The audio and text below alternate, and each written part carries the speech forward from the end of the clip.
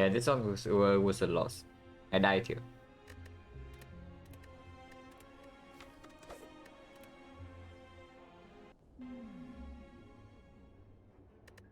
Looks like fairly clear common relic. Into slime boss. What's up, Kuro? Hello, Piano Blue. Thank you for the good luck.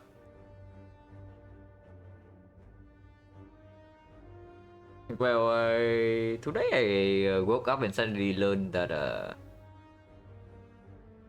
both my mother and my sister have probably have COVID, and probably me too, because I have been in very close contact with them recently.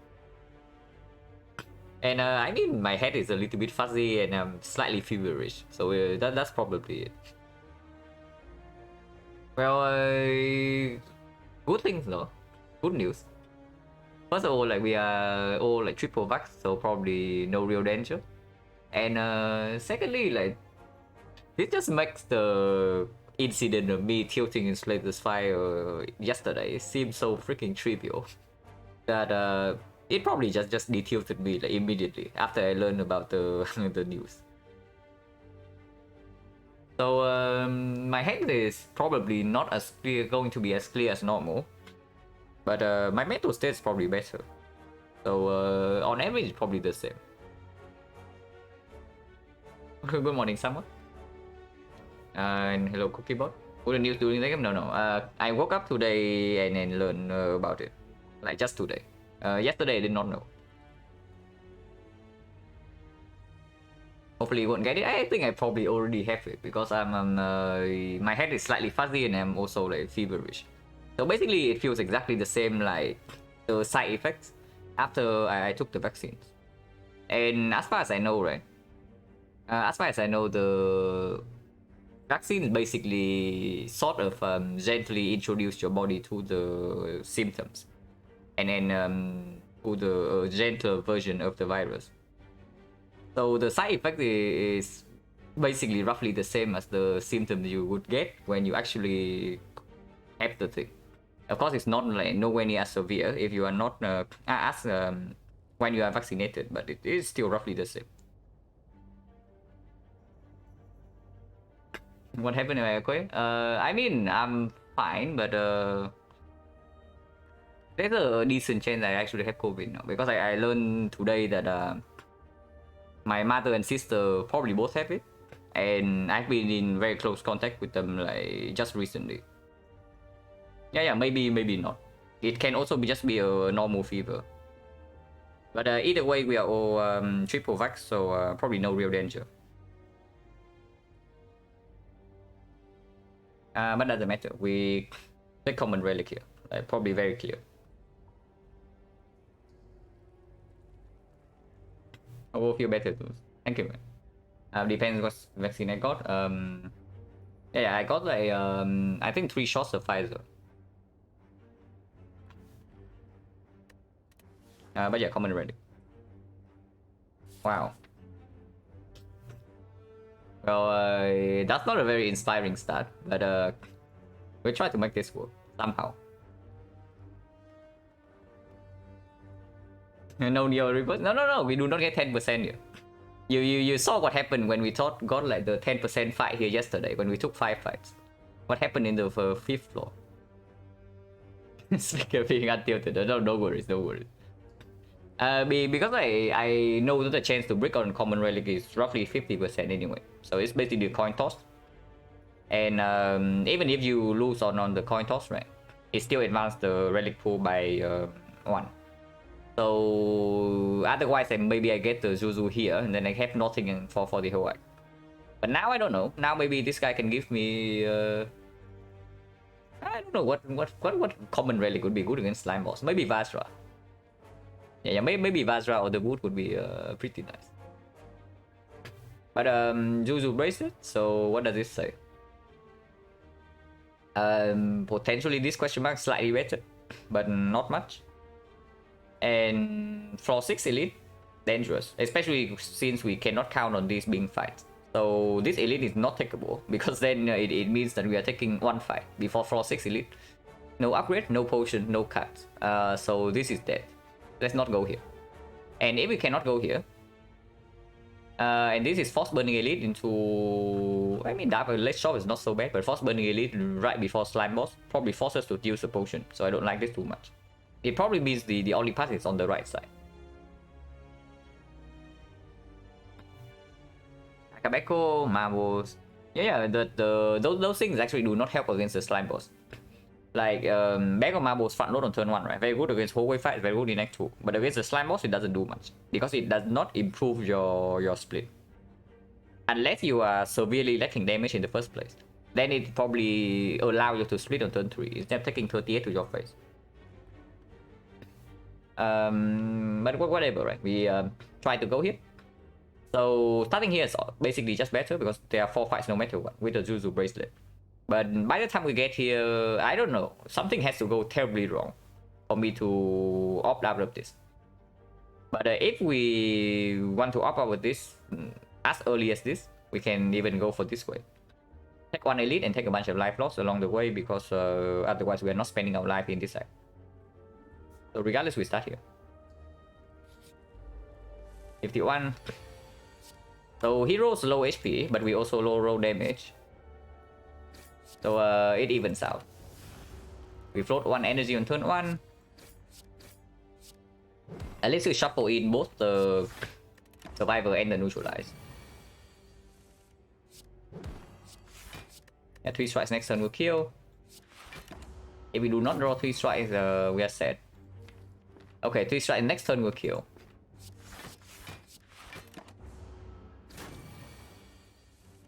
Ooh, was close. 13 gold, no potion. And yeah, floor 1 for Battle of Woods. Infinite Blaze is actually a serviceable card in this fight. And if I do not pick Infinite Blaze here, there's nothing. So we probably click this and be set a little bit, because this card is also not going to perform in the hallway fights. But with the Zuzu Bracelet, we can pop out the very last advanced hallway fight if we are scared. Cloak Dagger demands an upgrade. I mean, Cloak Dagger is also going to perform in the advanced hallway fights, but not against the elite. So we will click Infinite Blaze over skip here. Wow, Zuzu Bracelets coming in hot. So this could actually have been a 10% fight. This could actually have been a 10% fight. Now, we do not have a potion. Yeah, COVID in Vietnam, just about to pick. Common Relic start? Yeah, it was Common Relic start. So yeah, if we did not roll the Zuzu and we want to take this elite, it would have been 5 fights.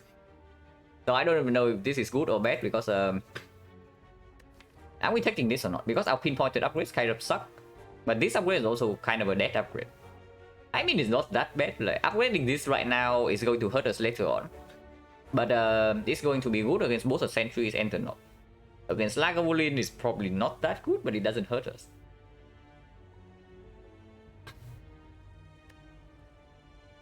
Hello, Born Under Punches and Dracula's. Hello, Beloved. But yeah, we click this, right? Defense upgrade, not exactly super good for the Slime Boss, but it's okay against the advanced hallways. And if we get Strike upgrade, it's good. Strike upgrade, and we cannot spend our life in...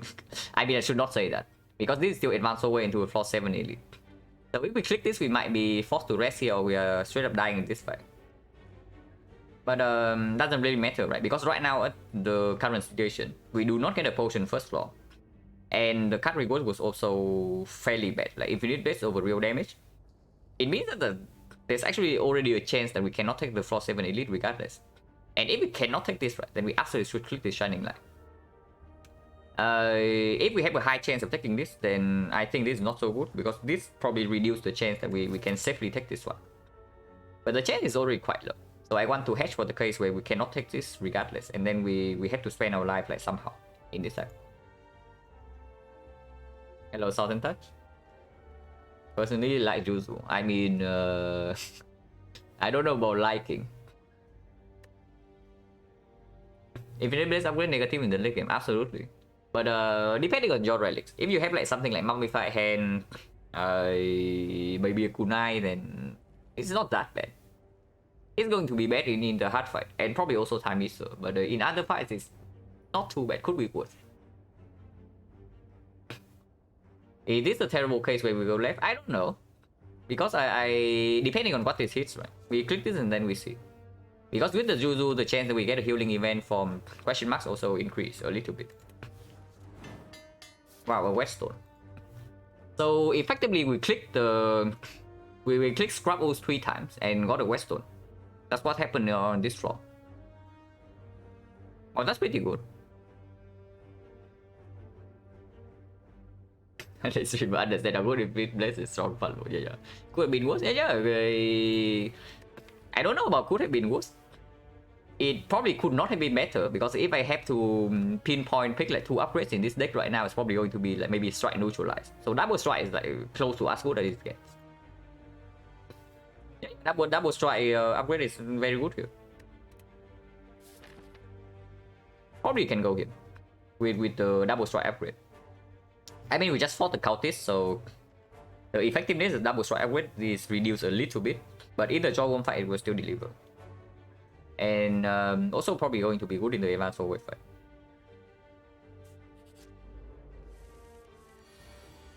Wow, rude. We can take 4 here. And yeah, like look at this guy. Every single time right, he attacks for 12. This guy is like super good at the game. So here we can take 4 to get out of the fight cleanly. Or we can take 0 and hope that this guy is not a jerk next turn. Even if he is, we can still kill with 2 strike and then we have like maybe defend neutralize here.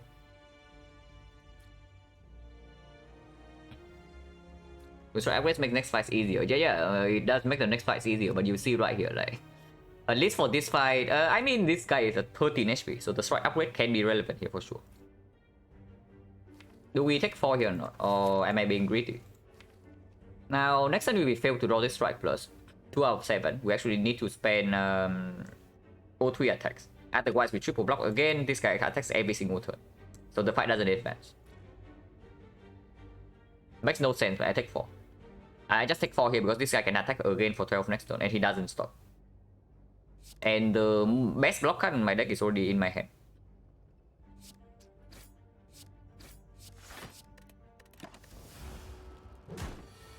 Okay, doesn't attack. We would have killed this guy and then next turn we would be weakened.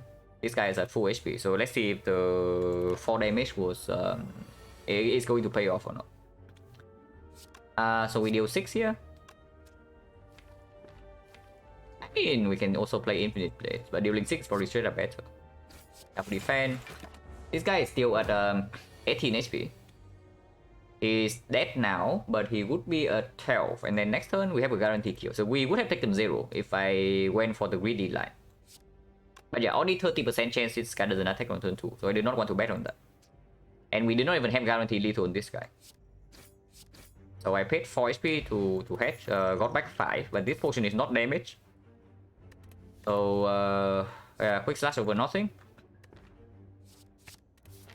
Also, we don't have a real upgrade target at the moment, so quick slash is acceptable. I damage strike plus kill this. Yeah, that card fix for sure. We take a 2 here because we failed to draw all 3 attacks. That okay, maybe not all 3. Quick slash would not have killed, but any strike plus would kill here. And this guy can also not attack this turn, but we take 2 here.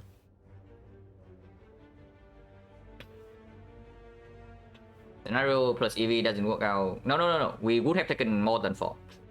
Because if he attacks for 12 next turn, the turn after, right, which can happen, we need to draw both neutralize and defend. And also the strike plus, in order to kill the grey slime and then take less than 4 to the green slime. In other case, he can attack for 8, we can brick on the neutralize, we can brick on the defend, and the draws are not guaranteed. We need strike plus in order to kill the grey slime in 2 attacks. Because he has exactly 13 HP and not 12. If he has 12 HP, I would actually block turn 1. But with 13, I do not do that. Yeah, it's true. With Quick Slash, you also draw into Strike Plus and kill both. So this is the only draw that makes us take 2 damage this turn. Yeah, this is exactly the only draw to force us to take damage this turn, but we do.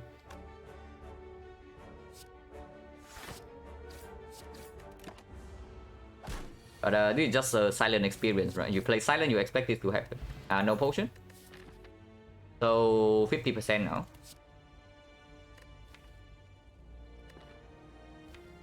Or maybe we're not taking this, guys.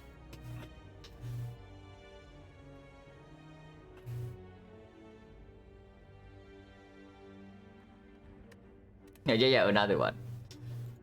But forget that. What are we picking here? Are we actually picking anything? Like, how good is Riddles with Host? Absolute garbage against Lagavulin. But against Lagavulin, we have this to help a little bit. This is going to be how much damage against Lagavulin. We set this up. We open, so 4 damage. And then 12 damage on the next 2 turns. On the off turn, it's another 4. So that's already 16. And then the first attack after that, it deals 2 damage. So it's 18 damage. This Infinite Blades for free.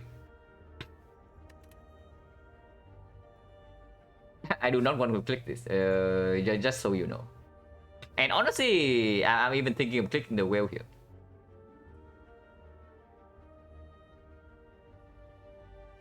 Riddle future boot value, yeah. And I'm even thinking of clicking the whale here, because even with the riddles, I do not feel confident in taking the edit. Like the knob just... the knob just storms us like completely. And riddles with host is not exactly a very good card into hallway fights either, if it's not upgraded. And we already have an upgrade target in the Quick Slash. Like this upgrade and this upgrade fairly comparable. This is 5 damage on 2 costs and this is 4 damage on 1 cost. So this upgrade is actually slightly better because we can easily play this compared to this. If we are not taking the elite, then I want Piercing Wheel for the advanced hallway fights. Yeah, coming immediately. The Piercing Wheel can work right here. The riddles might not. And with the 2 strike plus, right, the riddles minus is not even efficient damage. Like compared to our base deck. Whale doesn't have any elite? Yeah, absolutely. Whale doesn't have any elite. And that's why I'm talking about the case where we take the whale and we just pass away from this. Because with the opening card rewards and no potion, I do not think this is happening. Unfortunately. Unless this gives us something super good. But even then, the whale doesn't really block us in any fight. Because against sentries, it's mass sweep artifact. Sometimes can block for 6 if you draw neutralize beforehand. Against the Lagavulin, we can exhaust it if we don't want it, but we can also leave it in the deck as a block card. Against the Knob, it blocks a draw, but unlike defense, the Piercing Wheel actually blocks for 1 turn.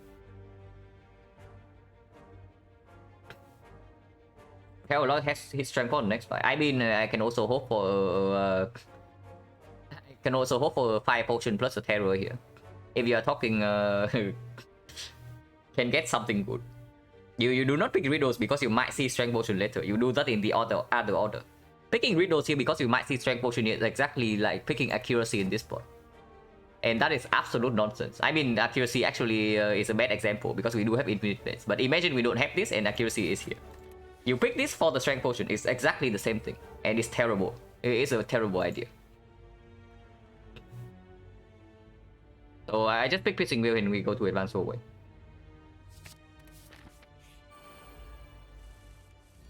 Potion chance 50%.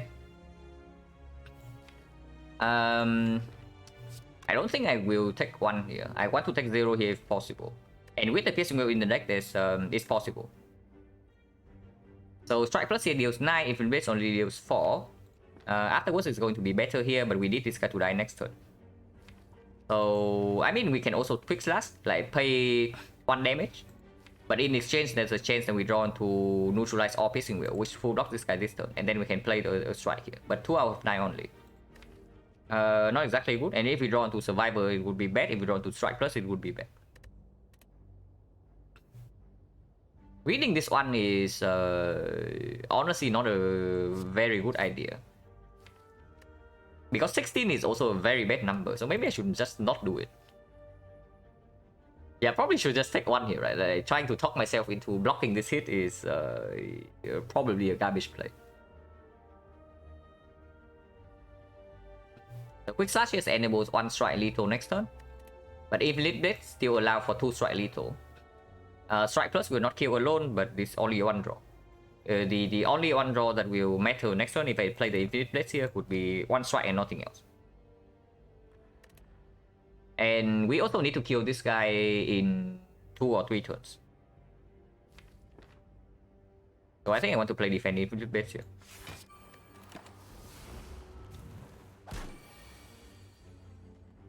And it's full block.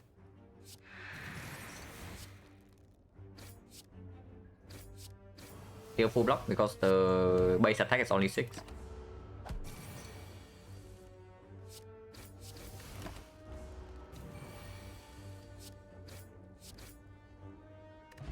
Ocean.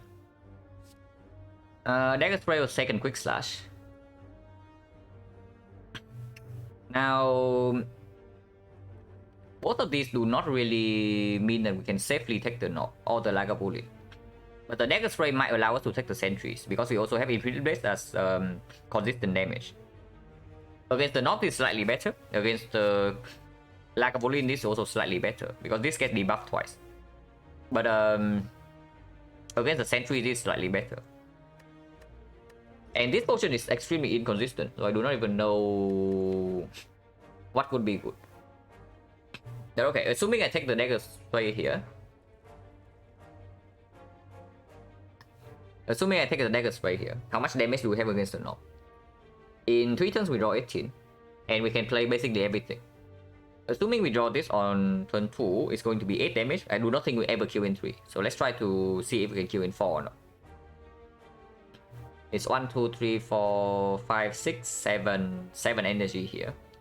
Plus 8 here, 8 energy, we have 12, so we draw another 6 cards and we have 4 more energy. So we can play basically everything. 36, 48 plus 8 here. 56 plus another 8 is 64, 67 plus this plus 1 more turn. Doesn't go. Hello Pefa, thank you for the good luck, and hello to you as well, Macchiato. So regardless of what we pick here, be it Dagger Spray or the Quick Slash, and we upgrade whatever we pick here, we still cannot kill the knob in 3. So if we have to kill the knob in 4, we do not play any skill whatsoever, except maybe the Piercing Wheel on turn 3. So at most we take 32 damage, and currently we have 36. Of course, the only problem with that is that the second elite is right here. If we bail out this, we pick up the Dagger Spray, we upgrade the Dagger Spray, and then yeah, advanced always we have Dagger Spray plus and the Piercing Wheel, and then we take 1 question mark or an elite, and then on upgrade.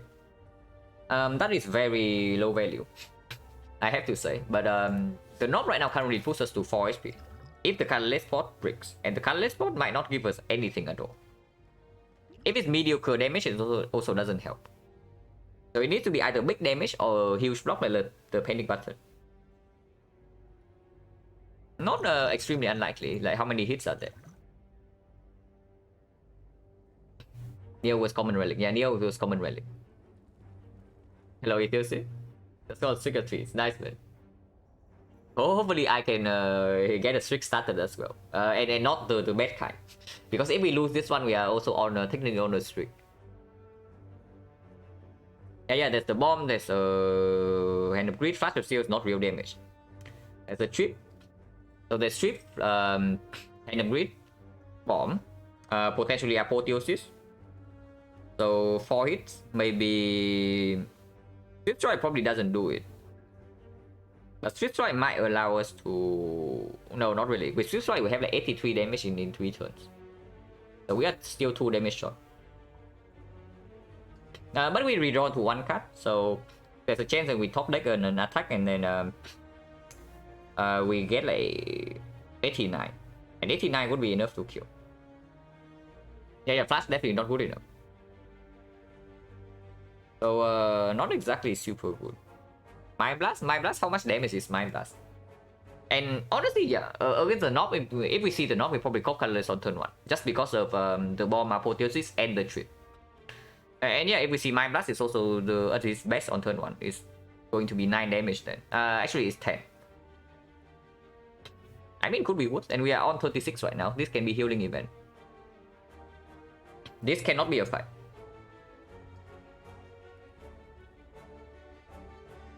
I do not mind picking up Dagger Spray here and upgrading it in case it's the sentries here. Okay, let's talk about Lagavulin. Because I say against Lagavulin, this is 18 damage. So with this being 18, this being 9, and this being 12, we are opening on the turn with the ship. And we can actually leave the one ship in the deck if the opening, if like let's say we draw this on turn 1.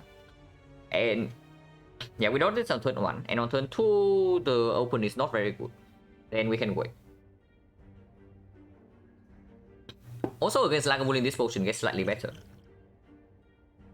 But 18 damage, we have a nano. So the opening turn is going to be 4 damage here, we don't count, we already counted that. So the opening turn is probably going to be like maybe double strike plus and then quick slash, because we upgrade the dagger sway here, so I don't include that as a very good attack. I don't expect the best opening possible. So I mean this is still a little bit too good. So maybe it's this. We open with 21. 21, the Lagavulin has 115 HP plus 8 blocks, 123. 123 minus 18 will be blitz, so 105. 105 minus another 24, so 81. 81, 78. 78, and then we have at least these two we are playing, so 58. Wow, Lagavulin owns us. And it's not going to be pretty.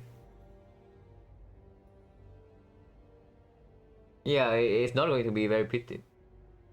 But yeah, the dagger spray also good against both the advanced always, which we might have to run into here with basically no health if we take this elite. And it's also maybe going to be good in the slime boss fight. I mean, anytime this potion is a hit, we actually kill the elite, no problem, no matter what it is. But this potion is very inconsistent.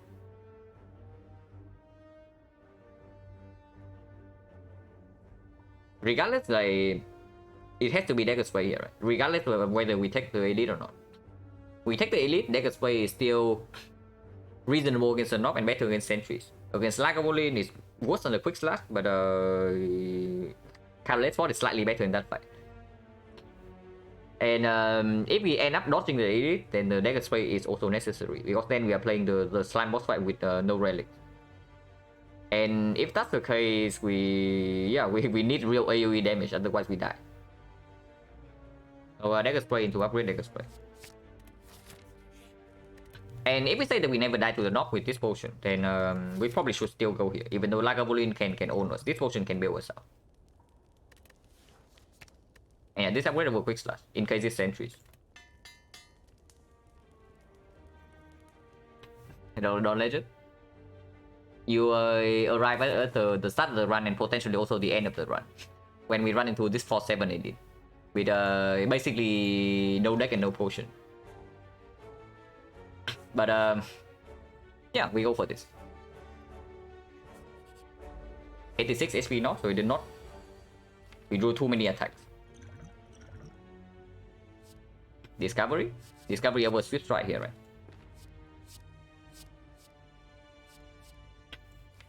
Renudine, I guess. Force the reshuffle faster. And give us one more energy to play strike this turn.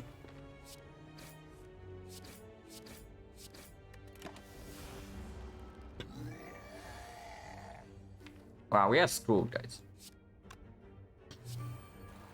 Just saying, we are probably screwed.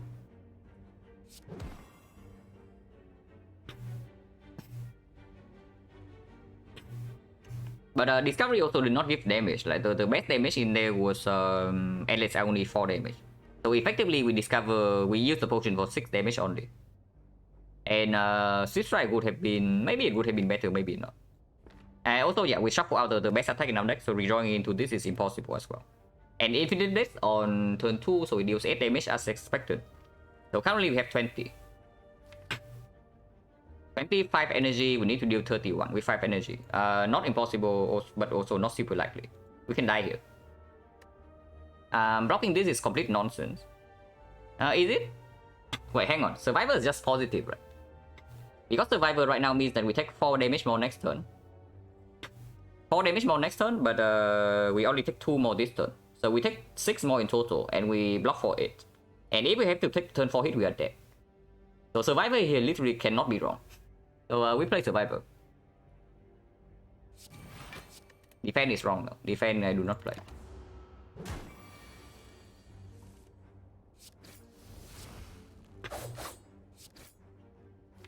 We need 25 damage next turn. Or we might be dead on floor 7. We do not have 25 damage. We did not draw into quick slash. So if this doesn't land, we are dead. If this doesn't full block, we are dead, and we are probably just dead. So very nice. Doesn't really matter. We already know this could happen. So that was fast. Doesn't matter too much. Yeah, worst elite roll and we draw like complete crap. Not unexpected. But here's the thing, right? Normally in that spot, not normally I would always dodge the edit in that spot. But recently I feel like I want to try something a little bit different and see if I can consistently get away with that. So first example, we do not get away with that. Don't see how we can avoid. We can just not take the elite. Normally I would just not take the elite in that spot. But I want to try to change it up a little bit. Because I feel like recently I feel like I'm not pushing. I play very conservative in Act 1, right? But and I think that's actually the correct way to play. But it's probably going a little bit too far. So I want to now like balance it out a little bit and see like exactly how far I can push it without dying. Of course here we are dead. But the draws was like also completely terrible. We were 7 damage shot, the potion brick. And that is with a terrible draw. But yeah, I should never expect to get lucky on floor 7. That doesn't happen on Silent. If you get lucky, then you get lucky. But half of the time you don't get lucky because your base deck is complete trash. And I never take max HP then, so doesn't matter. 4th floor 6 elite. Okay, so maybe we are running into a 3 loss streak like very early. 4th floor 6 elite, unless we decide to take burning elite here. This probably means I go to the shop. It gives me a chance to snipe here, but then a double shot doesn't really matter because otherwise I can just die here again. Snipe on the right? No. If we are sniping, I mean, depends. But regardless, I want to go to the shop in case the snipe fails. I do not care about this double shot because we are just straight up dying here if things do not align. And I do not expect things to align, ever. And I should not. Like you see what happens whenever I expect like, something to go right. It doesn't. And then we die. So let's not do that. Because there are 2 choices, right? Either you prepare for the bad luck beforehand, or you complain about the bad luck after it happens. So I do not want to do the second thing, if possible. Estimate that is best? No, that's just the correct way to play the Silent. Like if you do not have this mindset, you probably should not play the Silent. That is what I would say. At a very high level at least. Yeah, early elite cannot be avoided and the snipe doesn't happen. So this map layout is also completely insanely awful. Why not do both? Yeah, of course we are doing both. Like we prepare for the high roll. We are always ready for the high roll. But the high roll is honestly not something you should play into in early game because your options are so freaking limited. I mean, we start here. Yeah, we always go to the shop to buy potion. I do not really care if I double shop because this map layout is not good enough for me to hold like to do anything. Man, haven't played with Neo's Lemon on stream for like 50 runs. Like Neo was skip.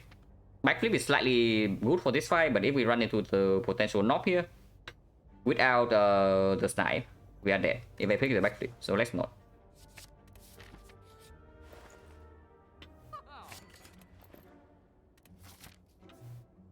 So yeah, we maybe can survive like a Wooden.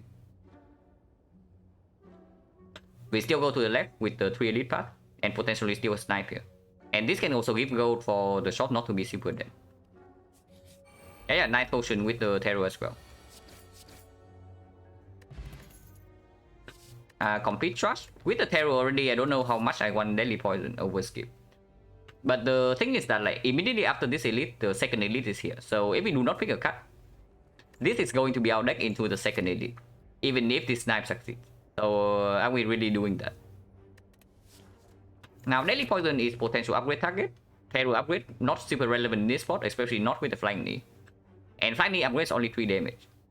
So maybe we can pick deadly poison and upgrade it. Because if we top deck it, right, it's not even that bad against the knock. Who's the boss? The Guardian. Terror is enough for the Guardian, so we don't exactly need this. We can also pick Relic Plans for the Guardian, but Relic Plans, you see, is not going to perform in this fight. Can click. Yeah, definitely can click because of the Neo Slam stat. And yeah, the chance for the snipe here would be 80%.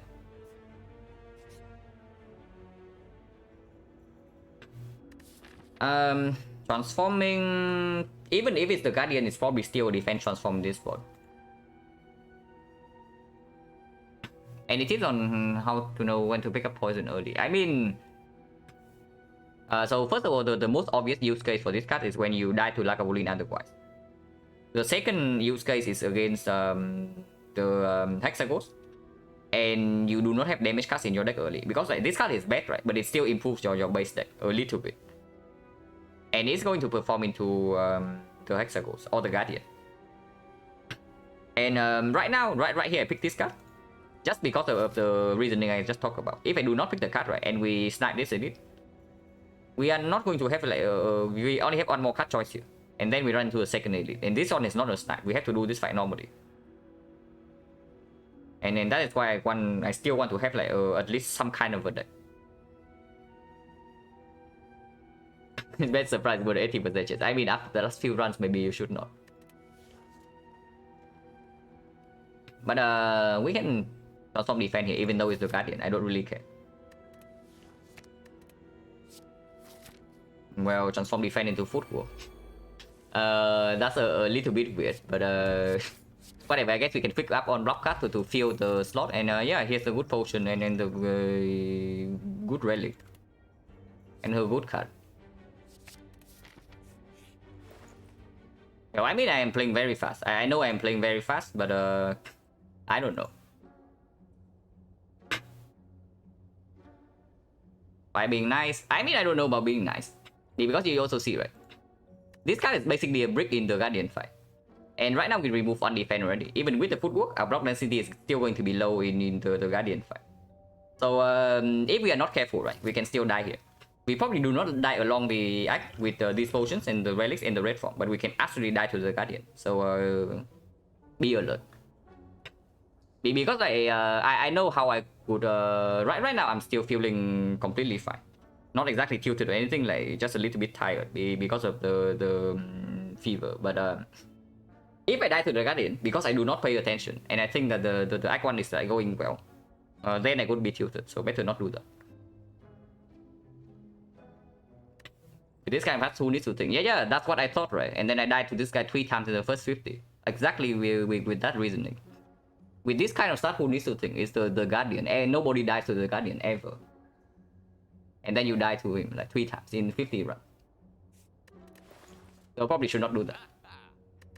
I can pick up Masterful Staff here, and that would be the last damage card I picked up. Now Masterful Staff is also going to be a curse in the Guardian fight. But it's good in every other fight. And against the Guardian, our damage is solved already. So not having damage from the Masterful Staff not going to be a problem. But the only issue with picking up the Masterful Staff here is that we also need to find a block card at some point. Otherwise our block density is terrible for the Guardian. And even with the footwork, we are probably still taking like 20 plus damage in that fight. Guardian seems fine now. Terror defense footwork. Yeah, terror defense, terror poison is fine. Damage is solved. But you see, right? We are going to have 1 curse, 2 curse, and 1 defense remove in the Guardian fight. Slice? No. This is cheaper and stronger. So there's absolutely no reason you buy the slice here.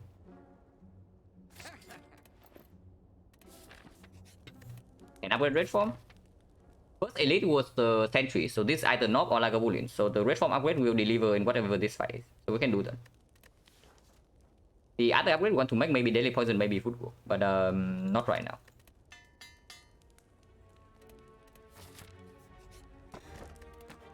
Wow. Maybe I should pick Neo's Lemon more. If Neo's Lemon always give me this kind of stuff, maybe I should pick it up like a little bit more. But yeah, we take 2 more elites. 85 HP knob. We have poison on turn 1, and this we can cunning potion here. I do not mind because Lagavulin is going to be the easier fight for us with the terror and the footwork. And we did not top deck the terror, so I mean we can also potion later when we draw into terror. But there is a chance that we bottom deck this card, 1 out of 11. And potion chance right now 1, 2, 3 fights. 3 fights, 2 potion, only 30%, but it can still happen. And this one, yeah, this one can be kept forever, so I don't mind using potion right now. We can also footwork to reduce the cost of this, and 4 or 5 is a good one. It reduces any of this, we don't lose anything. We gain 1, 2 dexterity. It hits the red form, we play red form right away, and we never take the damage on turn 3.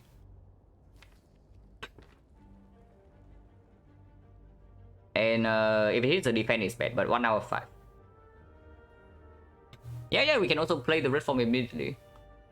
But not publishing, that is not even a guarantee we draw the terror next turn. And this is going to cost more than 0 if we play red form. Or we also need to commit energy to defend. I don't want to do it too much. I want to kill in 3 turns with this kind of thing and potion use. I don't mind football. Now, if we do not use the potion, this is taking 12 damage, so this is at 55.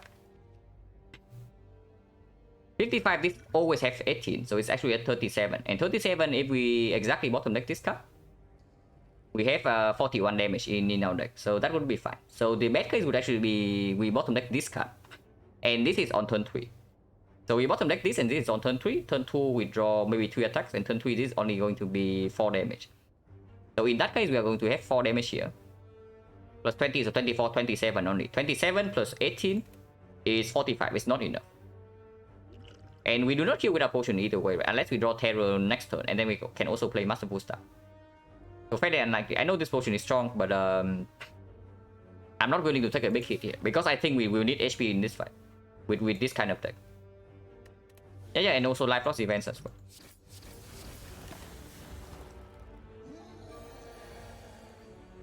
Terror here. I mean, if we already commit potion on turn 1, then we don't even need to play the terror, right?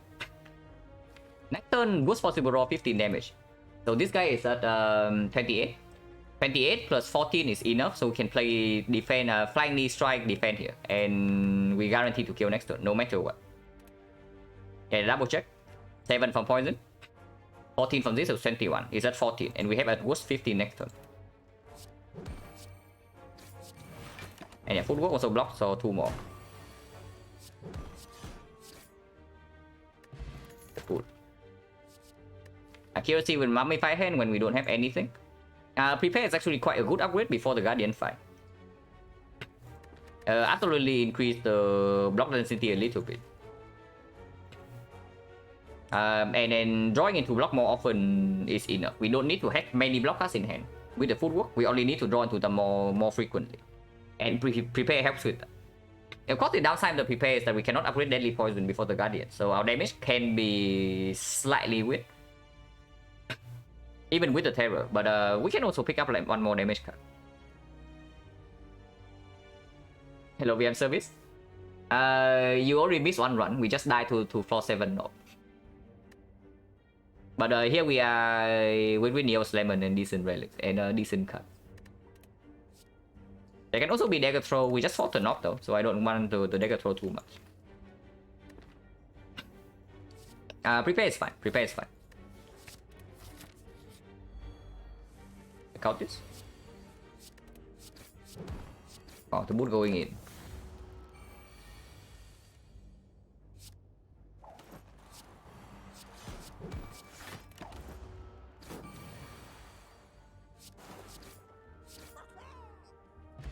No potions, so 40%. Well, depends with a mummified hand. Well, depends with red form plus in Act 2. Lex Sweep against the Guardian. But it has to be well depends with mummified hand, right? Because with honestly, well depends roughly has the same effect as this anyway.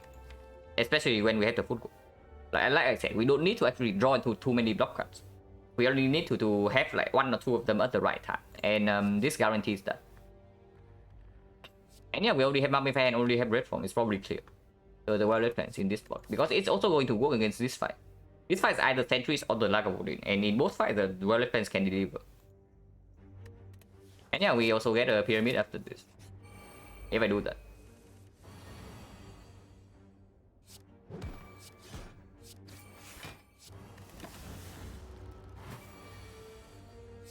Boot. 50% potion checks. Here's a dagger throw or sneaky strike if we say that our damage is lacking, which it might be. It's true, because whenever in the fight where the masterful stuff doesn't work, right, then our damage is actually quite bad. Like we only have the terror and base strikes. And deadly poison very slow is not even like super good against the Guardian because we do not scale, we do not cycle fast enough for this to be real scaling damage. And I do not mind sneaky strike here though, with both the prepare and the well-read plans. Also cost 2, so maybe you can pick up the XecnaR right, in this spot. Because XecnaR mummified hand very strong, XecnaR wet from very strong.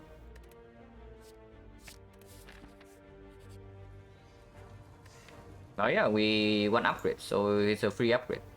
We can also take the pain, but pain masterful stuff like Mega Synergy. I've never seen a better one. I do not upgrade relevancy in case of the pyramid. And even if it's fusion hammer, I don't feel too bad. Because with the mummified hand, I can just pick up another one.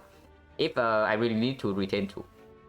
And here I want to upgrade prepare all the footwork before the elite fight and the guardian fight. Prepare is probably slightly better, and then we can upgrade footwork here. Yeah, because the footwork upgrade also not super relevant against Lagavulin if we play the red form like early.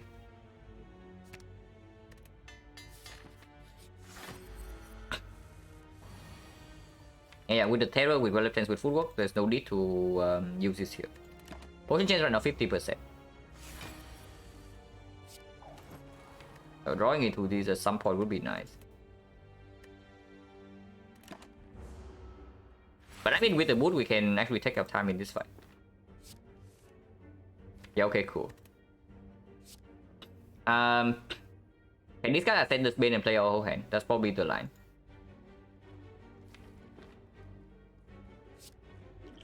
And now I wonder about opening this potion, because with the terror bottom deck and our set opening turn is quite bad. I am very slightly concerned. Not that concerned, because we do have both the terror and the boot. And we have footwork to block one first cycle, red from block second cycle. But potion chance is still 50%. And maybe I should just keep this. Because if I open this now, I'm forced to use the potion. Because yeah, potion chance 50, so I just use the potion right here. And I don't actually know whether we need the potion or not, even with terror being one turn late. Maybe we do. Maybe we do. Upgrade potion can be used next turn. Strength potion is better in the Guardian fight, also better with bag of marbles, better into Act 2. No, terrifying? No. I know it gives potion. It just waits for the thing. If we use upgrade potion, right now it's like fairly strong. We retain 2, and we upgrade the deadly poison. But if we use this next turn, we gain 1 energy. But we already have 4 energy from the flying D, so no point, right? Can upgrade this and play our whole hand. Oh my god, waste 2 damage. Yeah, I wasted 2 damage. Hopefully, it doesn't matter.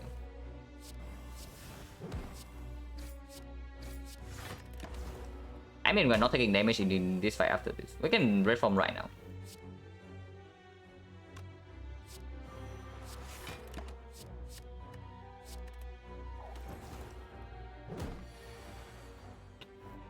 You're not drawn to prepare all the deadly poison. Doesn't matter too much.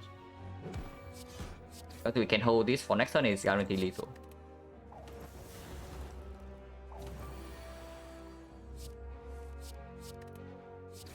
Yeah, like, absolutely did not need the potion, but we got a potion anyway.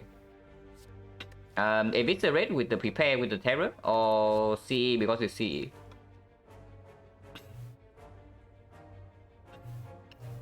Now with the red form and the terror, we are probably fine against the single target enemies. Which probably say that I should prepare for AoE fights, and that speaks for the CE a little bit more. Both of the cards are good with the XecnaR, so that's not a consideration.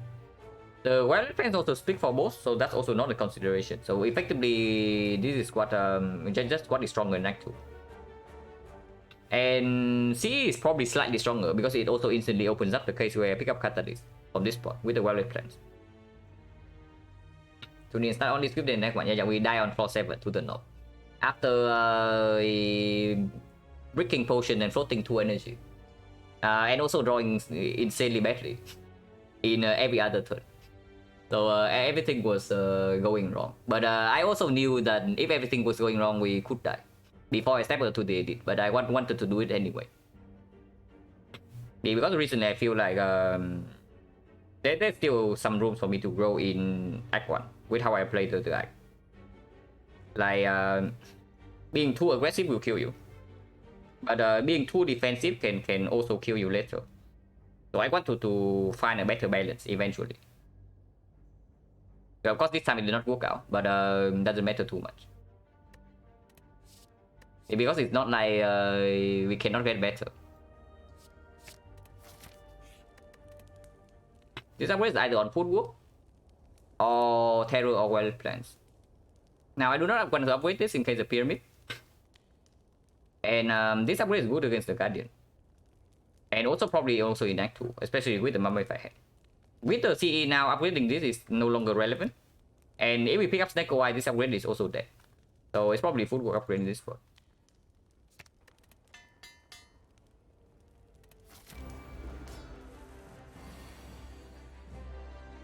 We have 10 more damage to hedge. So this is dealing 11, 20, 30. We need 90 damage next turn, which might or might not come.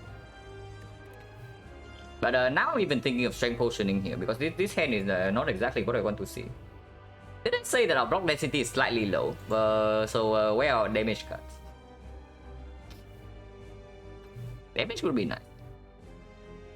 Regardless, we always play this. This is more damage than a strike, unless we also pop strength potion.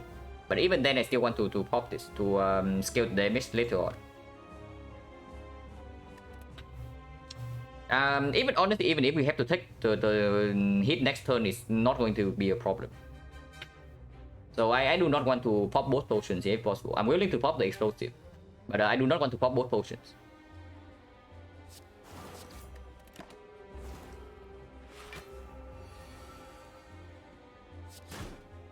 Boot. This is enough, but it doesn't give energy for next turn. This is not enough, it's too off. But yeah, I guess energy next turn not super relevant anyway.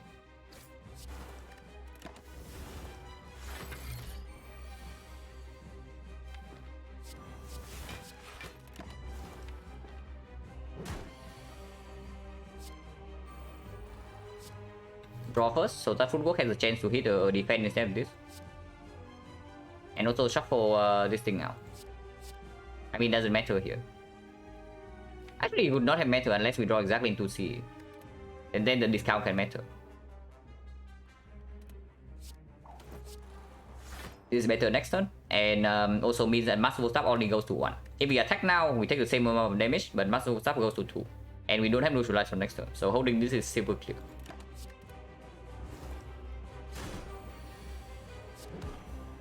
The boot. Defense full block and we can get energy. And no need to hold block up.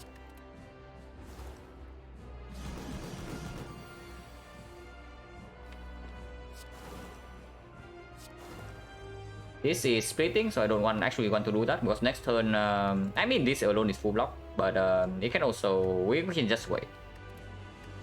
Like waiting one more turn also means the poison ticks down. It's just free damage.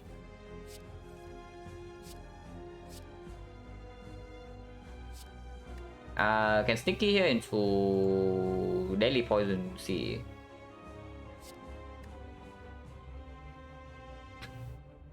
That means he has armor next turn, but we are also not attacking, so I don't really care too much. Wait, it splits right away, so it's even better. Oh yeah, it's 18. The sticky is 18 damage. We are guaranteed to have a defense next turn, so survivor alone is enough. It means we can do this. To flying here. And fight's over. Again, this takes damage, and this is better next turn. And our damage is like more than fast enough, so we don't need to rush. We just need to not take damage from here. This takes 4. This also takes 4. This kills though. So we should just kill.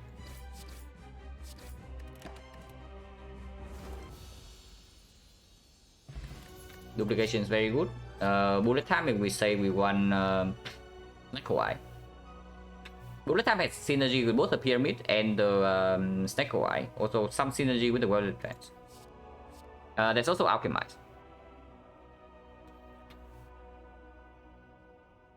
Yeah, and Venom with mummified hand, but not exactly. So honestly, in this spot, with the duplication potion already, which is one of the potions we can save until the end of the game, for the red form or the football, I think I want to pick up bullet time to hedge for XencaR or pyramid, and also the case where we play on 3 energy. Because on the case where we play on 3 energy, right, we have world plans on the red form, but then whenever we play red form, it's our whole turn, and that's honestly not very nice, because effectively it means that red form gives us 2 intangible instead of 3. Is that strength for late game? Not really. So this potion we can also like find other potion from the fight. And duplication replace explosive. Reaper with the blood vial we can buy straight for free. There's also choker with the bullet time, like amazing synergy, and there's tiny house.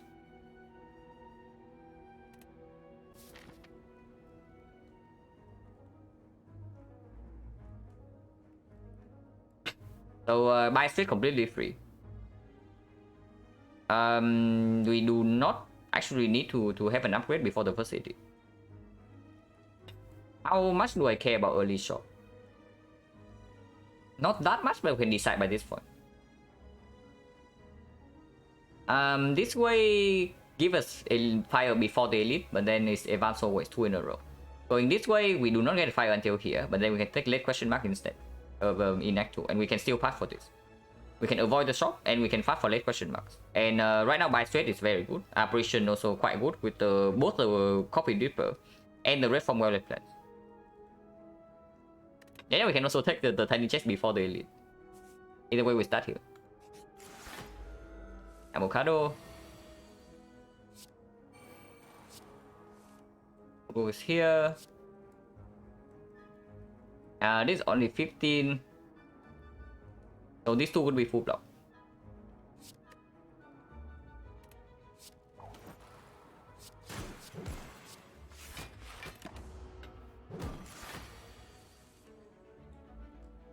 Yeah, bullet time.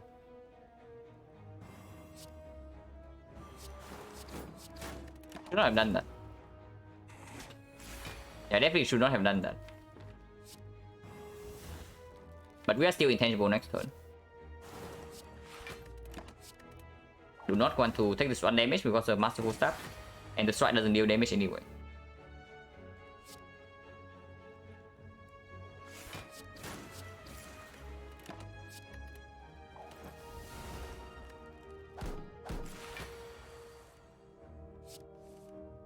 It still doesn't take damage, but this is just a kill, yeah.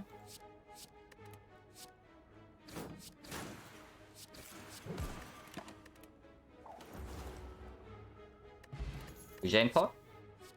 Backstab, slightly weird with the bullet time and the mummified hand, but very good with the back of marbles.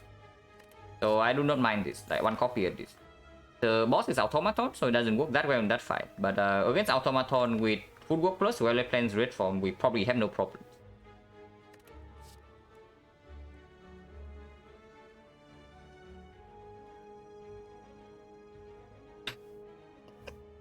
So I get it why I didn't say shouldn't have done it, because then I can hold the strike until to wait for the terror the turn after.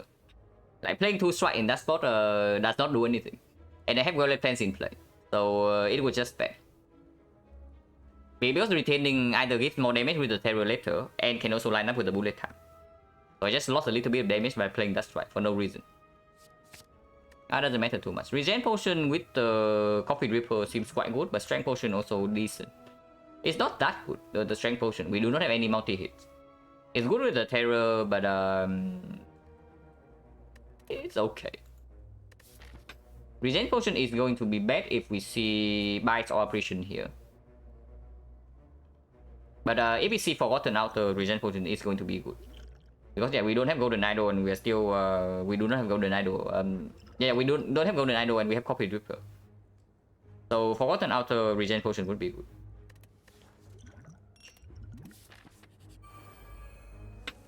And also beat this.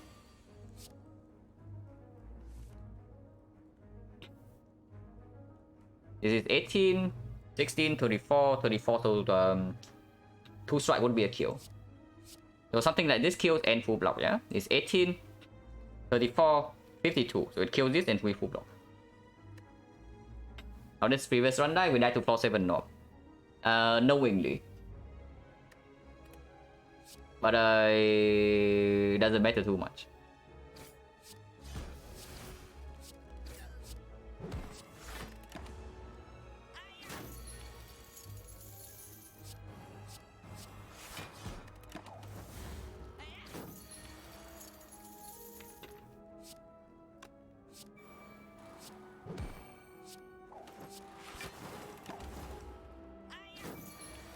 Now we actually need card draw because in the shorter fight the bullet time is not playing at all. Well, I was just talking about strength scaling. Not interested, right? We have nothing that actually works with it. I mean, accuracy will be good with Mummified Hand, and so it would be after image.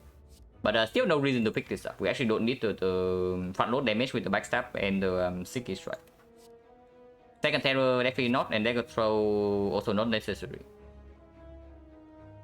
Hello, Byron. But yeah, we skip this. Shopping?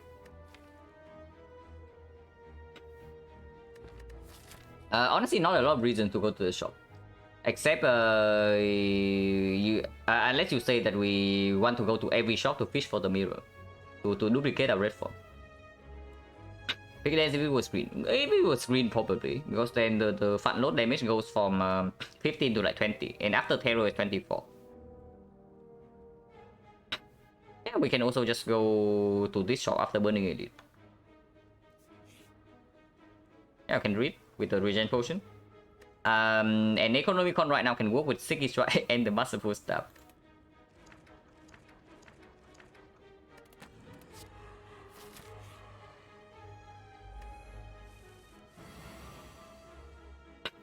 And yeah, we have a Masterful Staff Necronomicon combo now, like super.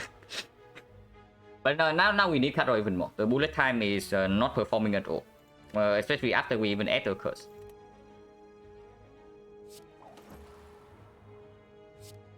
And snipe bear and then take 4 damage. We can also just straight up kill this guy, but then we need the draws to line up next turn.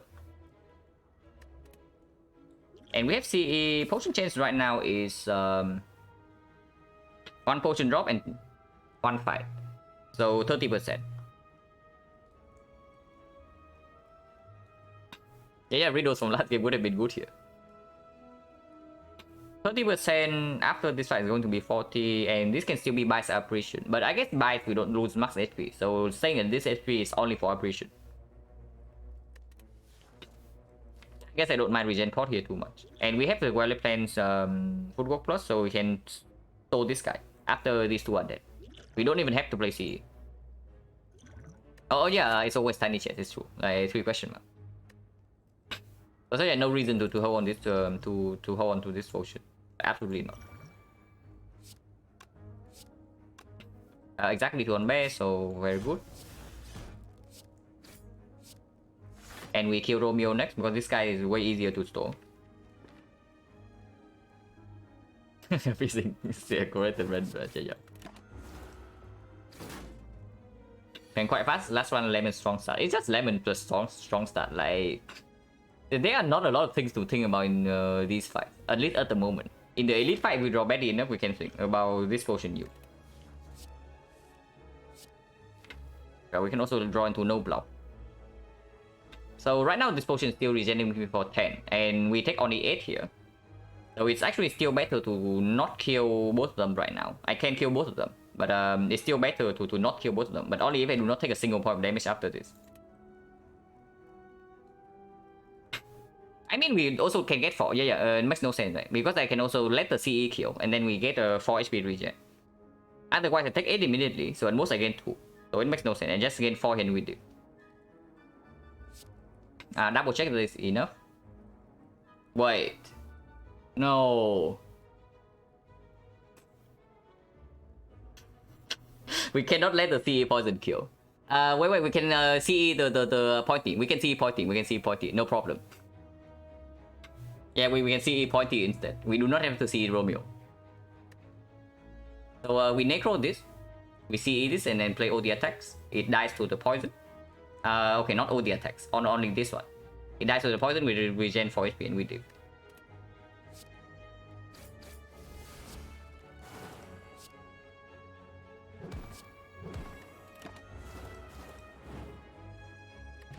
Potion here for 9. We got another potion, so 20% potion chance.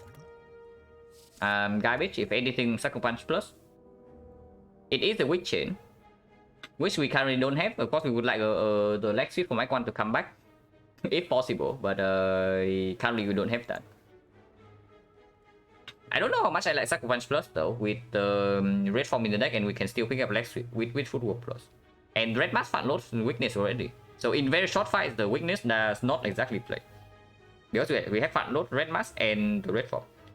And in the longer fights, we still have a while to go, and until we encounter that.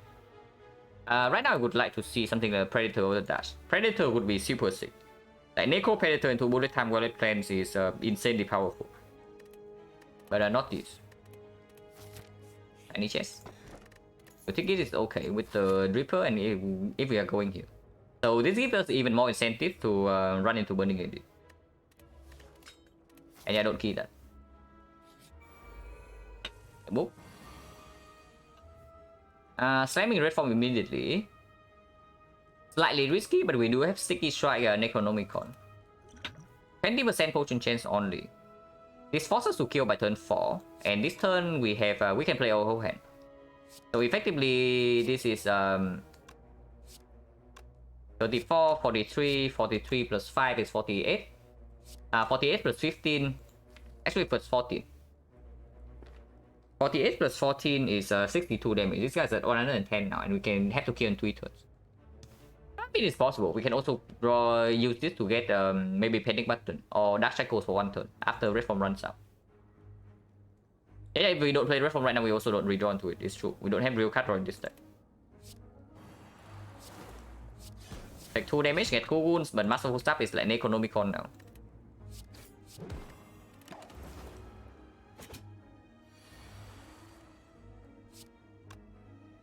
So here we're going to block 3 wounds, we have to give up on 9 damage.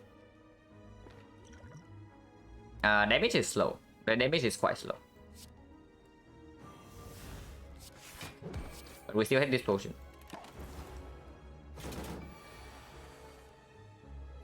We do not bullet time here. If we bullet time here, this doesn't get necro. So we break on the well plan, but football is still in play. We have no weakness, but this can be popped next turn. For 1 turn block. Now I am scared. Maybe our damage is not as good as I thought. And now I am like slightly concerned. Because this is only 36, the sticky strike. And we do not have well plans in play yet. And we also draw into a lot of block this turn. No weakness next turn. probably maybe should have picked up the freaking sucker punch because of this fight. Yeah, concern level rising for sure. Because next turn this guy hitting us for like 30 something. And new pot doesn't bail us out. We have nothing to do in this pot. So only the colorless. Yeah, it can be Dark Shackles, but only the Dark Shackles. But also makes no sense to pop this turn. Panic button also saves next turn.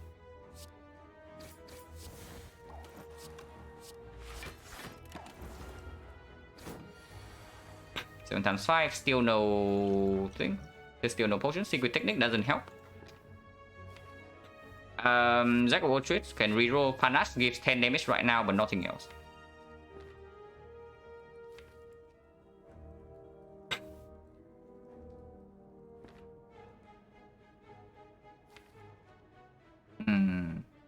Oh, this is very bad.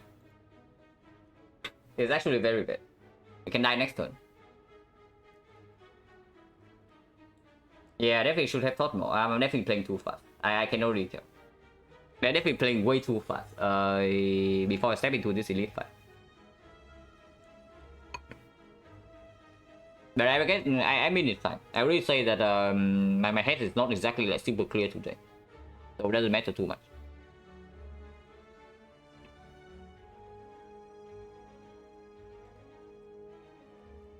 It's not 10 damage, but 10 damage only. If we draw to see it right now, we have 18 damage from this. The C is 12. So 12 plus 2, 15, 15 plus 18. 15 plus 18, 33. And are we forced to loop the CE? Now that would be sad. We might have to loop the CE. If I loop the CE, it's going to be 12. Yeah, if I loop the CE, it's going to be 23 damage only. 23 plus 18. 23 plus 18 plus 4. So we need 10 damage still next turn. Which we are not guaranteed to draw. Because we are going to get a lot of wounds this turn as well. Yeah, playing like really fast right now, and it is really showing. Like we should never even be in this spot in the first place. No more consideration of anything. Yeah, the CE right now. I'm thinking of the CE in the dropout. But we can also loop the Jack of all trades if we are feeling adventurous. Because even in looping the CE, we still need to draw real damage next turn. Otherwise we die.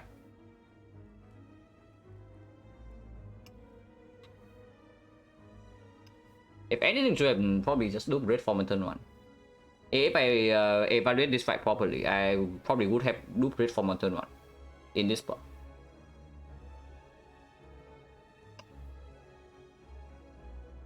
Okay, we can also loop the prepare.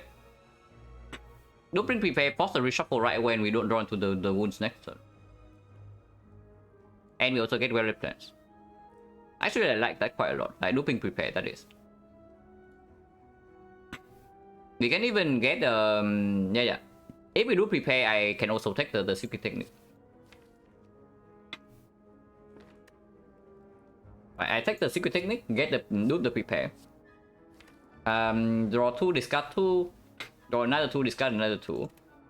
And then I can technique into maybe deadly poison. Or only deadly poison, right? Maybe survivor if I want to block, but depending on what I draw. Because weather depends also in play.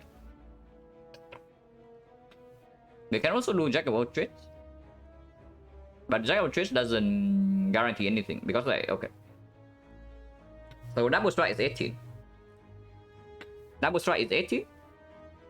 And CE is 12, so it's 30 damage. 30 plus 3, 33. This guy's 22 right now.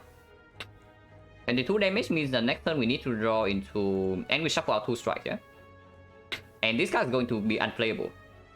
Unless we also draw into bullet time. So next turn we have to draw into 2 attacks, and one of them would have to be a good one. If we take the secret technique and technique for the deadly poison, we always have a kill next turn with 1 attack. Actually, I probably just like that.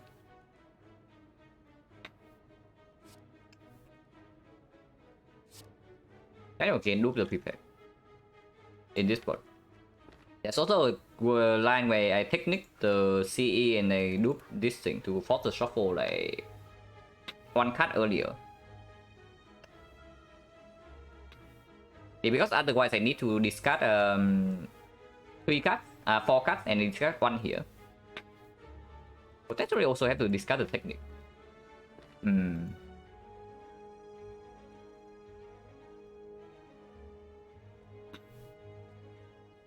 If we are about to secret technique for Deadly Poison Panache, just as good. Missing upside, removing Deadly Poison from the draw pile. Yeah, but Deadly Poison is a bad draw, right?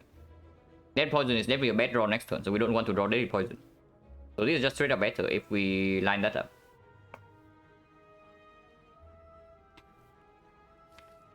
I can also see something like looping secret technique next turn, but we don't have real skill for damage. So Blade Dance would be good here. The Blade Dance is just skill. Yeah, we just loop the prepare here, right? Otherwise we can die next turn. Got out playing double strike first to shuffle them in. Playing double strike, shuffle them in, and then we play no, because the mummified hand is not even guaranteed to hit like a real card. So that doesn't make sense either. Do prepare right away then. I play 1 strike. Yeah, playing 1 strike is okay. If we draw into two very expensive cards, like for example the sticky strike, I can still play it. If we draw into bullet time, we can still play it. If we draw into masterful stuff, like absolutely. And redrawing to strike is good next turn, so we can strike first. Actually not, right? Yeah, actually not, because if I draw well enough, right? If we draw into actually a good damage card here, that like well defense can keep, for example, sticky strike next turn, we already have a kill. So then I would actually like to play the defense. Like redrawing immediately into the strike does not even guarantee a kill next turn. And we have well defense in play to hold a strike anyway, so we don't lose out on anything.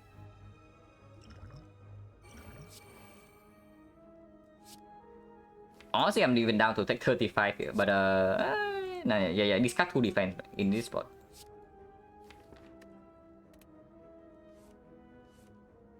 Yeah, masterful stuff. In this case, I don't even need to play well plans then. Because this is 36 damage and we have a kill in hand.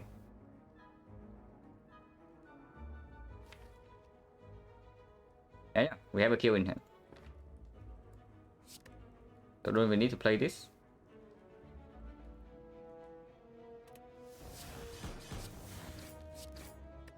So costly, but we did not take heavy damage.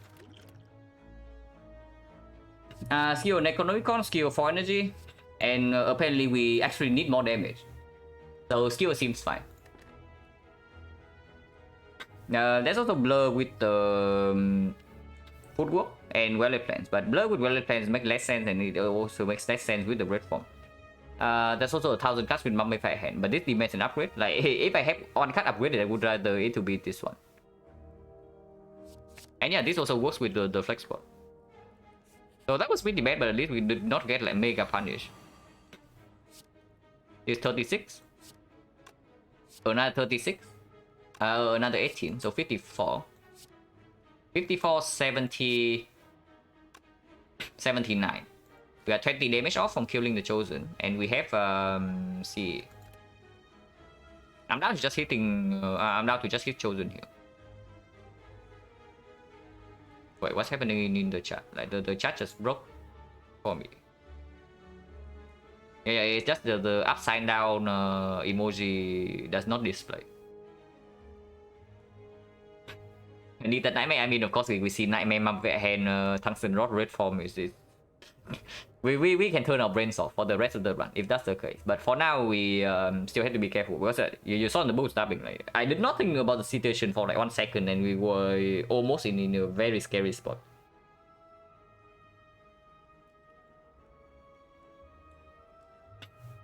And I read those it was no riddles were from last run.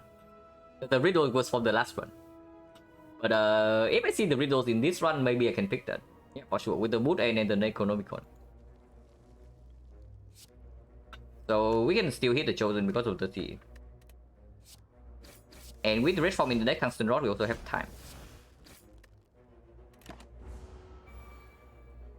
Got a lot of potions though. Wait, 3 potions, right? So it's actually... No, 1 regen potion, so 2 potions only. No, it's 3 potion. Yeah, colorless as well. So we got regen potion, colorless potion, and then flex potion. Like 3 fights, 3 potion. 10% right now.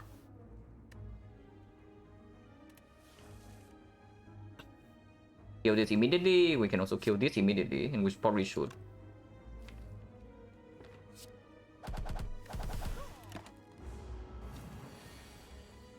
Now I can play red form. And weaken does not matter because of the boot.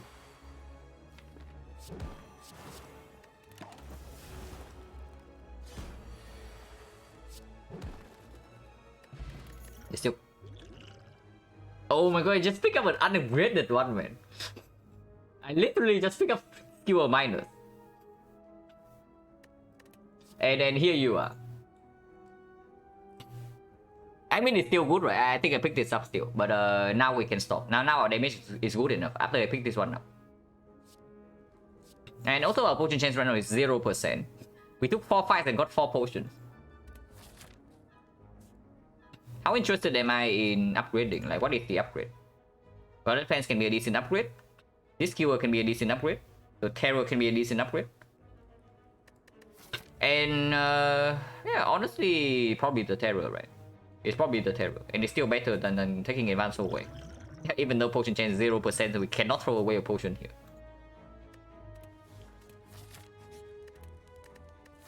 I think I still upgrade the Skewer first. No, the Terror. What am I talking about? It's the Terror. Because the Terror upgrade also means that Mummified Hand gets to hit like real cards. And if we draw Terror together with any of the Skewer, and we have 2 of them now, it's straight up just 30 damage. It's actually just 30 damage if we draw into Terror and Skewer plus. Of course, the Terror upgrade doesn't play on turn 1, it doesn't play that well into this fight. But it's still good. I mean, it turns off the XecnaR that we are definitely going to get after this side, surely. But doesn't matter too much.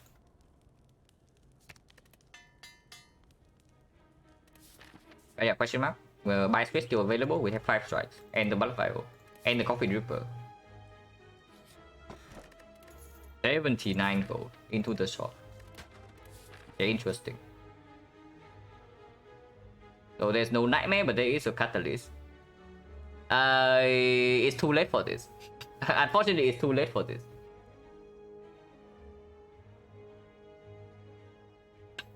Yeah, it's too late for this after we pick up like 2 freaking Skewers. We don't need this anymore. There's the Catalyst, but it's only strong after the Nightmare. Before the Nightmare, we have Necronomicon Terror, so we don't really care about Catalyst. And also, this also demands an upgrade. There's a second Footwork with Mummified Hand. There's a Cow Gamble with 0 card draw. There's also Backflip with 0 card draw. There's also Echo with 0 card draw. So right now I'm looking at probably only these 3 cards. Either Backflip, Echo, or Cow Gamble. One of the 3. Backflip, I think Catalyst is the one of the worst possible pick in this spot. Unless you know that you get Nightmare. But if you get Nightmare in this deck, you have Wood. So probably don't need Nightmare Catalyst for anything. Yeah, Echo also enables Sneaky Strike. And we can also do like combo Sneaky Strike and Necronomicon. Gain 2 energy. And then Skewer with the +2 energy. Yeah, Echo is just good here. And yeah, question mark Burning Elite. This cannot be both stabbing. And against the other 2 fights, now we have the Gremlin Horn.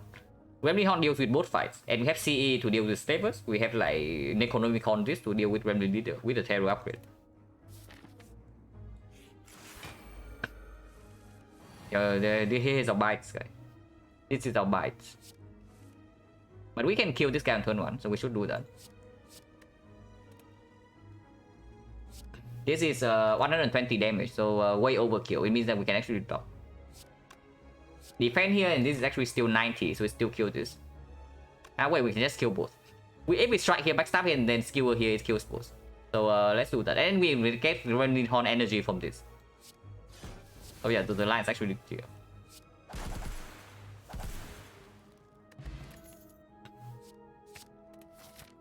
I mean, yeah.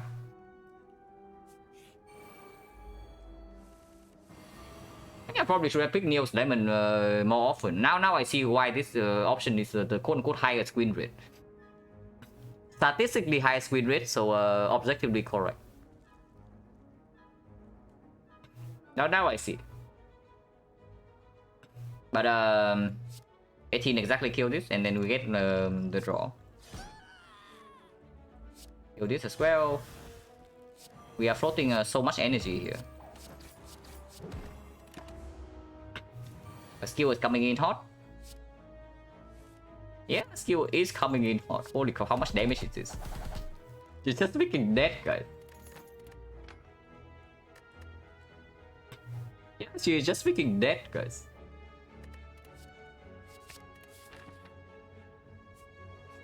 Concern level decreasing, yeah. Concern level decreasing for sure.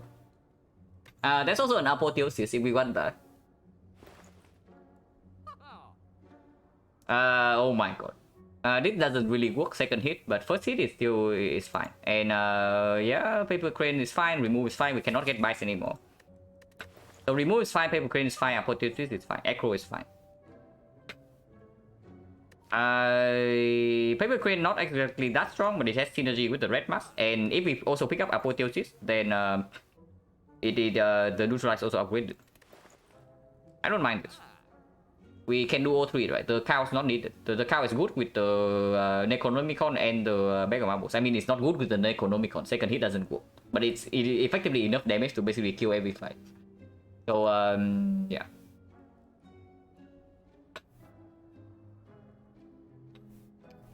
I remember the insane hard fight discover card. I have that highlighted. I have the hard fight for that one highlighted in somewhere in the video section.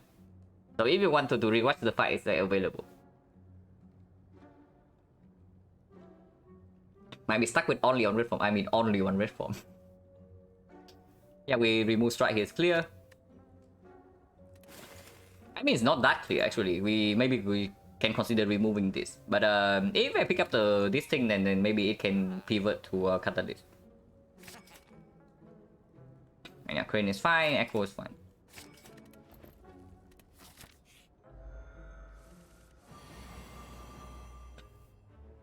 They're still freaking dead, guys.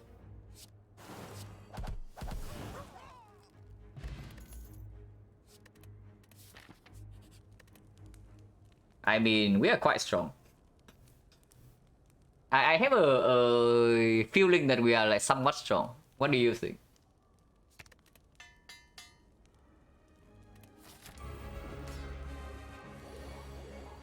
To our factories, we can even take a terror down turn 1.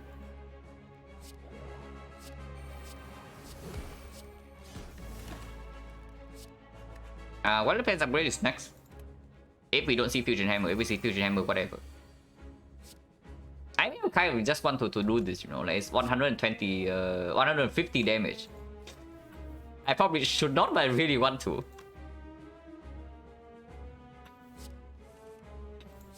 Yeah, because this can be drawn into as well. We can acro again to fish for the bullet time. If we miss the bullet time, it's going to be a little bit sad. So maybe we just nuke this down. And nuke this for 60. This guy is going to steal either bullet time or red form. We don't really care too much. And we survivor attack 4 damage. See the minion? I just kill the minion. We don't need to see. Actually, we get 1 energy. Yeah, 1 energy only. And we need 3 energy to kill this.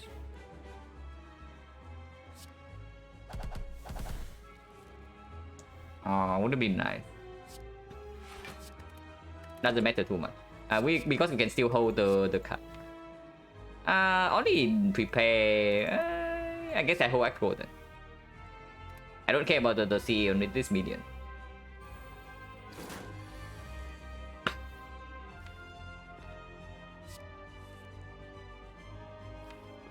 We have a defend probably. This is way more damage than necessary. But if I acro right now, Necronomicon is going to be weird. So I guess we can keep the...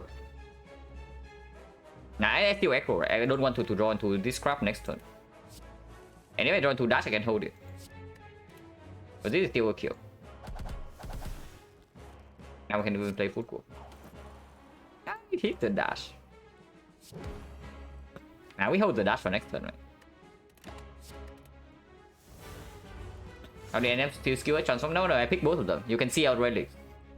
You can see our relics, and you also will understand why I picked the 2 skills.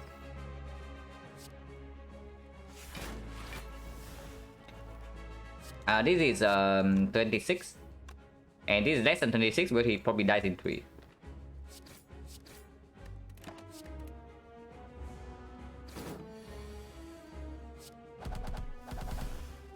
I mean, maybe it doesn't die in 3.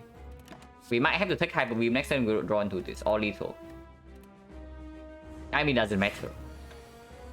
And yeah, we draw into Red Form anyway, because why not? Do this first.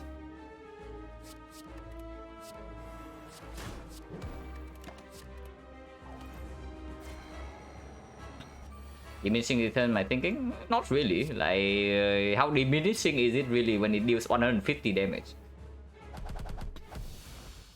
I mean, even the heart only has 800 HP, you know. So if you deal like 150 with on cut, it's probably slightly good. Yeah.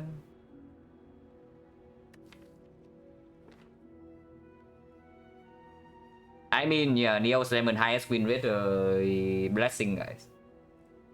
And it's true. I have never lost with this blessing on stream. With the Silent. With the Alchemist? No. We have like Mummified Hand Tungsten Rod. We do not pick the Alchemist there ever.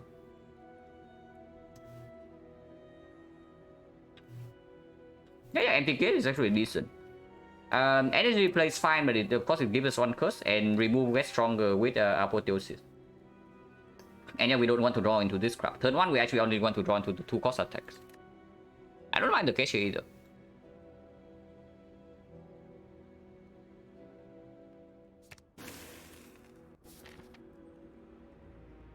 Yeah, we are so strong. Catching 2 strikes seems good. Oh, absolutely. And tiny chest curse key, right? And we are forced to take the blue key as well. 280 seems fine. We actually have 200 gold, so early shot is doable. Is there any way we get 2 tiny chest prop? We can, right? 1, 2, 3 here, into 1, 2, 3 here. So 6 tiny chest. We get 2 chest props. Not going to a shop along the way, but doesn't matter too much. We also have red mask for gold, so it's like 400 gold. We might have too much going to Act 4 if I don't go to a shop here.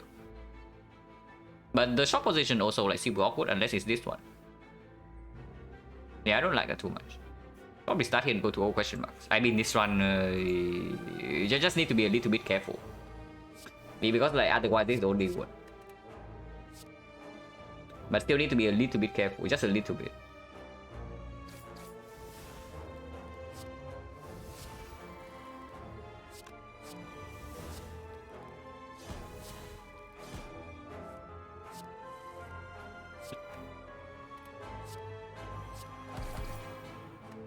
Should have held it for next turn.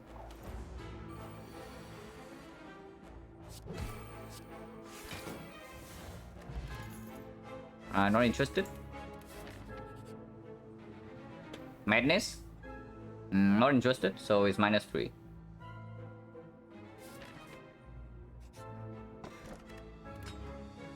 Yeah, okay. Yeah, Neo's Lemon Power, guys.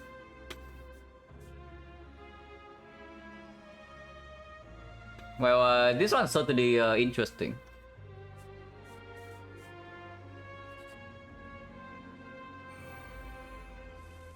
And yeah, like this one and the run we had like the other day, like just yesterday, is the same game. Very interesting to think about.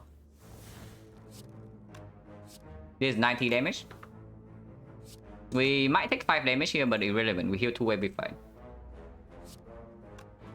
Yeah, this is only 90 though, so we actually need to backstab as well.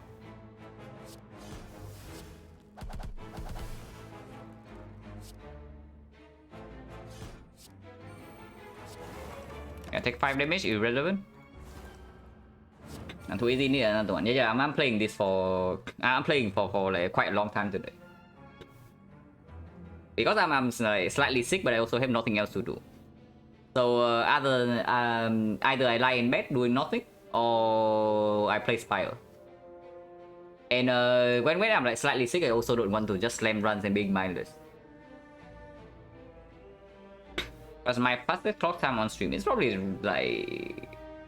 I think it was a Black Star run and we got a sub 2 hour. Like 1 hour 57 minutes. Why not both? Yeah, I can also lie in bed and place fire, it's true.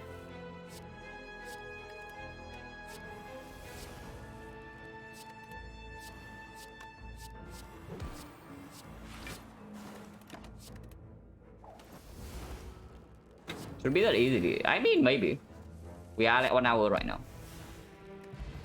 Helix doesn't really matter. No longer relevant. We do not need this anymore.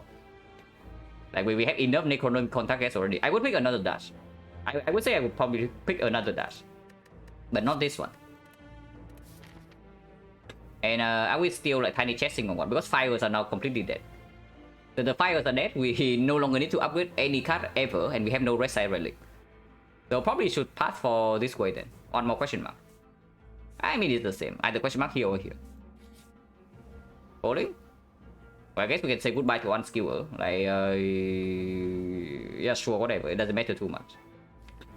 Can also say goodbye to the CE. I mean CE sucks, right? Like why do we need CE?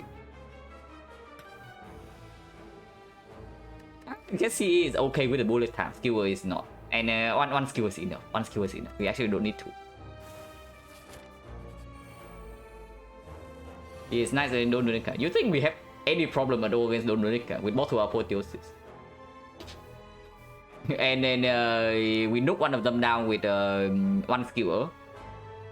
And then we get Gremlin Horn. We cycle back into our deck with 2 Acros plus. And then we nuke the other one like one more time. It saves stuff. Yeah, okay, good argument. And honestly, it's probably true. And yeah, Gremlin Horn, so we can just keep drawing.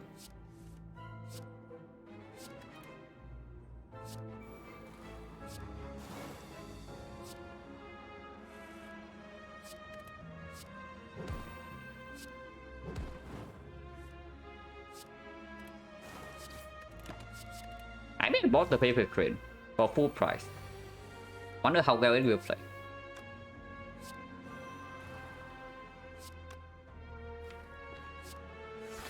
Yeah, here we can just go in now.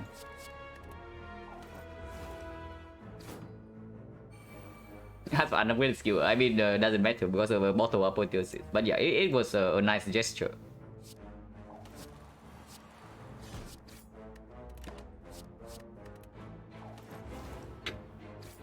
And yeah, Helix actually does die even if you take no damage from Tungsten Rod. Doesn't matter. Like we are past the point of caring about Helix in these fights at least. Not interested. The Stilker is probably slightly better than the Flex Bot just because of potentially hitting a full skewer and maybe hitting a red form if we are desperate. So this potion is a bailout potion. This potion might be useful for the heart if we say the 6 turn with tangible is somehow not enough. And it might not be. It might be, it might not be. It depends on how fast we draw into the whole deck. So I don't mind this too much. And we have no artifact, so I don't care too much about the flag.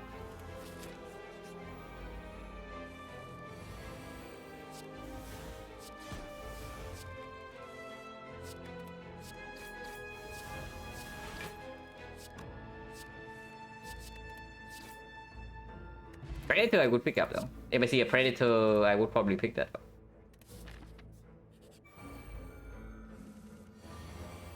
This guy kills speedruns, guys. This guy is the speedrun killer. Because we need 6 turns for him to go away. We cannot kill this guy.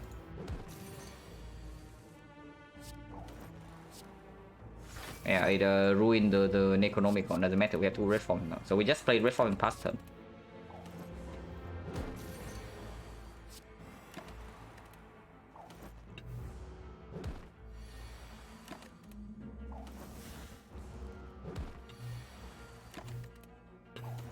Already happy with power Nunchaku and bottle with Sense Burner. I mean, we have Violet Planet Plus.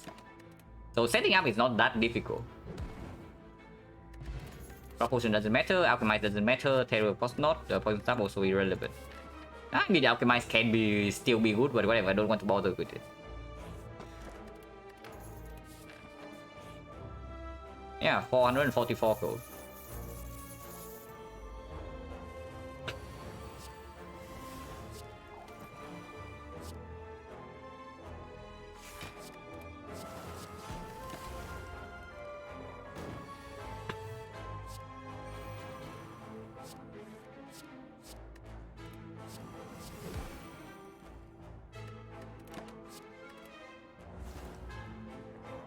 We are weakened this turn.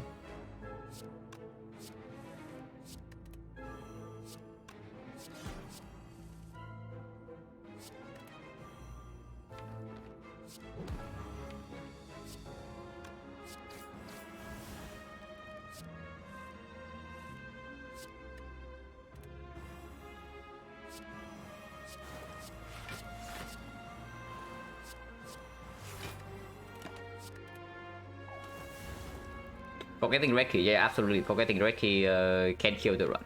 So better not do that.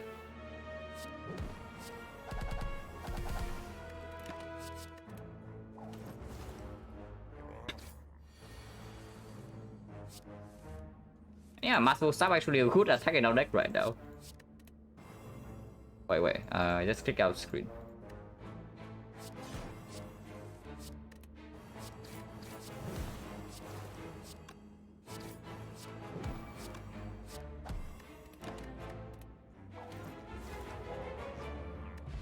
Yeah, Snecko Scout, irrelevant, irrelevant. Eviscerate with the Necronomicon if we would like to do that, but not really.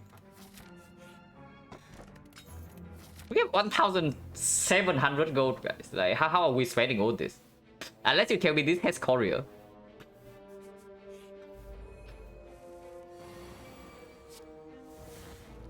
Yeah, we have way too much gold.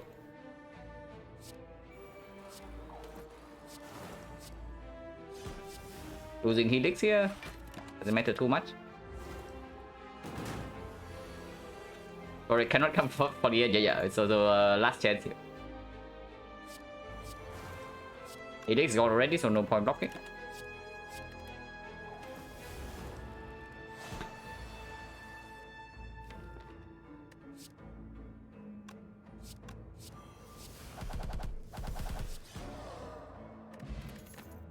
Yeah. Well, no courier for us. And then no question mark shop.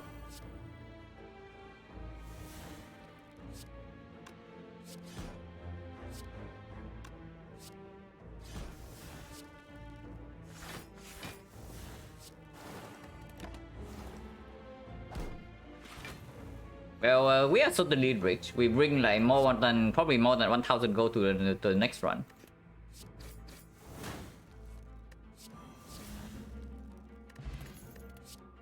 Yeah, choke with the Necronomicon. Nice try. Yeah, block power is not as good as this, and we need to recall here.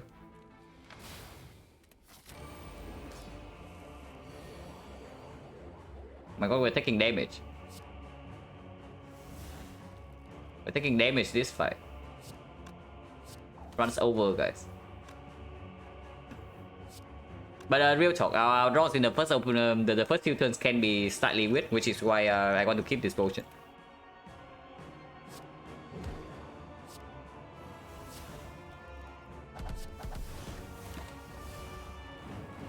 -11.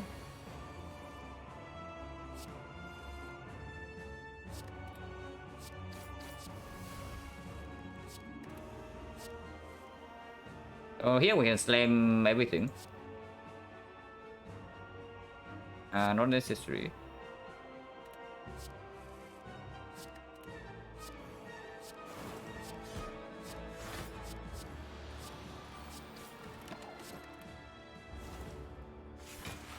Wooden circle, yeah.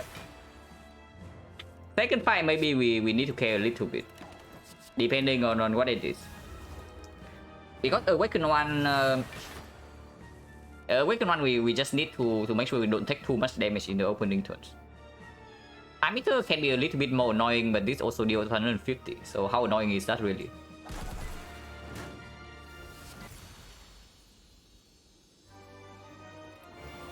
Awaken one.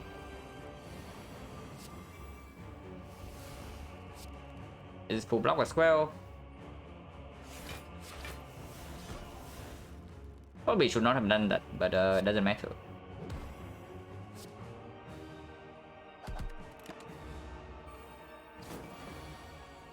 Transform turn 2, we are taking damage again.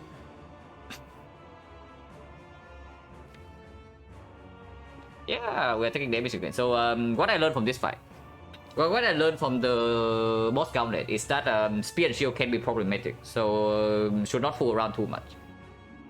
After we get set up, we win the fight, but before that we can take heavy damage. Pro defense plus, I also want to play well defense. I don't care about like one-time damage. We have meal ticket. As long as they don't die here, doesn't matter.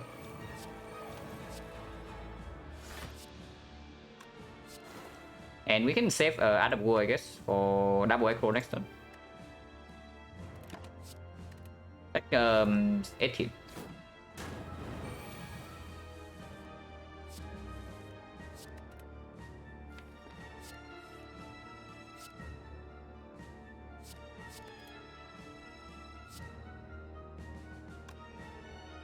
You don't even want to see. Just attack this guy normally to kill him, and then we can block.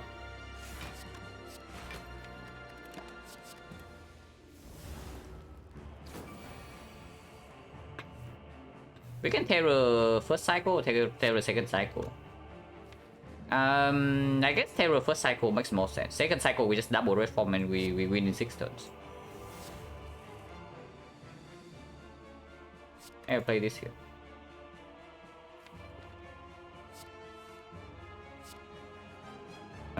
Don't need this. And maybe don't need this.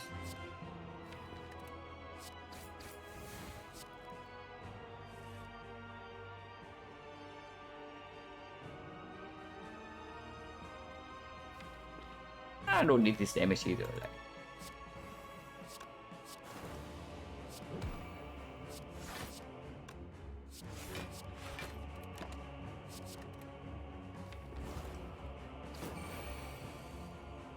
Scary,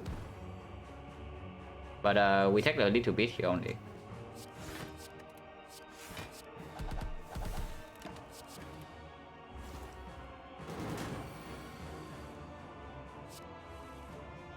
Yeah, Master of cost 4, so Prime Necronomicon material.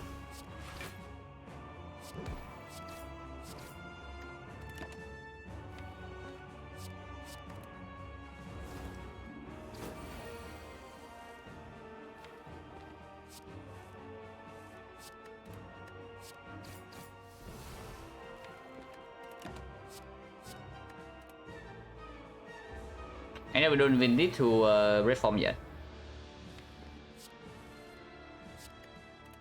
This is enough lock. We take 1 damage. 2 damage.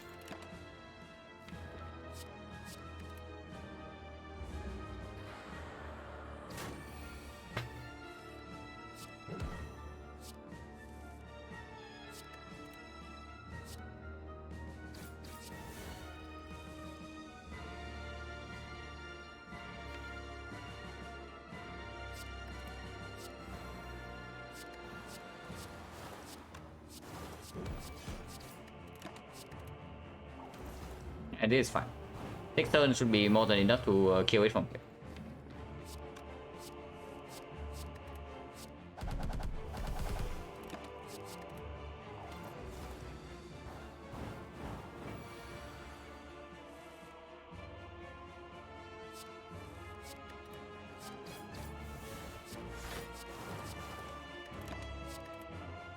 Yeah, he died next turn.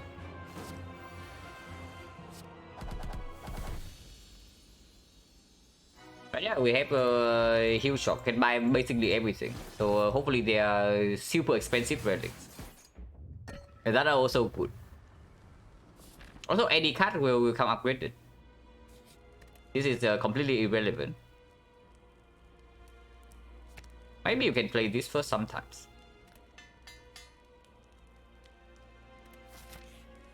Actually, it's not.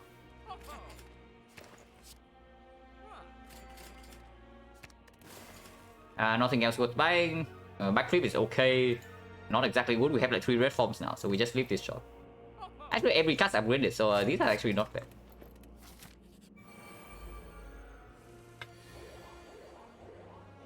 But yeah, we are taking potentially damage next turn. So the skill chaos is for that.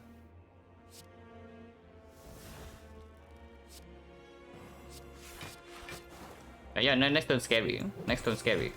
We can absolutely brick next turn.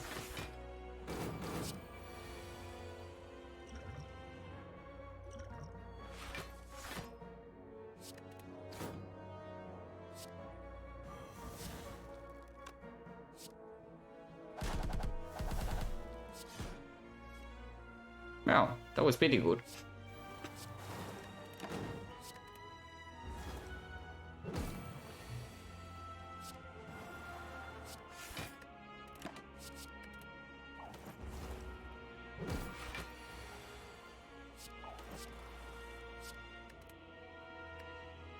And now we just play the red forms. And yeah, we bring more than 900 gold to the next run.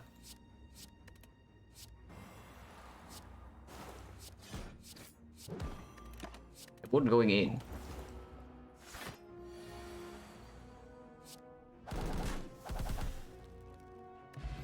Ninja Skull is absolute trash, so don't do that.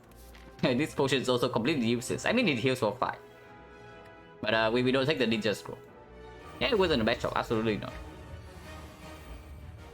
Ah, okay, I see. Potion can be used right now to use defense to block bit of death. Because otherwise, this defense only blocks for 5. And I think I want to do that. Actually, I also want to do this. Yeah, okay, guys. Interesting.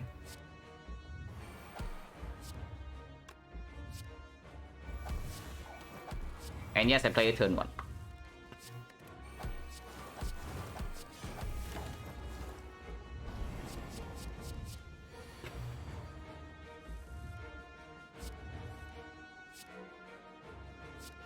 Our plans is not in play.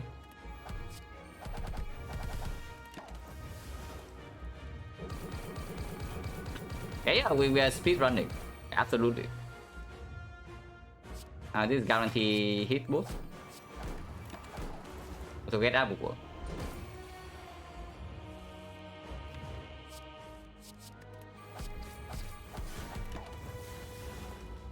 Second run, yeah, Zuzu run, we died on floor 7. What happens exactly at the bottom doesn't really matter too much, but slightly annoying regardless.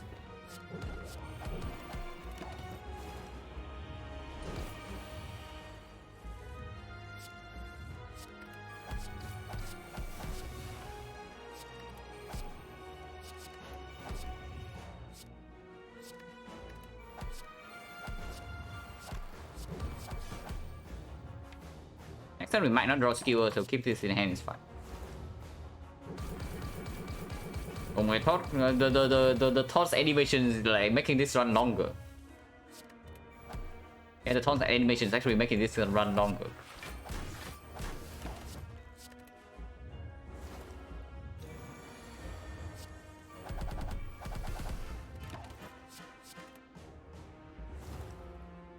Yeah, we are still 4 more turns, and we have Lizard Tail, and we are full HP. We're fast enough here. I mean, debatable. Potentially not. Like, I'm also like a little bit afraid. Oh my god, speedrun. Mega speedrun. This one's actually so stupid.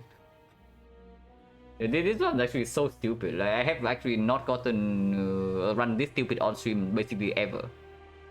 And we still almost died in Act 2, yeah? we still almost died in Act 2 because I let Mega down for like 1 fight. So, honestly, this is probably why... This is probably why, like, people struggle so much even with the quote-unquote free seats sometimes. Because they just let the gut down for like 1 floor and suddenly they are dead. Like, I actually cannot believe we were almost in danger in Act 2 with this run. Act 1 was really scary. I don't know about really scary. Like these are the first cards. And we did snipe an elite, so I don't know. Well, basically just a free run. Like the spy gifting me this run to detail or something. Not exactly like mega tilted. I know the first run I played bad, but that's a conscious choice. If I did not think about the knob and the Lagavulin beforehand, right, and I run into a dip and then I die, then that would be bad. But this one I knowingly make the decision that I might die there. Then I do it anyway to see whether I can get away with it. And we did not get away with it. Spoilers alert.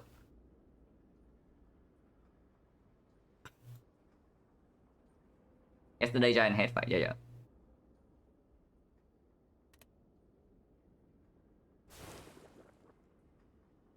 This was only this was the insane speed run. At least for the stream. Yeah, mystery machine. Question marks are faster. We found tiny chests, like it gave us the 3 relics.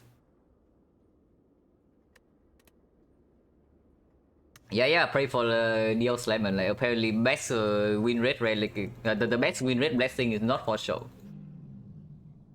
And it's true, right? I think I still have 100% win rate with the Neo Slamon in on stream. At least on silent, because I only picked the snipe when I die neck 1 before the boss. And as far as I recall, I have not done I have not lost 2 runs in a row where the one before was when I died neck 1.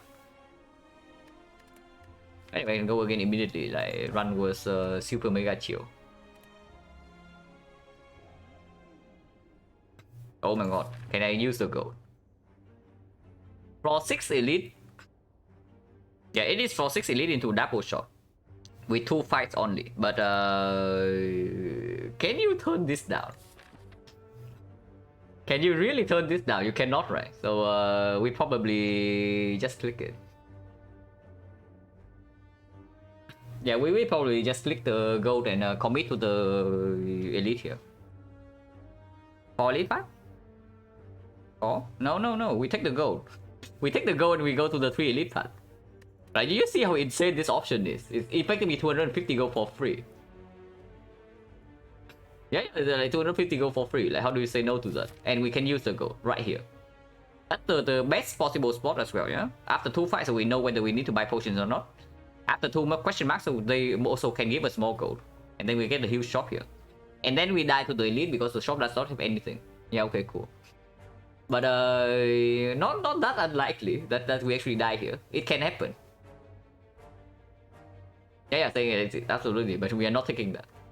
Let's you say that we take 200 gold. Let's you say we take 250, and then we go to the 4 elite part and go to this shop. Now, that is the greediest option possible, and nothing else comes close. But if you get away with it, the run is probably good on the spot. You take 4 elites into Ultra Late Shop with the 250 gold Neo bonus. 100 gold. 100 gold is second option. Third option is 250 plus a downside. And yeah, we start here because the shop is here. And we want the shop.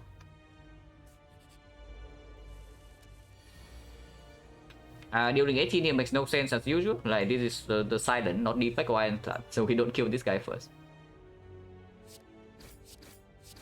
Because we cannot even kill this guy if we want to. That is the unfortunate fact of the silent.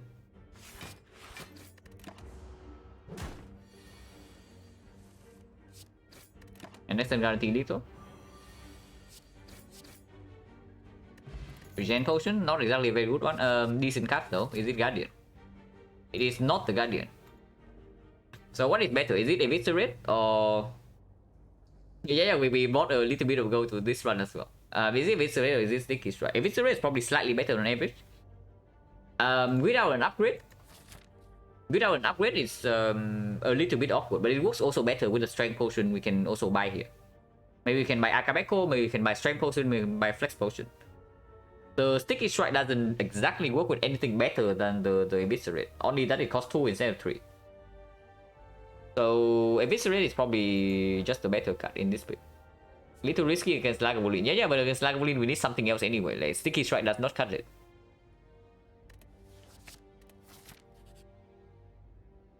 Oh, I actually got 3 fights then. Well, good thing we picked this thing up, because otherwise we have a sticky strike plus right now, it's only plus 4.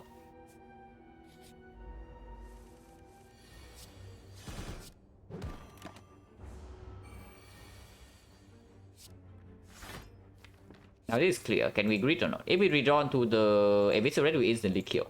If we draw to a second block next turn, we have only take one. So we take the 1 damage delay.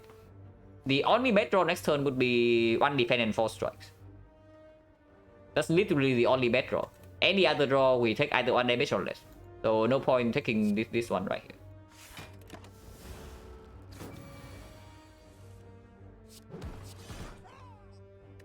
No potion, 40%. Yeah. Get to choose.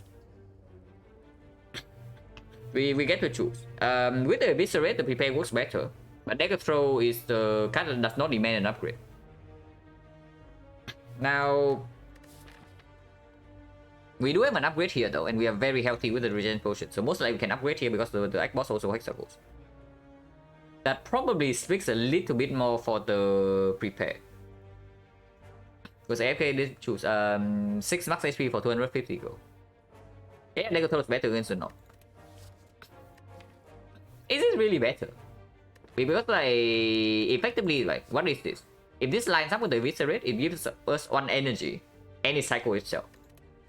So I guess it is slightly better. This is probably like 3 more damage than this. But this has a better upgrade.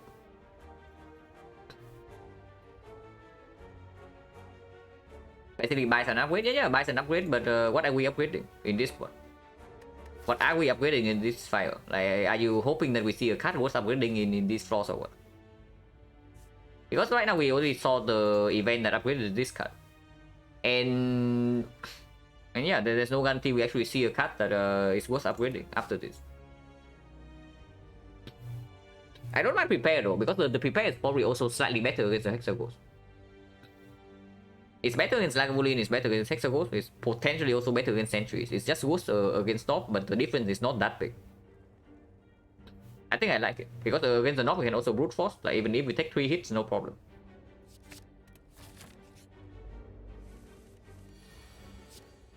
And we're taking 4 here, but prepare here would be amazing, neutralize here would also be amazing. Not Eviscerate here would also be quite good. But with this draw, we probably have to take 4 damage. Otherwise, he buffs next turn and then we cry. So we probably have to take 4 here and move on. Yeah, like imagine like not taking 4 last turn would have been pretty sad right now. We can still be sad next turn. Okay, we are not sad. Potion, so 30%. Yeah, concentrate with Eviscerate, not really. This is not damage cards. I actually want a damage card here, so we probably have to buy some cards in the shop. Clone Dagger also demands an upgrade. It's bad against both the Knob and the Lagavulin. It's decent against the Sentries. I mean, it's not that bad against Lagavulin, but it's also not good. But we are fairly scared of the Knob at the moment, and probably also the Lagavulin. Our deck is basically base deck plus Eviscerate. And yeah, prepare minus, I guess, but prepare minus doesn't really improve the deck unless it lines up with this. We just keep here, yeah? Because the Egg Boss also Hexagons, so we don't need to pick up a lot of cards at the moment. Oh, our deck sucks, right? So let's make our deck better. Yeah, of course, this over everything else in the shop. And then we can consider maybe Backstab, maybe Rousing Class, but probably not Rousing Class. But maybe Backstab, maybe Predator, potentially Food Wolf. With 2 potions, I also don't want to exchange potion, even though this potion is quite strong. We can also talk about card remove. We can also even buy War Pain if this gives us enough like strong power, the strong skills. Sticky Strike is here to line up with the... Oh my god, it's yellow. They're on the same screen. Oh yeah, here's the Dagger Throw for free. Or you can pick the Forcing card. I think Sticky Strike is extremely clear. And if I pick Sticky Strike and the Eviscerate, right, then this is also very clear compared to the Tactician. Die for some AoE or PK for both the Hexagon solution that we can cycle back with the Prepare Plus and the Dagger Throw. And also very good against Lagavulin, which is one of the scarier fight for us at the moment. Yeah, PK also like so much better long term, it's true. Also an upgrade target, which we actually don't have until this point, but doesn't matter too much. Against Lagavulin, we don't need the upgrade. LS only here is fine. It has synergy with both the Dagger Throw and the high cost of these cards when these cards do not line up. This one we don't take. So now we can take backstab remove. With the PK in the deck already, we remove way stronger. And we added 1, 2, 3, 4 attacks. So potentially 5 attacks. And if we do that, we can remove a strike in this spot. And I don't hate it too much. Wait, give me a second.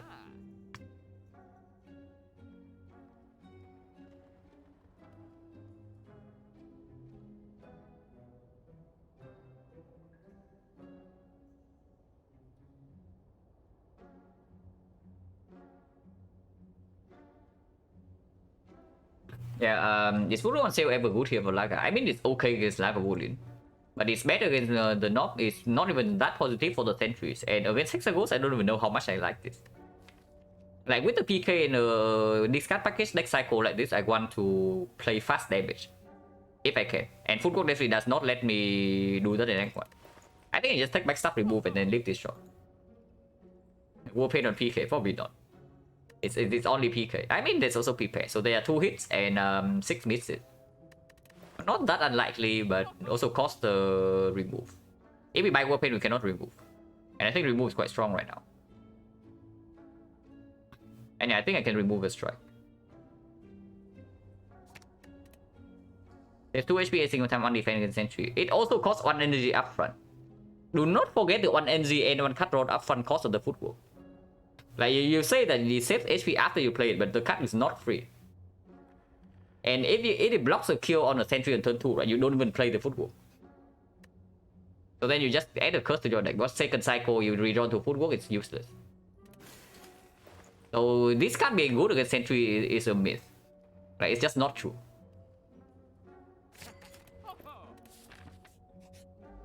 Now we here, we are fairly prepared. Okay, prepared. I did not draw PK on turn 1 though. Hopefully we draw it on turn 2. We still have permanent weak chain if we need to take 1 hit.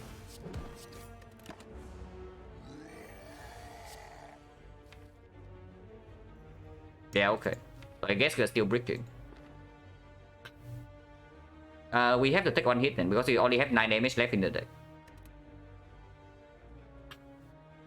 Now, yeah, like even with this deck, right, we are still taking turn 3 hit from the Knob. That is how bad we can draw. But doesn't matter too much. Of course, we play a whole hand here. I'm just thinking whether we can play defend or not.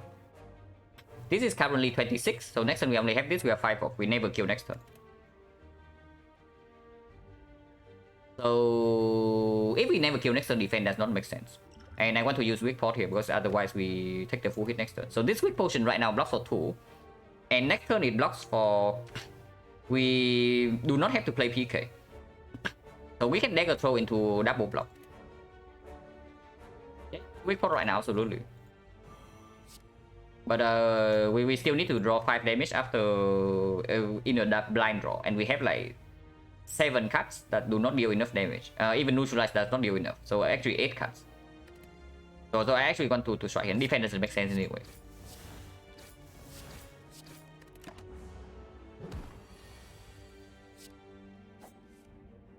And yeah, we can double defend now.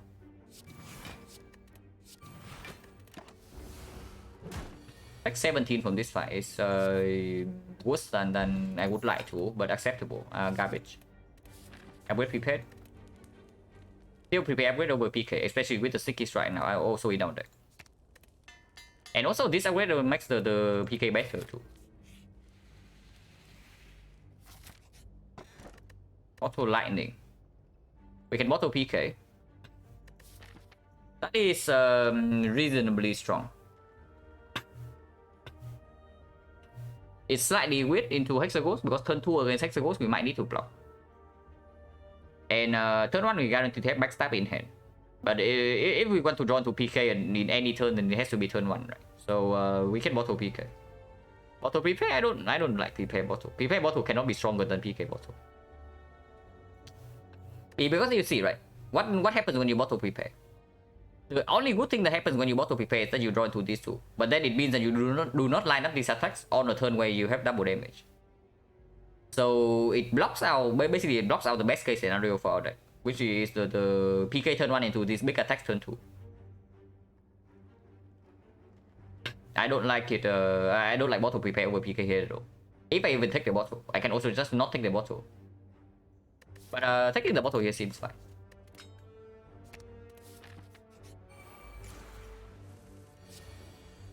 We get the prepare either way. Wait, no, we still take no damage. This deals 12 next turn, so one more hit. And we can hit this guy. Yeah, no attack will fail to kill this. And the same goes for this one.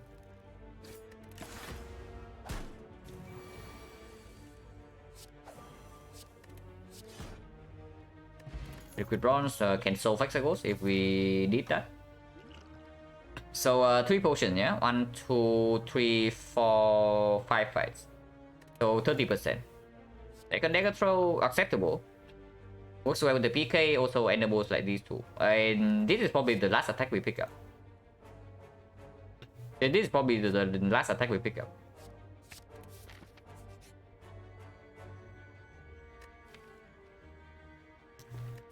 Before 2 elites. We do have a regen pop, which is going to be full value against both the Lagavulin and the sentries. And it is Hexagons. So basically we lose 18 here, but we gain 15 back here. We are at 34 HP if we take the Shining Light. And then we get 2 upgrades. We also get a shop here to refill potion before this elite. It's probably detectable because the knob now we also have PK turn 1, so the knob should not be able to hit us one time big hit. And yeah, we have less max HP from the Neo bonus, so this also costs 2 less HP.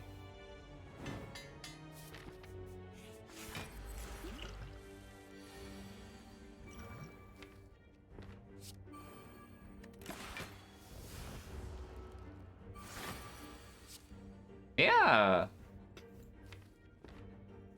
And you see, right? That this is why we don't bottle the freaking prepared. So that this can happen. And we definitely open here.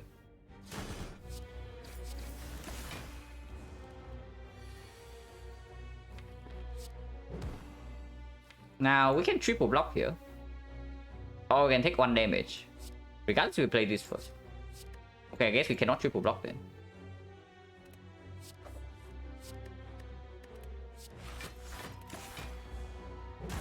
I don't even want to kill this turn. I want to block this turn if possible. Yeah, I guess killing this turn then. Because then, well, potion wasted. Kind of. I mean, maybe not. Because this HP can still play the next elite fight. Yeah, we have exactly mid on the bone range. And we do not pick up more attacks. But there goes Frozen Eye. Frozen Eye would be actually quite sick in this deck because we can we know exactly where the PK on turn 1 is good or not. And then when to use the prepare and when to not use the prepare. 16 gold off. Doesn't matter. We can buy strength potion.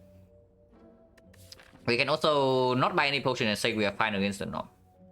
We are not always fine against the knob, by the way. But against the knob, even if we have to take 2 hits with the Thread Needle, we don't die and then we heal up with the mid on the board. So probably can just take a card remove here. Yeah, we can probably just take the card remove here and nothing else. Makes the P-Box slightly worse, but with P-Box in this deck is not even that good in the first place.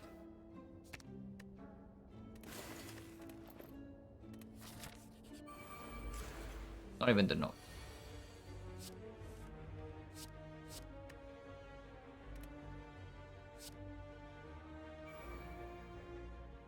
Discard this for 6 damage. This is going to be 38, 44, exactly kill this, so of course we do that.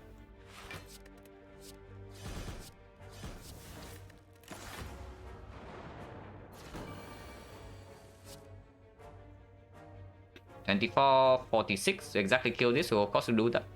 And next turn we do not have a kill on this, only 39. We are on damage of next turn for this one. We can also take 1 damage here and kill both of them in 2.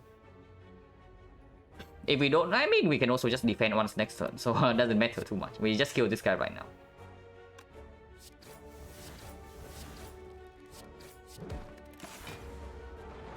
1 HP. I mean, we can also take 0. It's not a given that we take 1.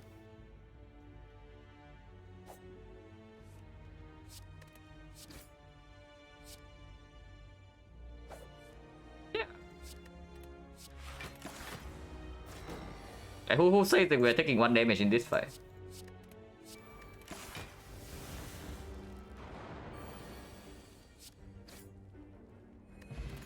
Orichalcum with the... oh my god. Yeah, bottle PK, so we upgrade this over this, because this is also recurring.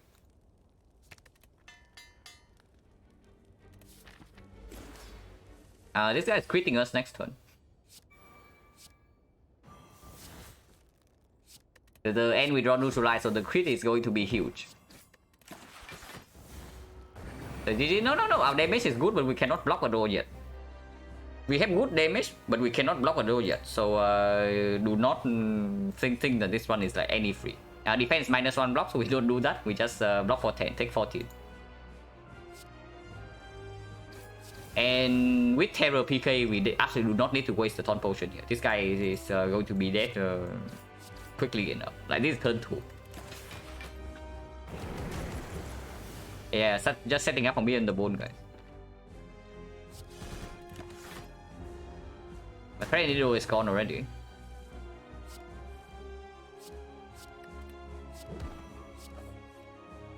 You can full block with this. Yeah, I would like to full block. Yeah, take the recurring blocks, not bad at all, absolutely.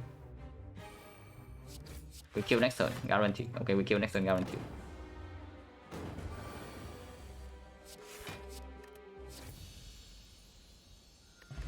Next spot. Let's pull the trade to work with these two, or there's a cringe button. The red form is only bad if we see Fusion Hammer, and exactly that. In every other case, it's the best option here by far. Yeah, blocking solution with both the Threadneedle and the Orichalcum as well.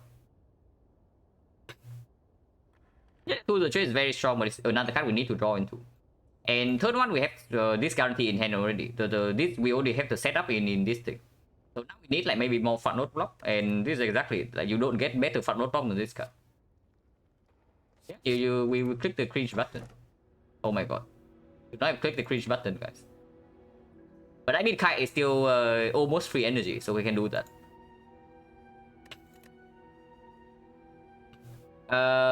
Almost though. It's almost, but not quite. We can also pick Curse Key. Yeah, Kite is still good, but is it better than Curse Key? I mean, Curse Key after Act 1 usually complete charge in a smaller deck like this, with 2 removes already, even worse. And with the PK, we want to cycle back into this, like another thing that's pick against Curse Key. So yeah, I guess we can take the Kite. And now we click any aggro, of course.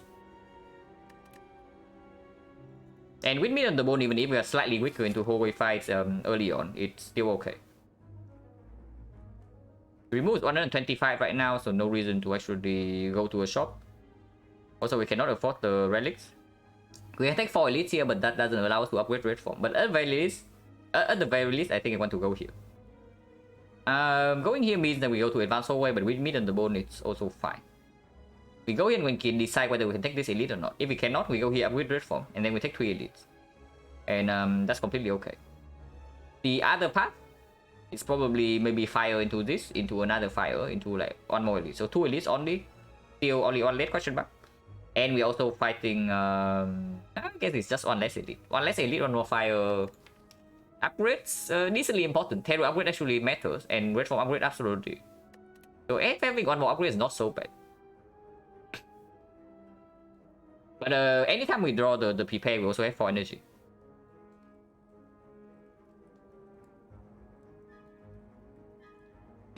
And take 5 on floor 7 or floor 9 trade off with elite. Yeah. You mean this fire? Yeah, this fire, sure, but why do you want to go here? No reason to take elite before the fire, right? When you can just upgrade red form and make this fire like a lot easier. Yeah, might as well fire first, absolutely. That's why I say I want to go here. I want to go here and then want to observe like how strong I am. Do I get a late shot in this case? No. But going here, we cannot actually do anything. I mean, we can buy a common relic. We can still take a card remove. We can buy a common relic, uncommon, but then it makes the Vagrant event here a brick. So the Vagrant event is a brick. The buy straight, I mean, with the middle on the bone, we probably don't pick buys. So that's not like super relevant. But yeah, the only upside of this is we get to spend our gold earlier in this deck. That's about it. Otherwise, we just hold our gold for X3.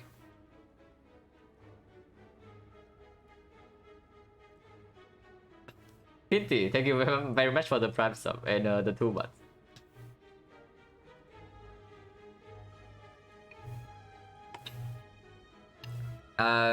Go to question mark, never get a file until the end of the deck unless lose the next elite. What do you mean?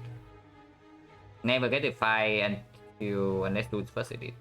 You want to take burning elite or what? Because the path, like, no matter which path we go on to, we only get 1 file, no? Yeah, always it's always left from here. Like, if I can take this elite, right, then I'm saying that if I take this elite, it means that I'm running into the 4 elite path. Not that I'm running into the fire to upgrade the red form. You see what I mean, right? I'm not talking about the case where we take this elite and then still go to the fire here. If we take this elite, we are taking 4 elites. Or potentially the burning elite immediately afterwards. Yeah, 4 elite path has no red form upgrade, but we do have mid on the bone and trend needle or recalculum. Like, do you really think we are that weak without the red form? Honestly, I don't think we are that weak. We have like triple damage. Like, how bad is it? But yeah, we can also just take this upgrade red form here, run to burning elite, have free passing for X3, and everything's good. Yeah, I'm also if we are strong enough at this point, and it can absolutely happen, then we can open up the potential for elites, and maybe this can be upgrade event as well. Like you run into warp tongues, suddenly you just upgrade red form and you run into 4 elites. Yeah, we start here. I don't want the shot. Yeah, we need to save the taunts for this. Now, I thought we don't need the taunts here. Do we need the taunts? Because like we actually cannot down the bird. The only way we down a bird is with Eviscerate and the Agony. So we can down 1 bird with this and we down another one with this. But then we cannot do anything against the third one. And this potion not exactly very good anyway. It's only good against potential like Snake Plane here, maybe Boom Stabbing. But this potion, I mean, this potion also complete charge. Yeah, this potion is also complete charge with both the Training Needle and the Orichalcum. So if we throw any potion away, maybe it's this. But maybe this potion is good for the champ. Yeah, this potion is actually good for the champ. And it's not like we need more damage against Boom Stabbing. Like we have triple damage. And 3 free turns with Red Form and Orichalcum. We don't even get wounds after we play Red Form. Normally, Red Form against Boom Stabbing is slightly weird because you play the Red Form, you have like 3 or 4 wounds in the next deck cycle. But here we don't even have that. So it doesn't even block our draw. Yeah, we probably never get a better fight for the Taunts potion. And these guys can actually deal damage to us. Because this turn we down this one and the next turn this can attack again, we are not guaranteed to draw into this. I don't mind this too much. And this is full block already, so we can discard the defense.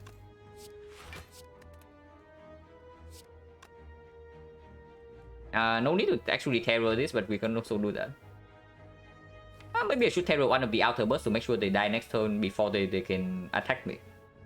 If they choose to do so.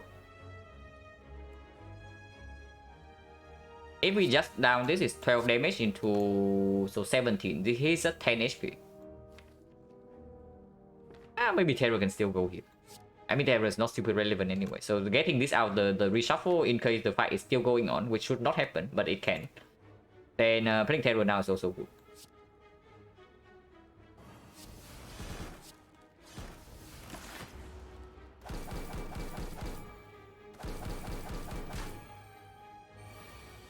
And on 6, so we take 0 and we can down this guy.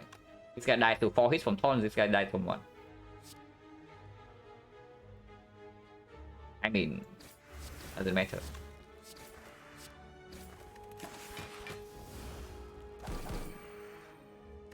No potion?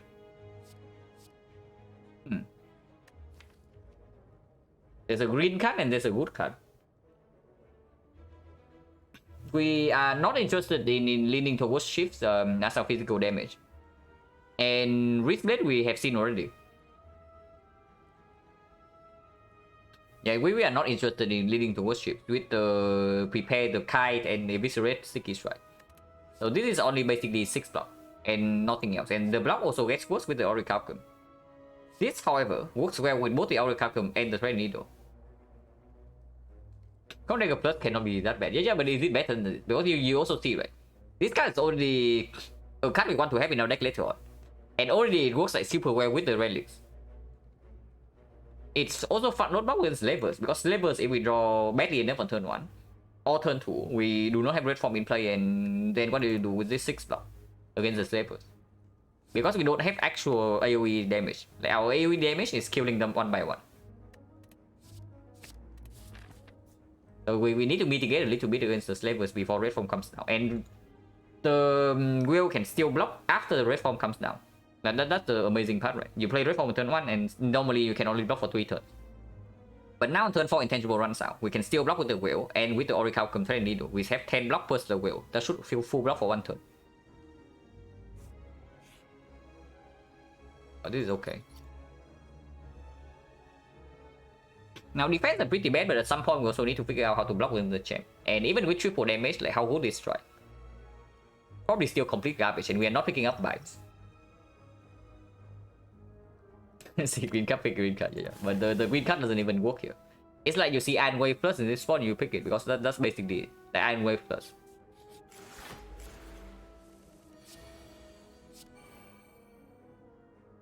We can take 0 here, so we should.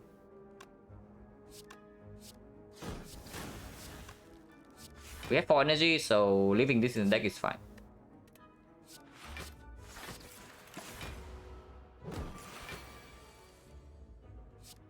Yeah, like here for example, right? You don't even want to play the red form.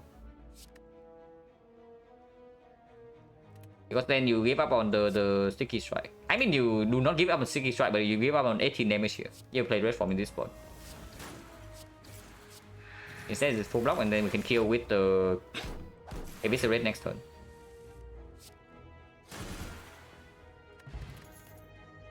Yeah, another repair with the kite, like sure. We do not have an upgrade for it though, but even without an upgrade, it's still good. At worst, it gives on energy. And at best, it also discount like both the sticky strike and the Eviscerate. This is fine. We can also pick a second terror to not bottom deck it, but every time I have picked the second terror, I have regretted it. That's basically my experience with double terror.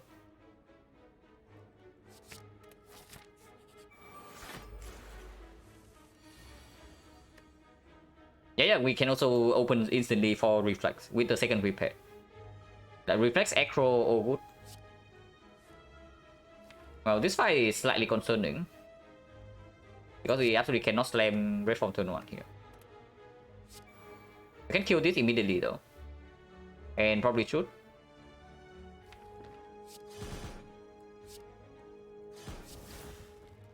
The whale will not exactly land in this fight. So we can play 6 damage, or we can strip one artifact and also not redraw to this in the second deck cycle. But with double damage, okay, so if we hit the here, we need to deal like 89 damage next turn to kill. Over 2 or as well, over 2 also works. So this is 24, this is 24. This is 16. So 64. Yeah, we need to line up like a lot of attacks next turn to kill in 3. It's basically what's happening. So this 6 damage like not super relevant.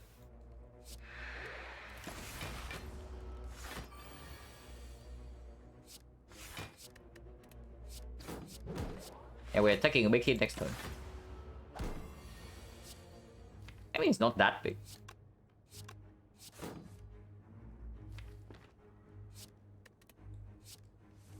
We're not drawn to the defense, so this is useless.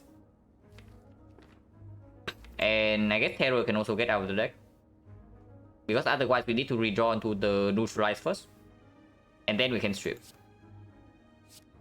Which is too late. Redrawing into Agony is actually not that bad. We lose 2 platelets also, we only need buff for 8 next turn.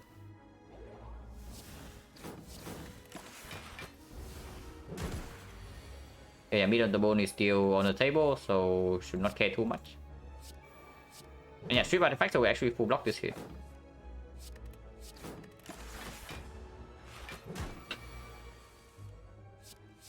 And we can kill this turn. No potion? 3 fights, no potion, yeah? So 70%. That's not bad. Complete trash. Yeah, we already have like bottle PK and the backstab. So if we pick this up, we have floating energy on turn 1. And that is another card we need to remove, which also has anti-synergy with the kind of deck we want to build. So without any potion, we are probably not strong enough to take this. Without red form upgrade. So we go here, upgrade red form, and we observe situation. You can still avoid this, by the way. Because now, after the card game and the second prepare, right, upgrades are also very strong for us. So if we decide that this fight is risky enough, we can also just not take it. Depending on what happens in the question mark. Right, increase the chance break attack on 2. I mean, is that even true? Not really, right? It's exactly the same. Red mask is very good. So this fight we can slam red form. This is free damage, so we can do that first. And if we take the melee buff, then should hit Robio first. Because weakness is going to be annoying. Now 17 is exactly bad because the double agony is 16. So maybe just put like another 3 damage here.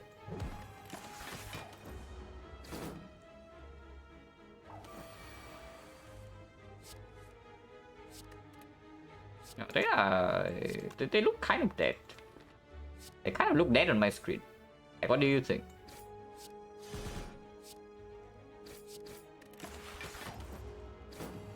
The shovel should fight be priority. It's not priority. If you have to give out one elite for it, then it's not really a fair trade.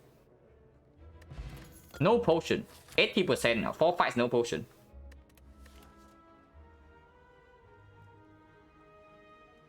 Have I ever get them go? Yes. The one time I did give them the gold, I basically had a deck that had literally no way to win the fight. I always die if I do not give them with the gold. So I gave them the gold, and as expected, right, the run dies like a few frosts later.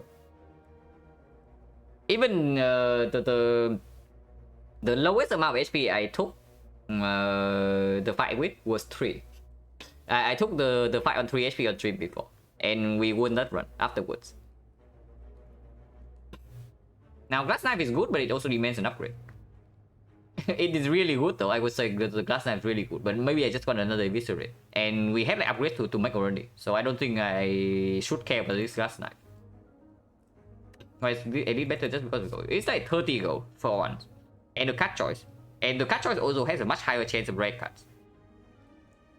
So the elite, if you think about the elites as only one relic, then that's definitely wrong. You effectively trade HP for a relic, like a lot of gold, and a very high red chance for the card reboots, and that is extremely valuable. Also potion drop, but potion drop every fight gives that. The fire, right? If you dig at the fire, you only get the elite and nothing else. So you spend 1 floor, and you lose out on 30 gold. A card choice, potentially a potion, and advancing the red chance. So that is like really bad. That is really bad. If you can help, you should take it. And now we even have like red master on front load. They block turn 1. We probably just jump into this because we also have mid on the board. This elite is forced though, otherwise we run into advanced hallway, so slightly spooky.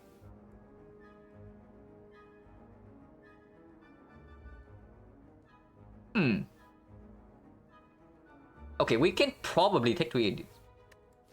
But and now I'm thinking about like whether taking 3 elites is actually making it stronger than just upgrading this prepare cow gamble.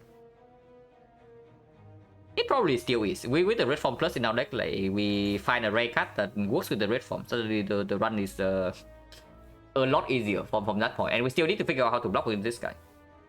So more card choice for potential wireless clans, for potentially a way to duplicate red form, potentially another Eviscerate, and then we kill the champ with damage instead of trying to block.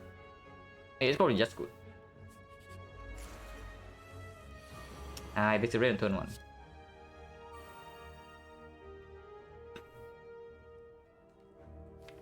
We can kill this guy on turn 1 now. Now, if we care about weakness, then we can also kill this guy on turn 1. We have exactly 50 damage, so this guy dies. And we can still play Piercing Wheel to full block. How much do we care about weakness compared to vulnerable? I mean, vulnerable is not even bad, right? We have the red form in our deck. But weakness will suck. Yeah, probably this is when we kill this guy first. Double check. 3950 exactly.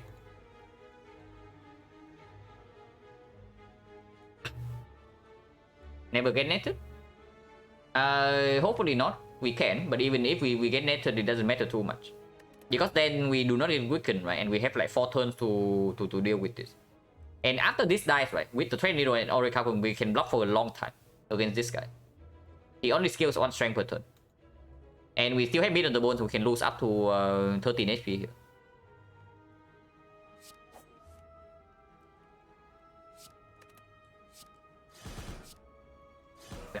And we can also reapply weakness to this. Doesn't matter either way, but I want to kill this guy next turn if I can. So here we can take 5 damage, or we can just play Piercing Wheel to full block. Probably no reason to take damage, because we also lose plated ammo this way. Is this Elite Act 2? I mean, it depends too much on your deck. So I don't want to answer that kind of question, really. But I would say on average, this is probably Gremlin Leader, just because the damage she can deal to you is slow. So you do get a few free turns against the Gremlin Leader. And if the pattern is nice, she also never attacks. But the 3 elites test different things. So some decks like Gremlin Leader just straight up kill your run. Like for example, you take the dome. You take the dome and you do not have any AoE damage. You run into Gremlin Leader and that fight will just end your run. And yeah, he tries to net us, but he's dead.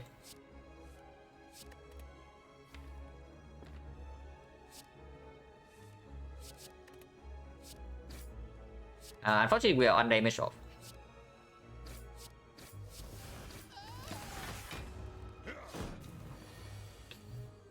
Severs book. Severs book is basically so Severs. What do the Severs test for your deck? They test fat load output. So you either need to deal roughly 50 damage on turn 1, or you need to block consistently for 30 for 2 turns in a row, and then also deal 50 damage to one of them by turn 3. So you need like a lot of fat load, either block or damage. But the other part also cannot be non-existent. That is the Slavers. The Book of Stabbing, he actually only tests your ability to kill him in 4 turns. Even if you have like very weak block against the Book of Stabbing, if you can kill in 4 turns, you actually do not take that much damage. But the Slaver is very nasty. Get up for these cards out and it's fine. Play Red Form right away. We also don't get 2 more foods. Can quickly do Malaise Plus. Now, if you have watched my recent run, you will also realize that Malaise Plus doesn't exactly guarantee a Book Stabbing fight to go smoothly. Regrettably, that's not the case. Because you can always like bottom deck the Malaise, and suddenly on turn 3 he attacks you for 24. You only face the first 2 turns of damage, like first turn 14, second turn 21, and then on turn 3 you draw Malaise, so you cannot even commit your energy into the Malaise, otherwise you will take another like 10 plus. But if you don't Malaise, turn 4 he hits your 7 times 5, so then you are stuck in a complete garbage situation. Yeah, Malaise Plus a guarantee bottom deck against the book, honestly you're not wrong.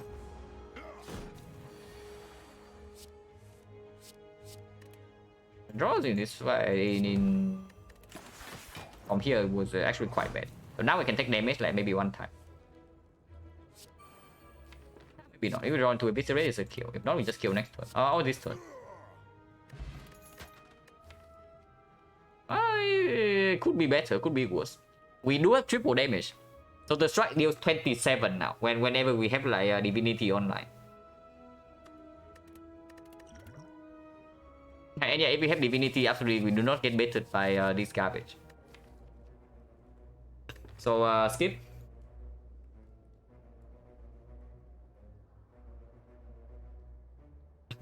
Yeah, if you top deck Malaise, then it is a solution for the book for sure. I'm not saying that Malaise is not good against the book. I'm just saying that if you only have Malaise for the book solution, then there's probably like 1 out of 3 chance that you actually get wrecked in the book fight. And incidentally, we have lost we have rolled the 1 out of 3 in like 2 runs in a row. Yeah, XecnaR Plus really wants to join it, but it's still very bad. I mean, if we have a footwork or something, then maybe it's not that bad. But in this one, maybe I just want to pick up. I don't even know. Is the acro even good? And the backflip even good? Because cut roll, we probably gonna acro instead with the Kai. But yeah, XecnaR doesn't cut it. It tries really hard, but it's not good enough. Now that our strikes are even upgraded, this deals less damage than the strike, guys. And the block is irrelevant with this. So effectively, this is worse than a strike on a turn where we want to attack but not block. And if we block, we also have to play 2 block cuts before this gets better than Orichalcum. It's just complete garbage. But we want Paper Game Malaysia. No, we want a Reflex. We want an Acro Reflex. We want another Cow Game mode. And maybe Tactician if we have enough cut roll at some point. Yeah, if we are fair with Stormpool.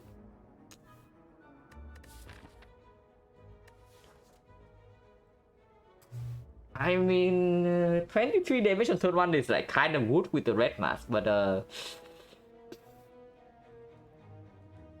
if we don't need this, we can key it. We just fought the Slavers, but I guess against Gremlin Leader is still plays.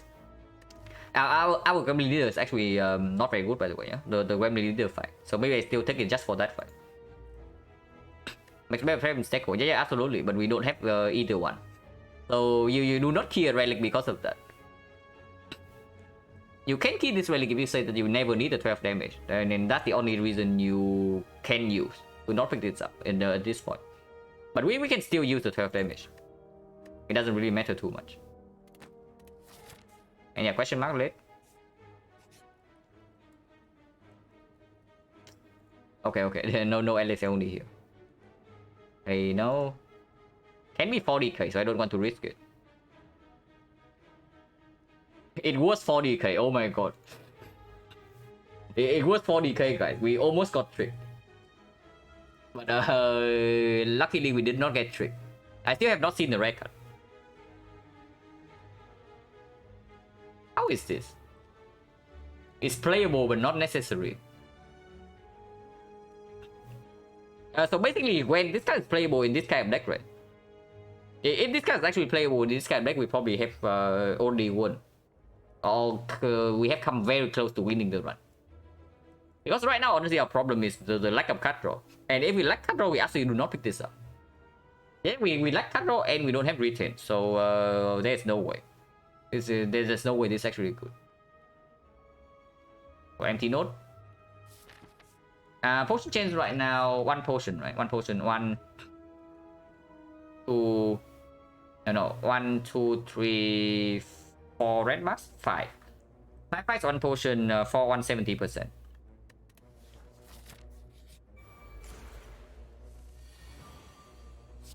Okay, full block already. Kawemo is in this hand. We can use the Kawemo to set up. Oh yeah, like Kawemo with Ninja Squad as well on turn 1. How much PK finale is like 150.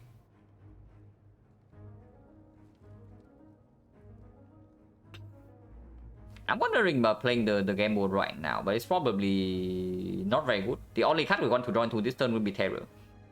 Red Form I don't want to draw into this turn. I don't want to draw into the attacks next in this turn because of the PK. We probably just attack here, float 2 energy, and call it a day.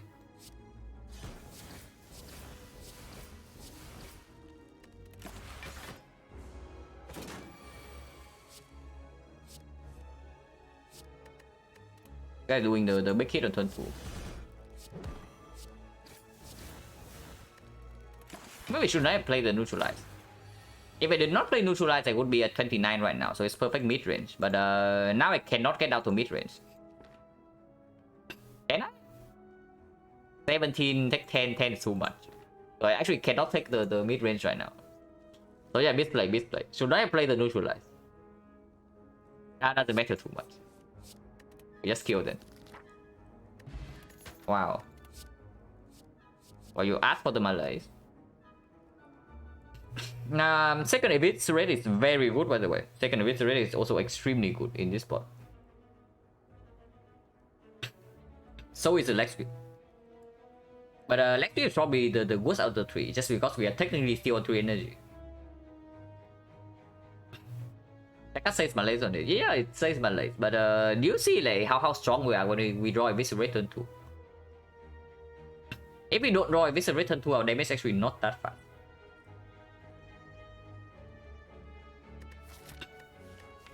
And we have a piercing wheel already. And no such, we also don't have 4 energy. We only have 4 energy if we play prepare into Malays. Other time it's 3 energy Malays, so it's not even that good. I think I just clicked the eviscerate in this spot. No kidding. Yeah, I know it's yellow, I know it's a good kind of X3-4, but I think I just clicked this here because our deck right now has actually quite a big weakness. That damage does not come quickly if we fail to line up the first turn PK. Because you see, right, block card, and we bottom deck the terror. We do not draw one of these attacks on turn 2. Suddenly we are quite slow, and in the champ fight we cannot be that slow. The Malays doesn't make the champ fight any faster for us, by the way. Or are you saying that you are not scared of the champ? Because I am honestly quite scared of the champ from this spot, if I do not pick this here. Can't prepare deck to find those cards. Yeah, but then you just double your damage, right? If you pick a second card, why do you not want to double your damage? What does this card even do for you? It's what I'm asking. Are you really not scared of dying to the champ in this spot? Because I am scared and I pick this card. This the okay? Upgrade potion is actually very strong in the champ fight because we can upgrade Count Gamble with second eviscerate right now. Like our damage is insane. So the steel case probably still slightly better than the next spot because we don't have retain yet. So if we cannot kill the champ in time, right, and we cannot hold the red form, the skill case sometimes get us to draw into the red form.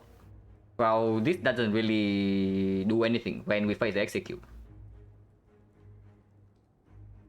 Only get the heart, that's what comes to. Yeah, but that's the thing. Like our deck right now does not block consistently, and damage comes in burst.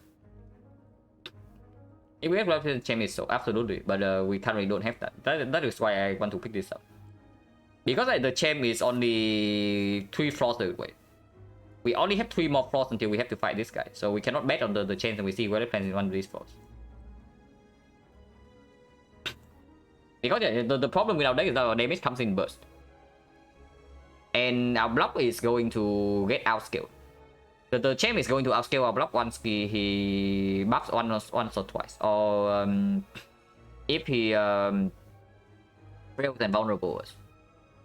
Because Orichalcum Training only blocks for 10, and even with next spot, the defense are not going to cut it.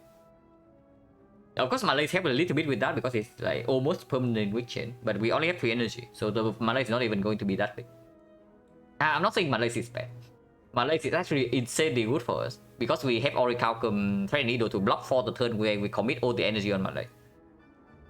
And yeah, it also guarantees a weak chain. It's insanely good against Act 3 bosses. But right now we are not in Act 3 yet, and I am worried that we can die against the champ if the PK doesn't line up on the split turn, and then we fail to draw red form. So if the PK doesn't line up on the turn we want to split, right, the champ is not going to die before he executes. And if he gets to do the execute move, and we also fail to draw red form, we die on the spot, Malays or not. And then that's the scenario I'm scared of right now. Yeah, but yeah, this is better than the next spot.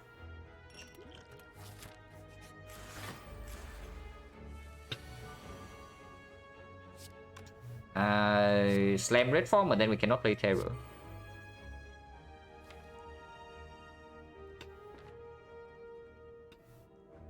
We can also do something like Terror Cow Gamble. And we just slam red form, right? We just slam red form. We second Eviscerate now. And we also draw 3 block cards in our hand. Oh, we still go for this guy first. The boot.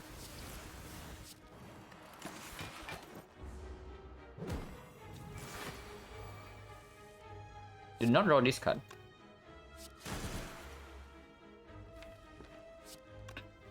But you see, right? If the second Eviscerate was not here, this turn is not going to be that strong. It's only 36 if that's the case.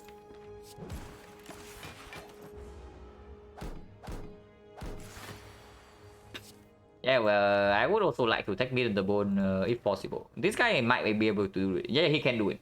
Because he attacks for 16, right? And we block for 10 passive, so we take 6 damage, and then it's perfect.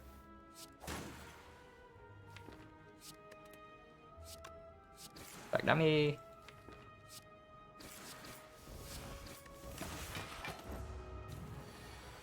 Yeah, we just take this hit. Can deal 9 damage and exhaust the whale to... No, exhaust the whale does not work. Then we take 0. I mean, we can exhaust the whale and then take 6 next turn. And the turn after that, he's guaranteed not to attack. Yeah, just playing Terror and the mid is risky on turn 1. Absolutely. I don't want to do that. 4 hours try, not good, right? Let's take 6 here.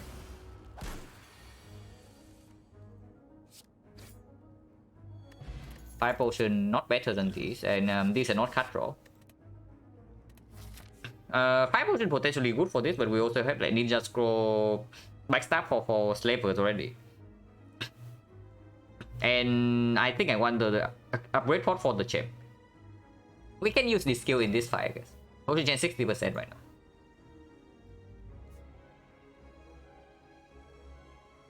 But Amano Plus is red on 3 energy. We do not have a consistent cut draw. We actually do not have cut draw, so it costs 1 cut draw already, right? So this guy is already slow.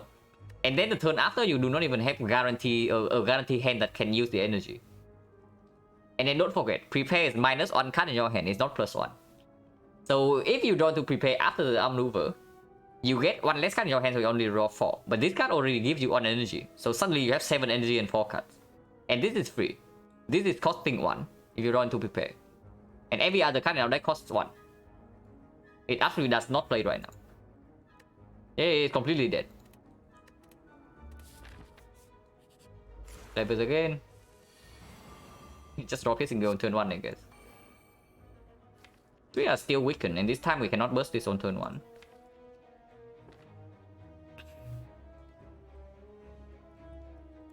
I'm thinking of maybe doing Piercing Wheel Cow Gamble, but not really. We just play our head. How much damage is this anyway? It's like 20, 31, 40. 40 is okay. We are weakened, so weakened with double damage, this is going to be 13 damage. This is 13, this is 13. This is going to be 17. No, minus 4, minus 6, so 18. 13, 13, 18, 18. Probably I want 13 over 18. So if I can deal 36 damage to this guy, I will. Nice upgrade potion. No. We are not potioning here, guys. We do not use potion here unless we take like too much damage. Because you see that how strong this potion is for the champ fight, right? With the cow gamble. So I want to deal 36 damage to this guy. We can do that, right? It's exactly 20, and then we need to deal 4 ships, so we can. Wait. Oh my god. Okay, I forgot about that.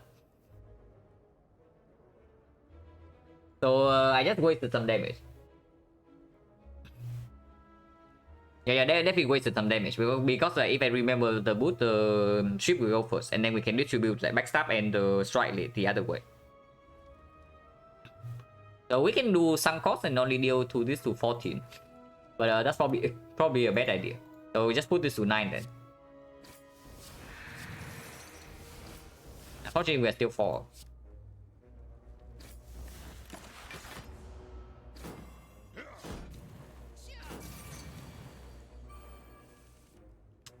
I did not draw into any discard. Any discard, so one of these 4.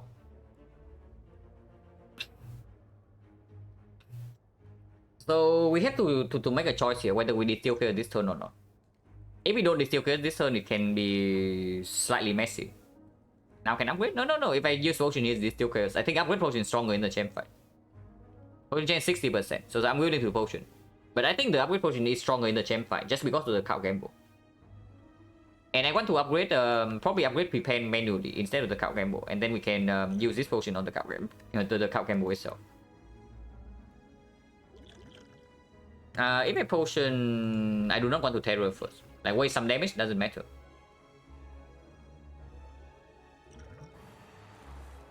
Yeah. So quite good.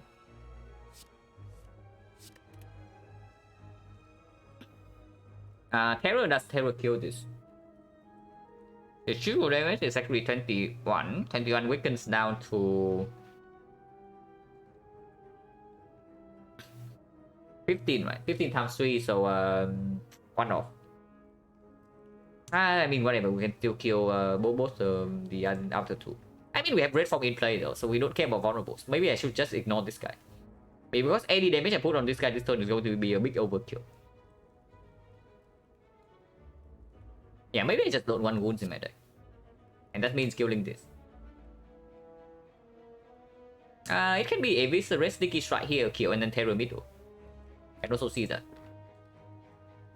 Yeah, that's actually the line. Terror Middle will still hit this, because then... next time we don't have double damage, so one attack will not kill this.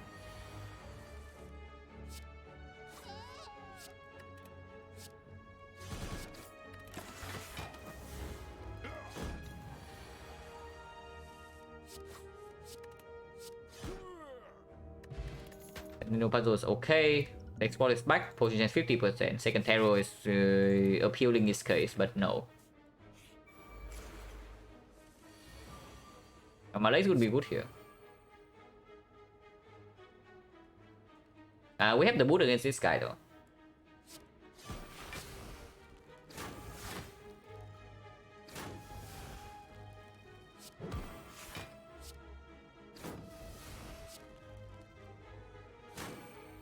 And I can take some damage here.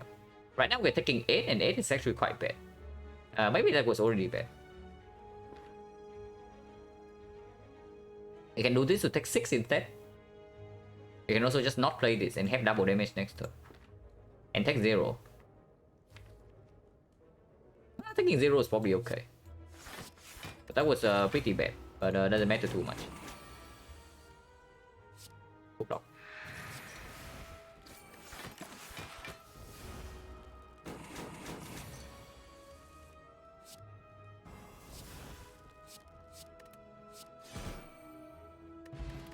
Okay, this solves the champ. No cut draw. Yeah, someday cut draw. Forward card. But Countess Potion is way better than this, so we do that. Maybe with the Countess Potion we can just use the Countess spot and then save this potion. Because this potion is still quite strong. Yeah, I know Sticky Strike says strike on it, but with the second Eviscerate I don't want more. Because you see on turn 2 we don't have like consistent discard yet. What are we upgrading? It's either Count Gamble or the Prepare, under the 2. And yeah, no reflex, no no reflex, no acro.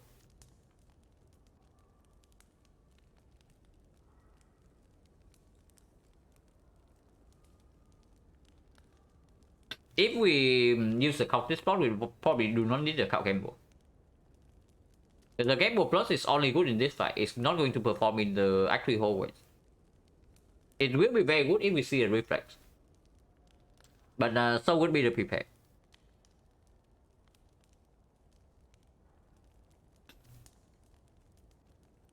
Removing the word exhaust with no echo. No. Like if you don't have if you don't have real cut draw, right, and you lose one hand space every time you play the deck control and the prepare, this card's only drawing you like 3 to 4 cards every cycle. That is not very bad, but it's also not very good because we are going to float energy like crazy. And prepare also discount eviscerate one more, you know, it's not irrelevant. We just upgrade this. And I think counter spot we use here. If the fight looks bad enough, we can also use the other potion. He freaking buffs on turn 1. Yeah, this guy knows the strategy to deal with us. He just keeps buffing and we are scared.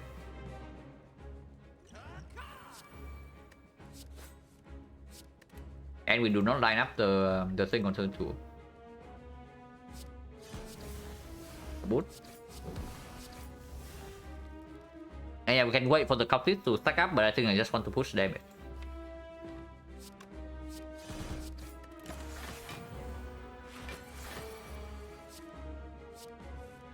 Now, technically, we can leave the card game, the NS only in the deck for the card game to be big one turn. Is that what we want to do? That is absolutely something we can do. Do we want to do that? Probably not, right? Yeah, probably not. I guess Gale can stay in the deck because I do not want to lose a lot of HP in this fight. Like, it's too early on if possible. Yeah, limit break but with hurt decks. We never play this here. Yeah, exhausting agony is fine. But I mean, this card does still double with the cultist potion. So it skills double with strength and it also make card game more better. It was double with strength, make game more better, cost 0.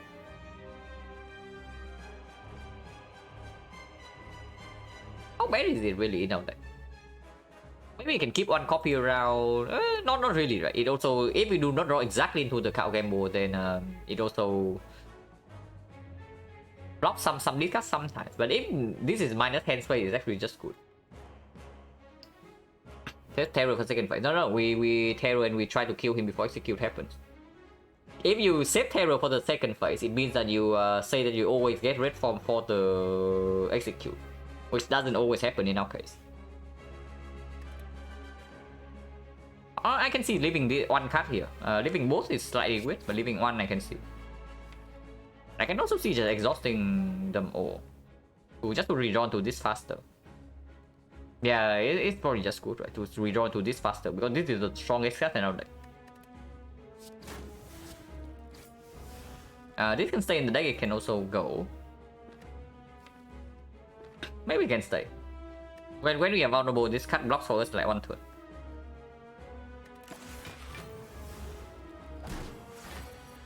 $27. Calm down, guys. Please calm down. And yeah, 3 and 6, we are taking heavy damage here.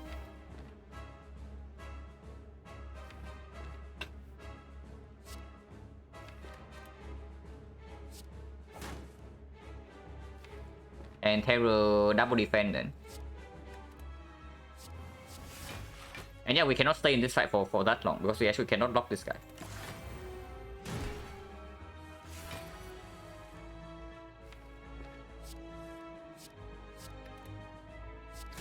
This single doesn't line up.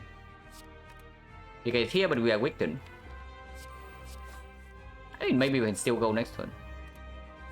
It's not impossible that we can go next turn. We do have 4 strength. And yeah, we cannot block this guy for much longer. And 2 eviscerates line up. We probably just go this turn then, if this is our head. And Card Game was still in the deck for next turn. And that's quite good.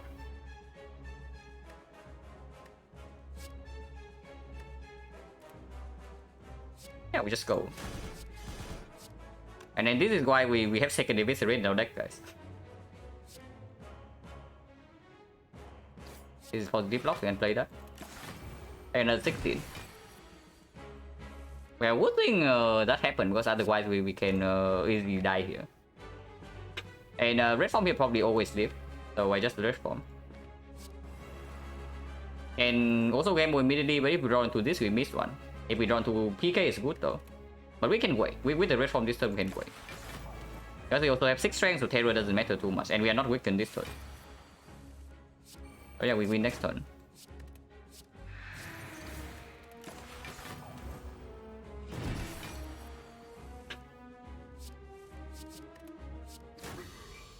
And yeah, that's why I asked, like, are you really not scared of the champ?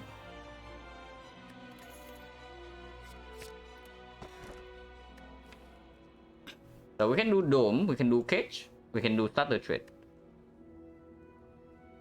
Now, the Dome makes missing will bad, but we have 2 red forms. No retain, no. Cage is cut draw. Yeah, Cage is cut draw, but is it energy?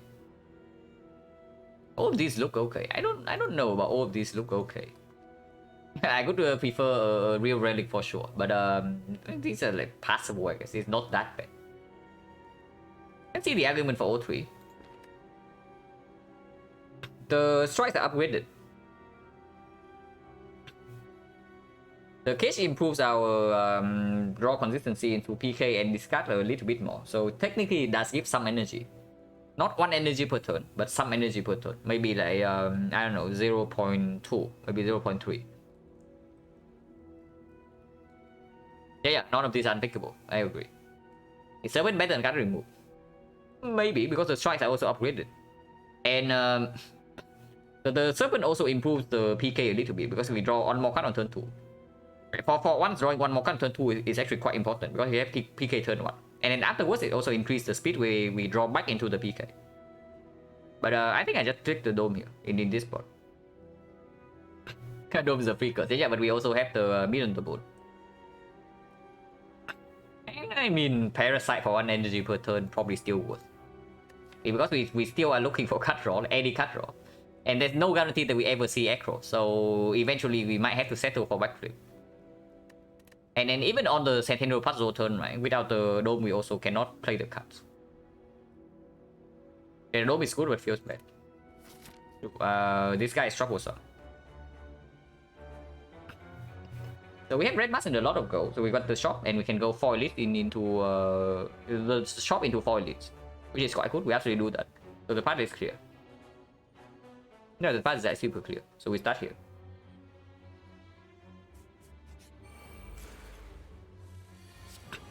Yeah, Dome Fun Eater, absolutely. And Dome these guys.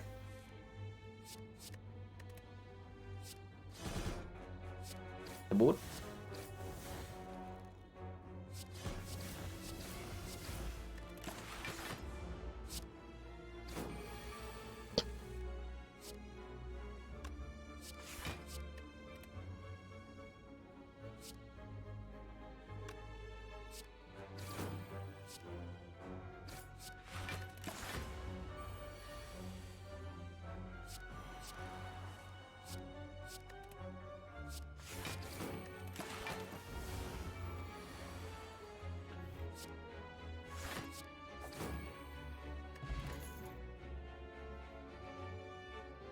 Green card.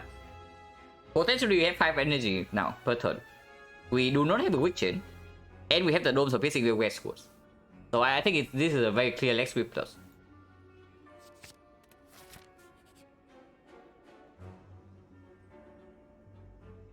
Right before the shot. Upgrade to random, honestly quite decent. Like this is a hit, this is a hit, this is a hit, so 3 hits already. And terror sometimes also can be a hit. This I don't mind too much. And defense upgrade are still good. We can also transform too. We want red form upgrade either way, right? I'm going to just upgrade 2 right now because the shop is also right here. If I take the upgrade 2, I can still buy any rare relic here. Like for example, Incense Burner.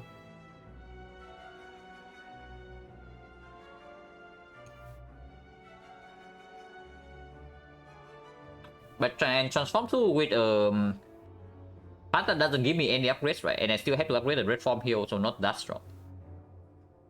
I think I just take the upgrade 2 here. You can also take a remove, but remove means that suddenly this shop is a lot weaker. I don't like that. Wow. Oh, that is very good, guys. It's going to be very good if we see a necro. If we see a necro, it's very good. Yeah, can make for money. No, this shop is garbage. I have to say this shop is like 50 bad.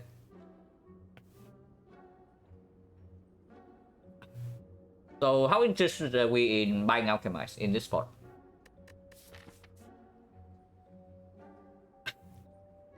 There's no more shop. And how many fights? Probably go to both question marks, so like 1 to 90 gold here. 120. 150. So 150 potentially plus 222 as well with this. You can spend all the gold and we still have enough gold for ready next for.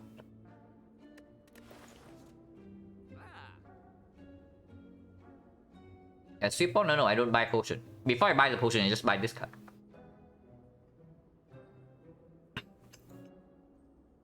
I think I just buy alchemize and take card remove and then we leave. There's nothing else worth buying here. And they're probably still strike remove. And remove a defense. But footwork is still like pickable in this spot.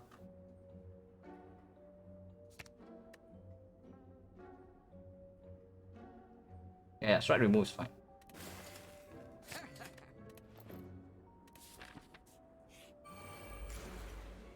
Darklings with the Doom. Fun times ahead. Okay, we can actually stem red form here, so that probably makes it a little bit better.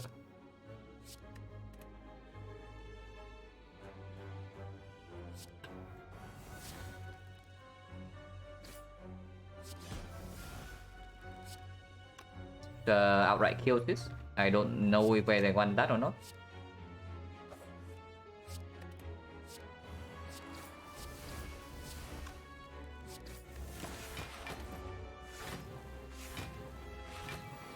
Okay, good thing I played red from last turn. It's what I will say. Two of red pots.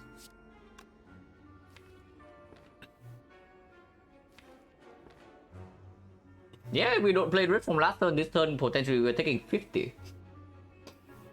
So that's not exactly a very good thing.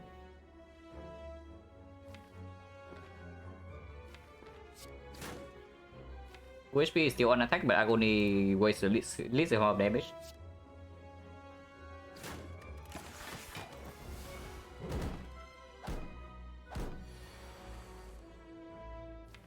This head is not so good though. I mean, it's fine, but it's not so good. Probably red from Gamble.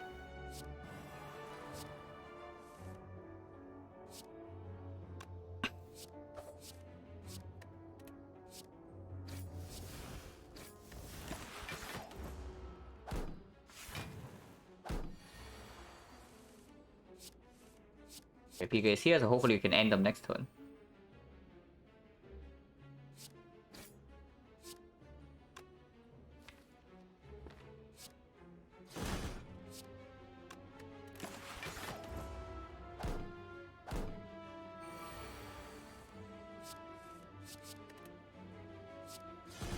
And yeah, really happy about second eviscerate, guys. It's green.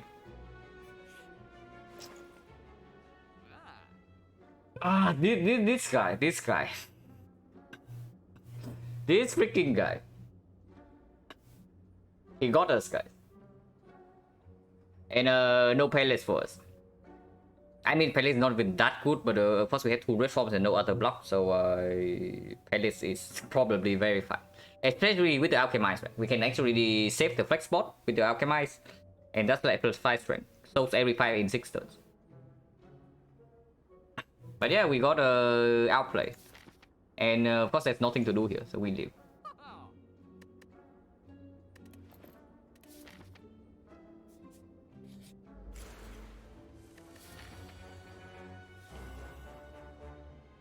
Can we take back the strike? Yeah, absolutely. PK bottle not exactly insanely good against this guy, so I'm willing to gamble this away. And this agony can be drawn into. Terror always comes down. We can do that first. This is completely useless. And this Dome Nemesis, I'm willing to just upgrade this and then play the red form in this spot. I can draw 2 first. Okay, I'm absolutely upgrading into playing this red form.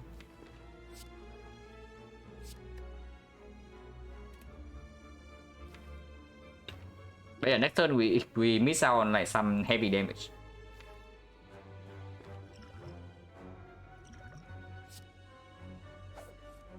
I also drawn 2 card game here. I don't know, maybe we can play red form into card game to cycle back into the PK. Ah, nonsense, right? Nonsense. But this is not irrelevant damage either. Like it's 67. Oh, we have 5 burns now. This fight is a very spooky, yeah? This fight is very spooky. Draw pod is good. Not this turn, but it can be good afterward. We do have the boot.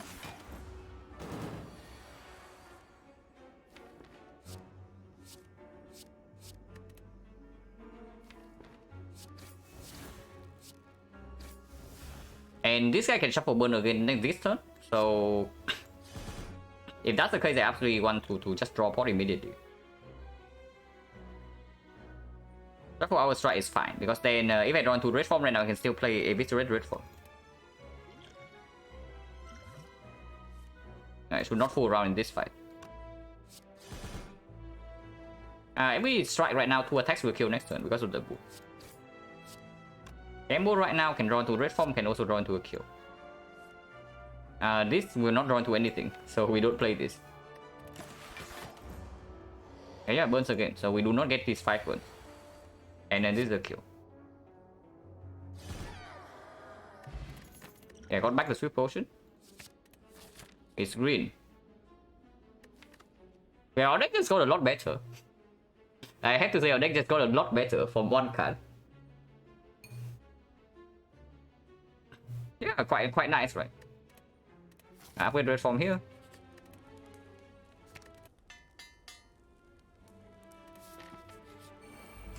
Now the upgrade potion is like not really that strong. And in this part, the upgrade potion is no longer that strong. So if I can use it in this fight, I will.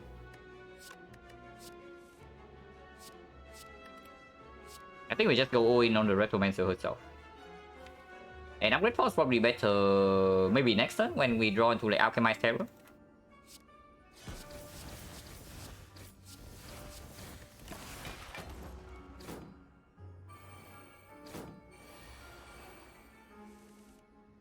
Yeah.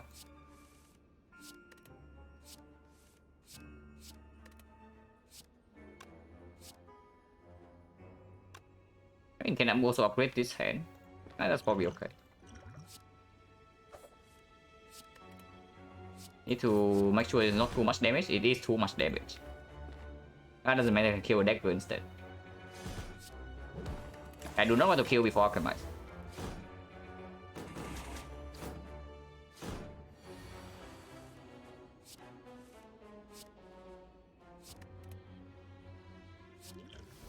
Wow.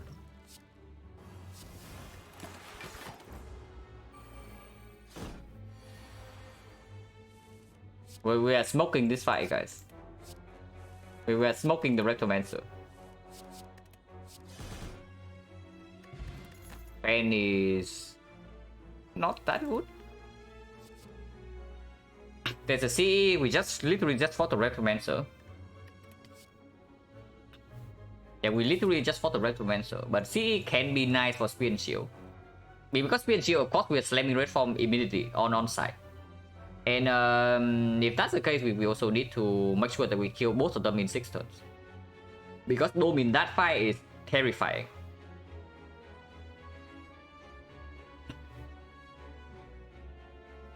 Let's kick so fast click really from question mark Dawson. Yeah, that's a speed run tech. That's a speed run tech. But yeah, CE is okay.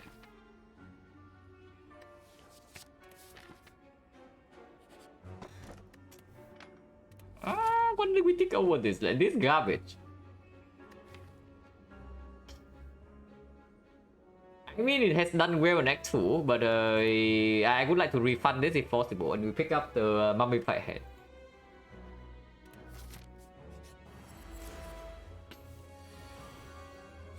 This fight, I don't know how early we can root from, probably not yet. This guy's used in this fight, we can use that.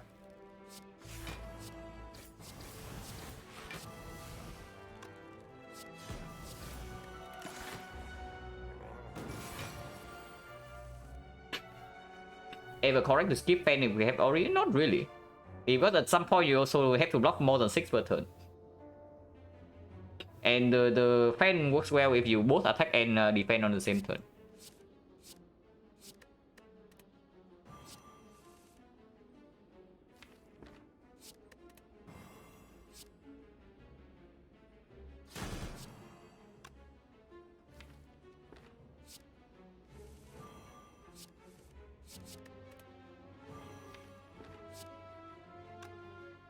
Yeah, even if I draw into Terror, I can still play it, so can see it first. Maybe we take damage here because of the fan.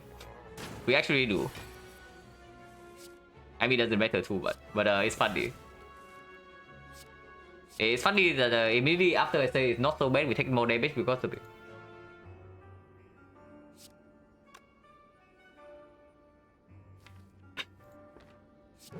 Maybe we should talk a little bit more before tossing the red form away.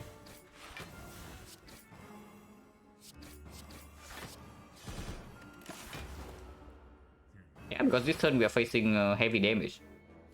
And red form is not here, guys. We also don't have double damage. I mean, mid on the bone is still on the table. This guy that is attacking for like 40 this turn. And if we block, we gain 16, we lose 24, and we get the mid. And then we can just heal back up in this fight. And also potion here, but we don't have a real potion right now, so I don't know whether I want to do that or not. Probably never play this Eviscerate here. Okay, slightly better then.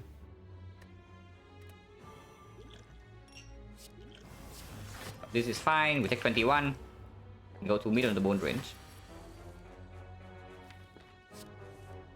Okay, it's not shuffle out, which is very nice. Yeah, I can also smoke bomb away from this fight and win and lose the run instantly. That's also possible. And we just kill this turn.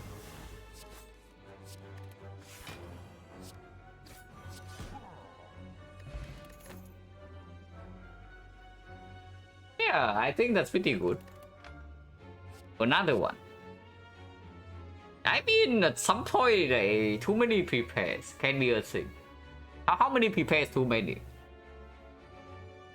There's also backflip without dexterity, so it's not so good. We have 3 prepares right now, no reflex, and only 1 acro for positive cut draw. It's probably still good, right? This prepare plus. Yeah, it's probably still good, this prepare plus. The default is still good. And easily make any reflex pick completely broken.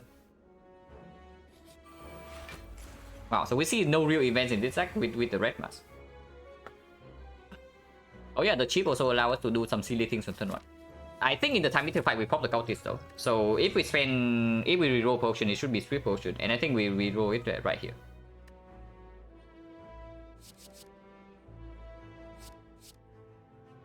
Maybe this can stay.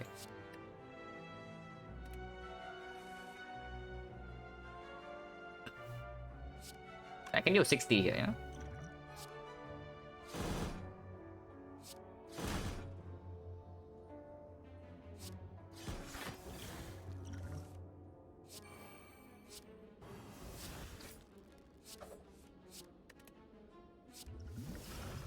Wait, I guess we keep this.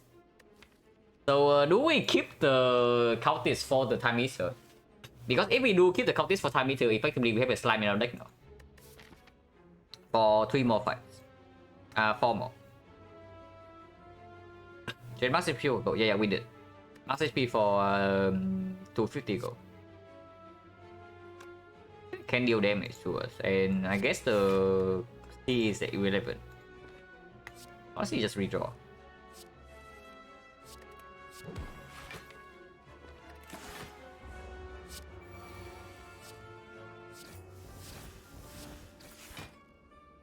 Could have taken damage. Okay, this one we definitely don't take. But what about Deflect Plus? Deflect Plus is not really, right? Without Reflex, we actually don't have positive card draw. Like, we just like increase our next cycle. We keep cycling, but we do not actually increase our hand space. So, zero cost block cards actually probably be one of the worst thing we can take. And something a second leg sweep would be nice.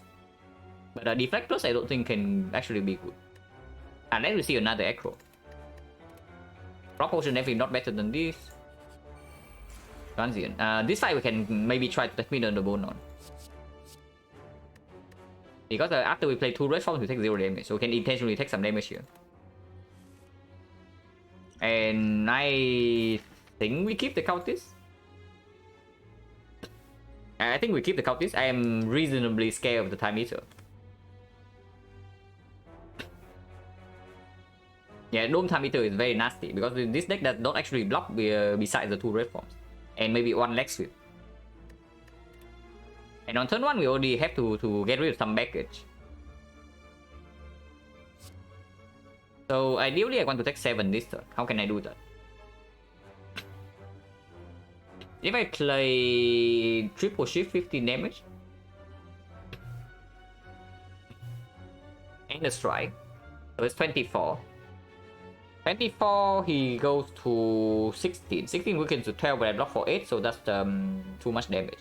If I play double shift and a strike instead, that will work, right? Double shift and a strike deals 17. So he goes to 23. 23 weakens down to -6, so 17. And I block for 8, so I take 9 damage. That is slightly... Yeah, so double shift backstab is perfect. I deal 21. I deal 21, he goes to 19. And 19 is weakened down to actually 14 only. That's also not good.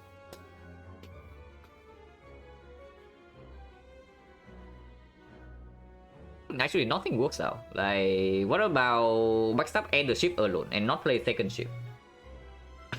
It's 16, he goes to 24. 24 weakens down to 18. 18, he block for 10 from the thing, so we lose 8. Okay, I guess 8 is acceptable. Yeah, 8 is acceptable, I guess. So yeah, like this is a 24, weaken down to 16. To 18. And we block for 10, so we take 8.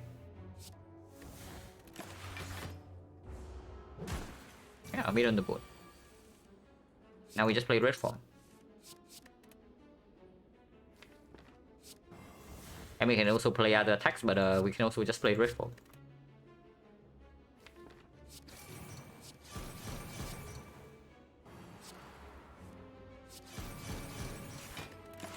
Yeah, we have 200 damage this turn. But the damage comes in burst, so it's not like extremely consistent. That is why Time Eater can be scary. Yeah, play this one and just end turn.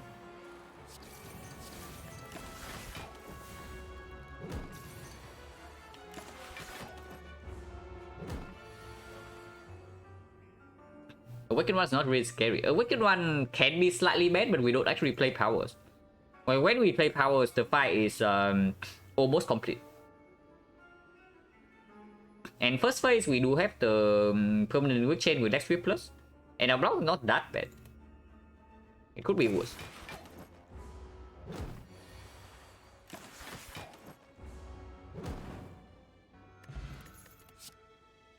Garbage. We play minus, definitely not in this spot. Commencer again.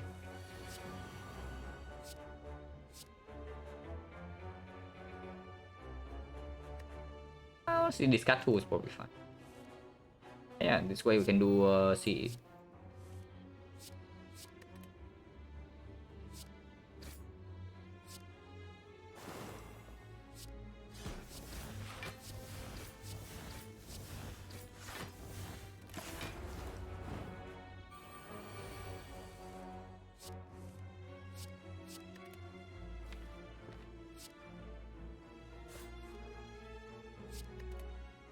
No guarantee red form in our hand yet, so I'm slightly spooked.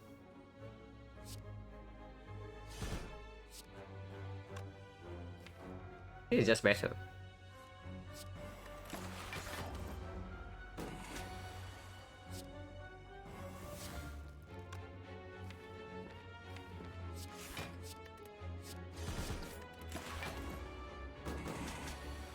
Be the word value, yeah. Shuffle out these cards. We are going to redraw into Eviscerate and the red form. I think that's irrelevant.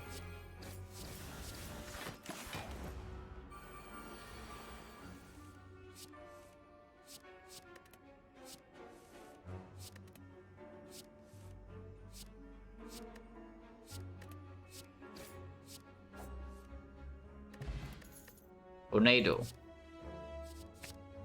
Tornado is bottle red form. Bottling red form is good against Spear and Shield. It is not exactly good against the heart, but it may be possible.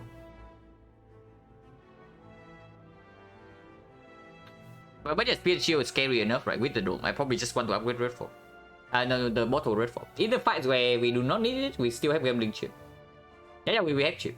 Always with chip? No, not always with chip. Because there are some fights where we are not attack on turn 1. And you see on turn 1, right? We have red mask. We have both the red mask and the full plated armor. So we don't even take that much damage on turn 1. And even if we do, we draw on turn 2. Usually the turn where we actually want to draw red form is turn 2, not on turn 1. But it's probably acceptable just because we have 2 copies.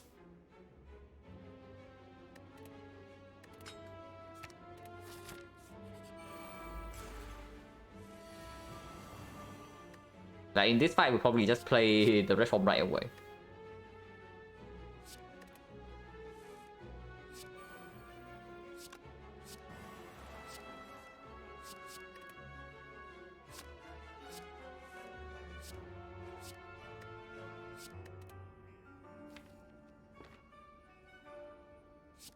These guys do not do anything to me, so only guy can attack is this one.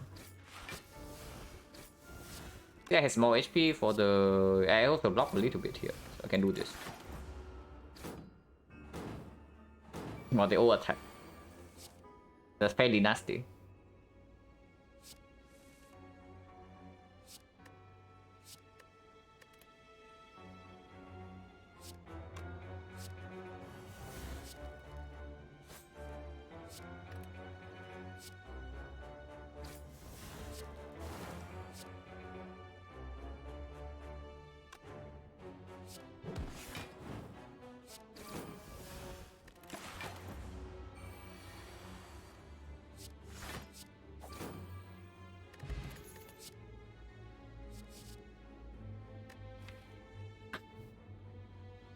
Defect now, defect plus now with the 2 acros.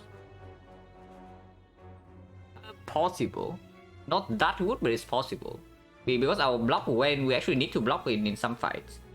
Our block right now is actually extremely bad. Outside the red form and the leg sweep, we already effectively have 3 block cards in this deck.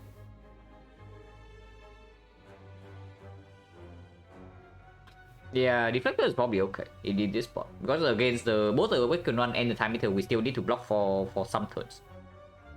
Like even Donuneka. Donuneka, sometimes we cannot actually kill in 6. And yeah, it's not the whale because of the dome.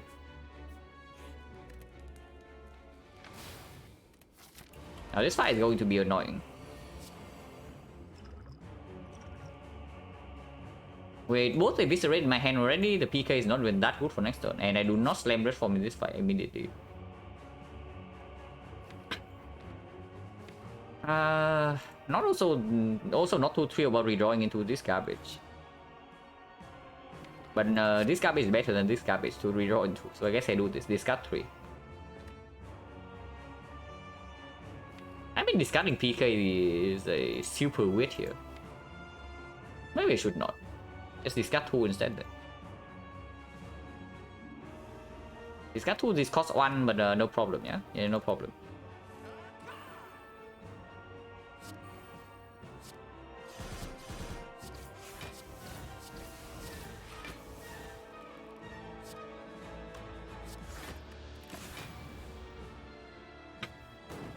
18.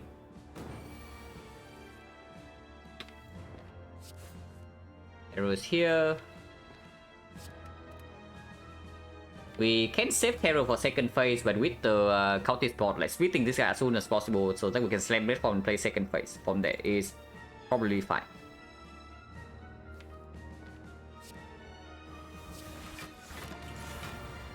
Ouch.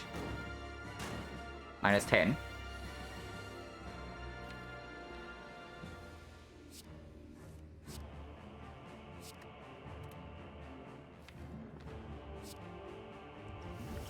The second one for the second fight. I mean, we can also save this for the hard fight. We're actually not popping this here. Let's see if we split.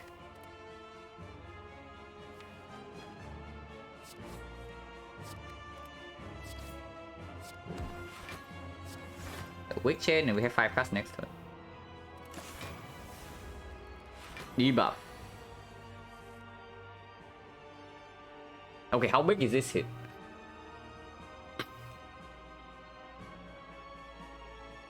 How big is this hit? Because now I am scared that I might have to ghost this turn. The multi-hit is 10. So with the weakness vulnerable, it goes down to 11. It means we are being hit for 33. So 33 right now, we block for 9, so we take 22 to our face. But we live. The single hit is 34, so it's plus 4, it's 38. We still block for 9, so we take 29, instead we go to 2. That is freaky. Okay, drawing into Echo here is very good. Yeah, if I draw into Red Form, I just slam Red Form right now. But I need to draw into Red Form first.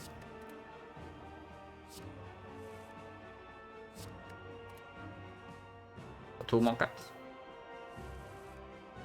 Missing on both of these is quite sad, but we slam Red Form. Mid value, you're not happening.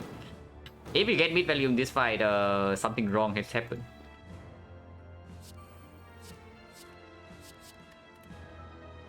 Do not even get to deal damage next turn.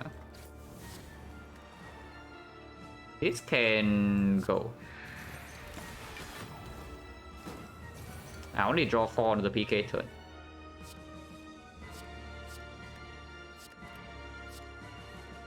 Okay, got another PK turn now. Only 3 cards next turn, but that's fine. Okay, maybe it's not so fine, but at least we have caught this.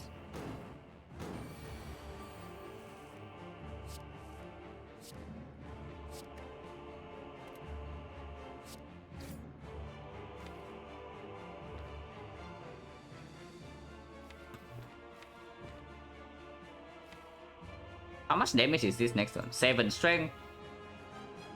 So 7 strength is 14. Maybe I should have just put second cultist spot here, like holy crap.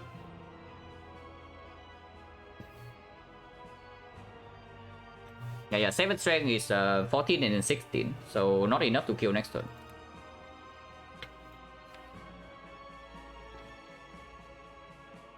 I mean, it's not too late yet. We can still pop the cultist spot. Because like Red Form runs out in 3 turns and then we die. If we don't, or we waste the ghost.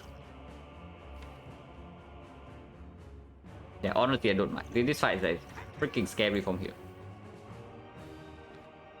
And this adds one more attack in the deck, but decrease the chance we draw to eviscerate. So maybe exhaust the backstab.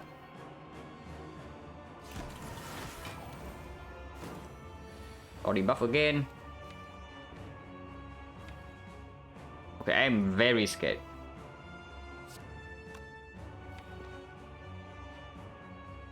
Okay, can the boss say fuck off? Like, please.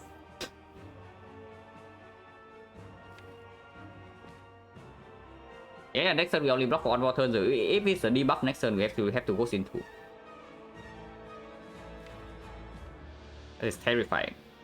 And we draw to both eviscerate this turn, so our damage is also slow. But we cannot play anything here. And go for 1 more turn.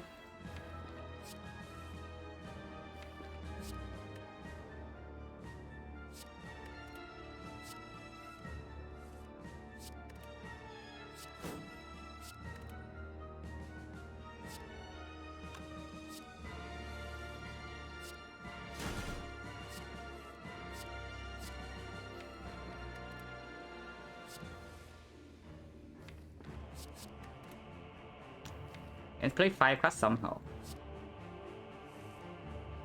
Cannot. 3 cards next turn only, which is not enough, but I guess we can ghost. Yeah, no weak chain next turn. So we have to go to the jar next turn. Man, this fight. If I had fought the second cultist like, immediately when I get it, then maybe we could have been fast enough.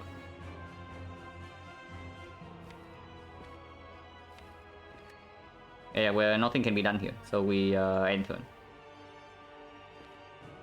Can always play 3 cards next turn. I can always play 3 cards next turn. Draw debuff. So this is either multi-hit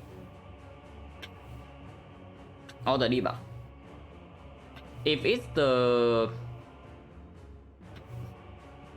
multi-hit, it's going to be +8 without weakness. So +8 is going to be 16 times 3. We are dead.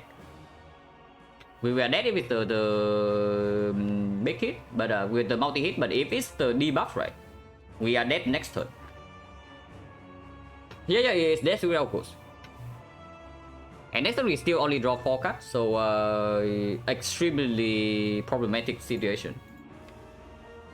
This gives me +2 cards next turn, so it's probably positive to leave both of these in. Actually, no, it's nonsense. Because otherwise I draw to these 2 right now, and then next turn I get like 2 other cards, so it's exactly the same. Except that I shuffle out 1 prepared. I shuffle out 1 prepared and 1 defense, and that's it. Man, we're actually freaking dead here, like holy crap.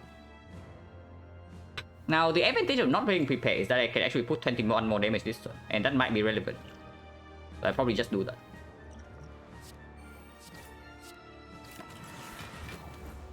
Okay, no debuff. We need to kill this turn, or we need to hope for debuff, or we die. Okay, we can kill this turn. But man, that was way scarier than I thought. But Dome with time so like that's how it is.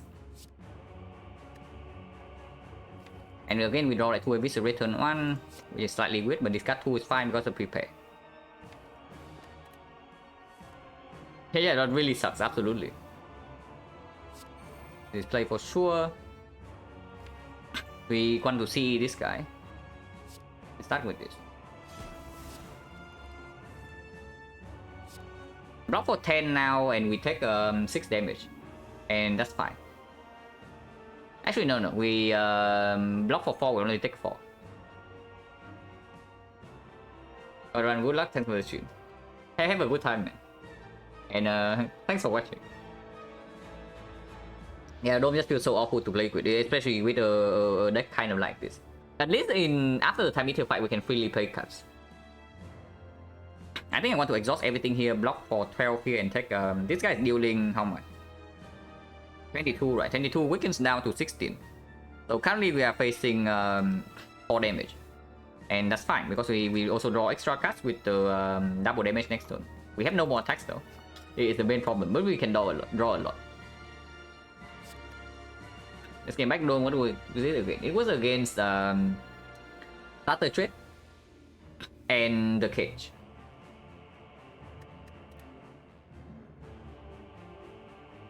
I want to set up for a CE draw next turn. So CE is 6 damage. We can do 42 here.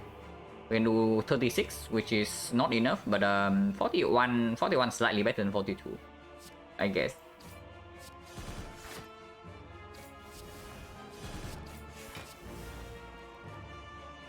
I mean, we can also not draw into the CE and then what? We wait until turn 3, right?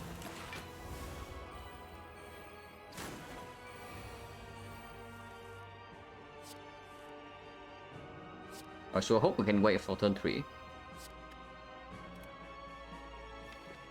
At the very least, I'm happy they picked this up. Okay, CE is here.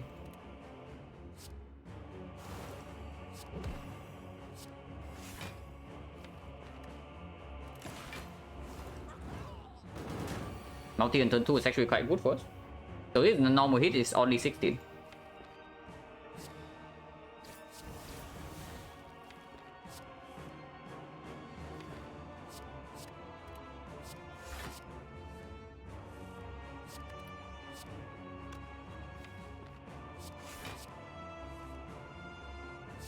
Reapply weakness.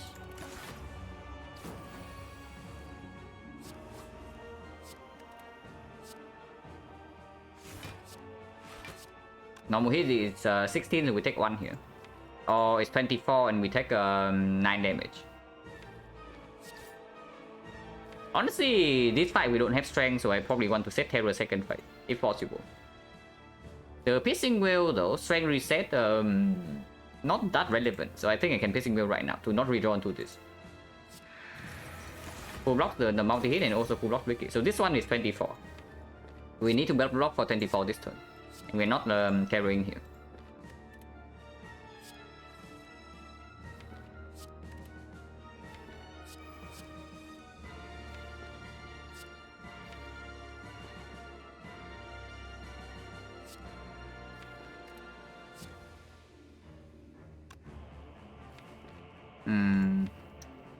Yeah, we need more positive card draw.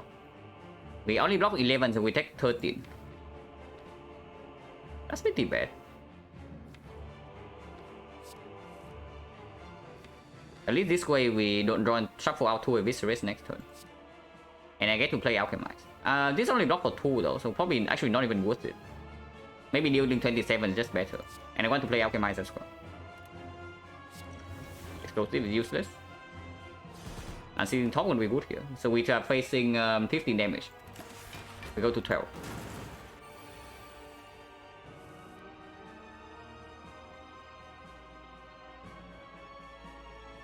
Yeah, backly over prepay might have been nice, but at the time we were still relying on the Eviscerate to deal damage. I mean, we are still are, but it's true. Now I would like to have the backflip because we are struggling here. Probably if I take another hit, it's 10. This is a PK turn, so I also want to maybe just draw. This cannot be multi-hit, so I cannot die here. I have second PK is fine. We take 8 damage. Maybe Red Form has to go now. Yeah, maybe Red Form has to go now because this turn is either Red Form right now like. Does Red Form right now ever win? Our damage is actually not fast enough.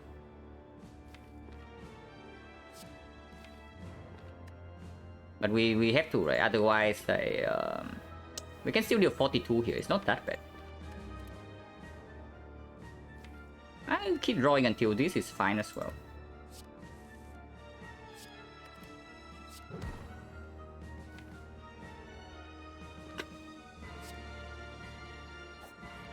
Probably have to raid right away. Yeah, this doesn't even block enough for this guy. If it's multi-hit is 24 and we die, even with the fan block.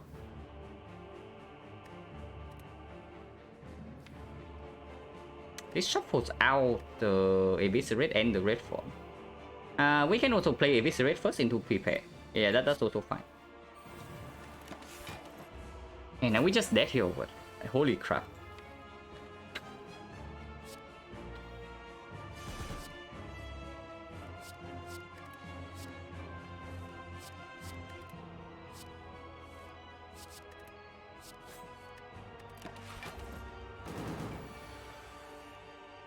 PK not redrawn into fast enough.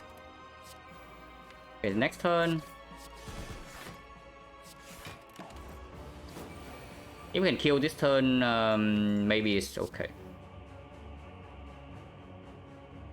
Shuffles out the Eviscerate. But we also get to do a big cow gamble. This is 42 only.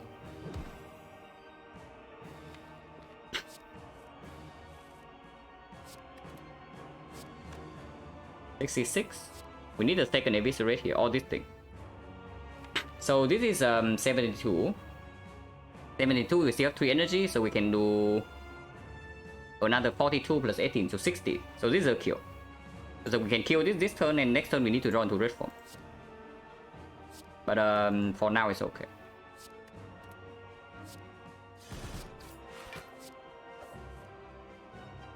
Going Eviscerate right now is not what I want to do, but whatever, I guess. Yeah, we need to hit red form next turn or we are dead, and then we need to kill in 4 turns. That is so freaking bad. Ideally, I draw into PK this turn, but if we draw into the red form, we die on the spot next turn.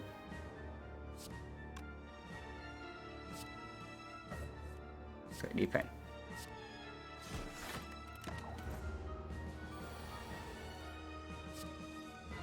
We are dead. Oh my god. That was bad.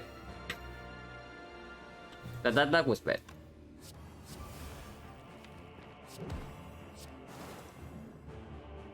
Yeah, the backflip.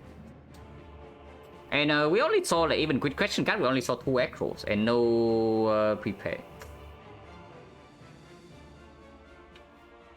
Yeah, what the garbage fight.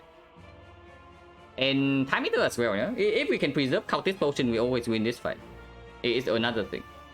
But we have to pop both the cultist and the ghost. If we have the ghost now, I don't even think that we are dying here. Like, if we have the ghost right now, wait 4 turns. Because we have triple damage next turn, and then we just cycle back into Eviscerate. Yeah, then what happened? You can see what's happening right now. Like, we are dead, like, on this screen. Misplay unlucky, probably both. Probably both. And then this run is again like don't time it to just ending us. But Malay pick in Act 2 was definitely not correct, by the way, over second Eviscerate. If we pick the Malay over second Eviscerate, we are dead to the champ. So that's also another thing. Yeah, we are dead here. So 28-10, I'm just like throwing runs away. And then I know like my head is not super clear, but I still want to play. Yeah, Mr. had to be analyzed somehow. It's probably just the backflip pick, if anything. And maybe the second deflect. If I pick up another deflect and the backflip, we can actually block this guy. And then the fight goes a lot smoother. Because if we can block the first phase, right? Then second phase, we have 6 turns, we always kill in time. But now we get into a situation where we have to go first cycle. What about Cage Overdome? I mean, maybe. But do you really want... Because like, at the time, right? What was our deck at the time? It was here. We did not even have a single acro. Like you see, our deck at the time was this thing, right? So if you pick Cage Overdome, you're effectively playing most of the fights with 3 energy. Because yeah, at the time we did not have a single acro. I don't believe in Cage Overdome. If anything, I can believe in Ring of the Serpent over the Dome, not the Cage. Because honestly, the Ring is just straight up better than the Cage. Like most of the time. But man, this sucks. Because this is going to be, if we survive, right, we get to go in Act 4 shop, and then the hard fight is going to be very close.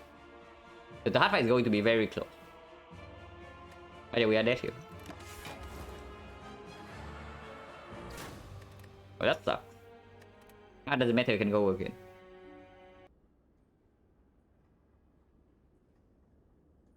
I mean, yeah, I am like a little bit sick, so definitely not going out or like doing anything like that for the next few days. So we're just like throwing runs away here. Ring speed and musket is just better, to be honest. Dome also requires 5 real card draw. No defect run, no defect run. I'm only playing silent for now. Right, throwing away runs doesn't matter, guys. Like, if I throw away runs, right, and they do not take away anything from the run, then it's a waste of time. But I'm still getting like, information here, so even if the score goes down a little bit, like, who cares? It's not like I'm playing this game for like a tournament or whatever. I just wanted to improve myself eventually.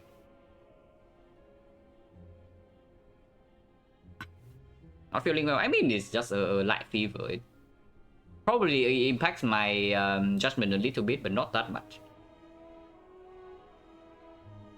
Yeah, 4 prepare was was apparently too many. I mean, if we see a single reflex, then it's not too many anymore. But we did not see any of them in the whole run. That's fine. Just get luckier. No. Okay, pretty garbage options.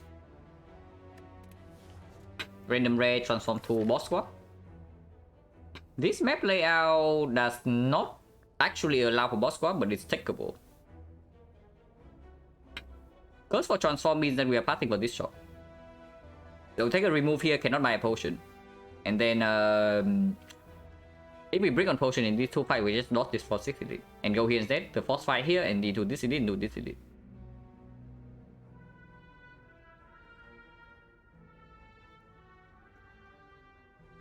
Do I sometimes get some help? No. I do not smoke or vape or anything like that. I don't even like drink alcohol.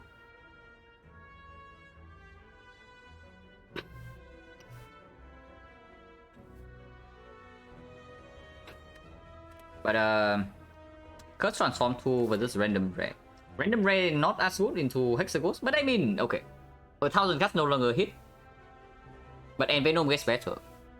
It's still pretty crap, but it does get a little bit better than usual. The random ray can be okay. If it completely bricks, even something like Nightmare Burst Doppelganger, we can just avoid this edit and take like maybe 3 upgrades into 1 edit instead.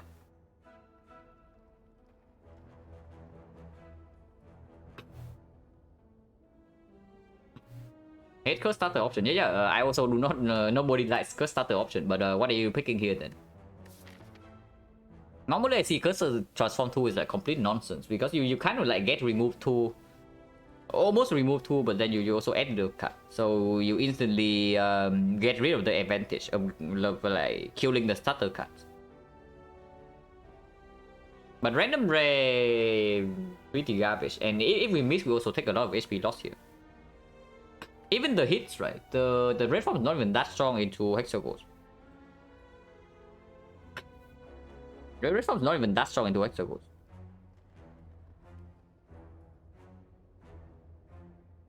If Curse of Transform 2 miss, we can still take 3 upgrades. And getting a lot of upgrades with Transform 2 also gets a little bit stronger, even though we only get to remove 1. It's probably fine. They're taking Curse for Transform 2 and we go here.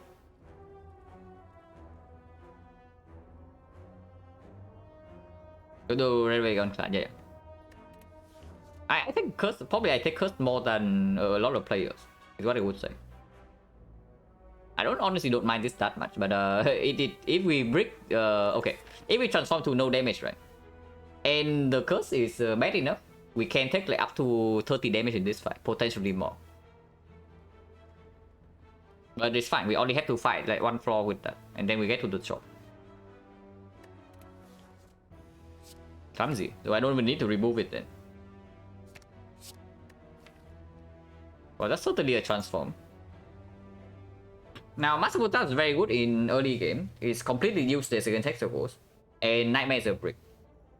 And yeah, but we can also Nightmare Master Buta in some fights if we draw them together on the same turn.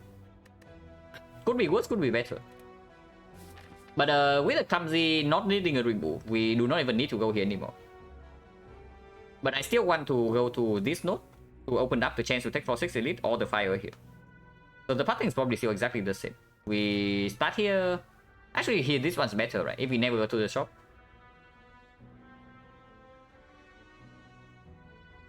Yeah, if we never go to the shop, starting here is probably better because any healing event here gets better after 2 fights. And any life loss event, we also have more information. For example, something like Shining Light, it also gets better after we add more cards to our deck. So probably should start here. Popcorn Flush.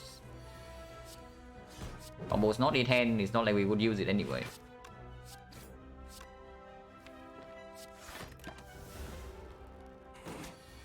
Up on turn 2, we can Nightmare Strike.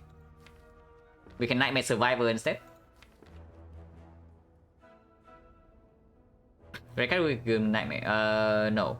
The random is different. The random is probably from a different thing than the transform. Yeah, we can Nightmare Survivor here, take 0 damage next turn, and then redraw to Masterful Staff, and then kill. Also get this out of the deck. Otherwise, we float 2 energy. I think I just like this.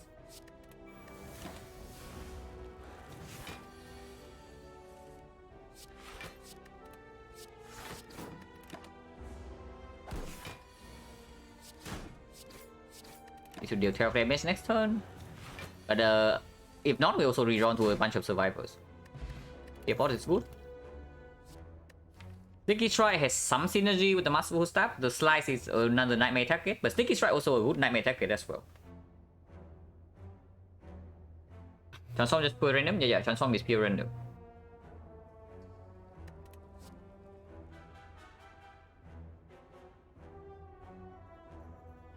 Yeah, Sticky Strike is probably better, slightly better than Slice in this spot. Is it really? Yeah, is it really better? Because like we have no discard at the moment. Smaller deck with transform tools means that discard the combo cards gets a little bit better, but not that much. With the Slice, of course, sometimes we float energy, but if we can Nightmare the Slice, it's guaranteed output for the turn after. Like Nightmaring Sticky needs discard up in effect. If we do not guarantee to have a discard effect, the Nightmare Sticky will not do anything. It's probably Slice then, actually.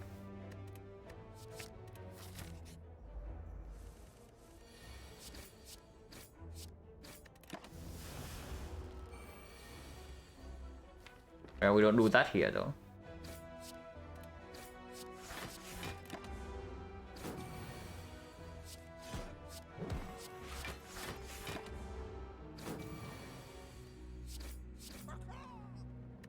No potion? Eviscerate?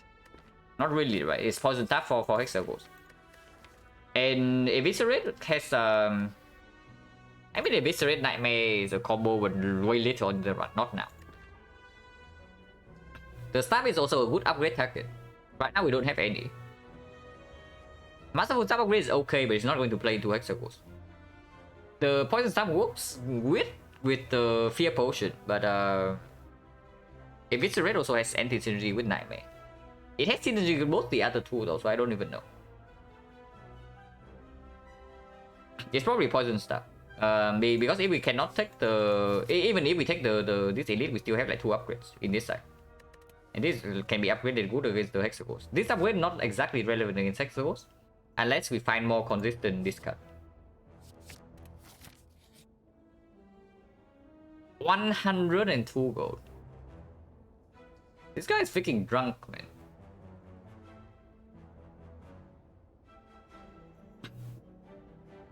Honestly, if he asked for Nightmare right now, I would give him the Nightmare.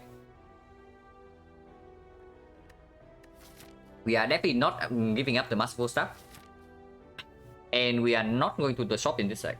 So I'm even thinking of tossing the thing away. Because like, if I have Fear Potion, I can take this elite over the upgrade here. Potion chance right now is 40%. So Shrine Garbage potentially a fight here. So it's like 40 into 30, 12% of the time we toss away a potion. Fear Potion for 102 is an extremely overpriced Fear Potion, but might be necessary if we want to commit to 4-6 elite.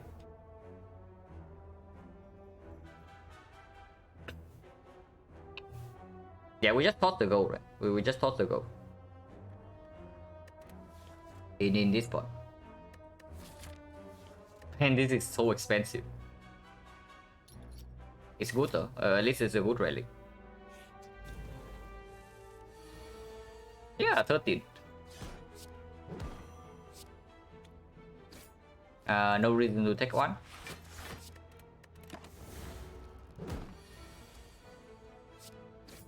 No reason to take 2. Take 3. We always have little this turn.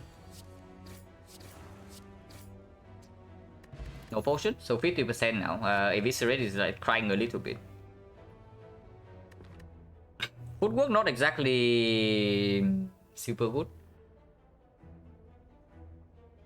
It's okay. Against the dog we have Fear Potion, and Footwork is good against the Lagavulin. Not too bad against Sentries and the Nightmare target. Prepare needs an upgrade. And does not exactly have like synergy with our deck right now. It will enable us to pick up Eviscerate after this. But Eviscerate is still uncommon. Yeah, get Nightmare Distraction. Honestly, Nightmare Distraction Plus is quite a powerful combo. But Distraction Minus, not really. I don't like this Footwork just because we have the Nightmare. And maybe it allows us to do some silly things that Nightmare Footwork in the Lagavulin fight. And that probably solves that fight.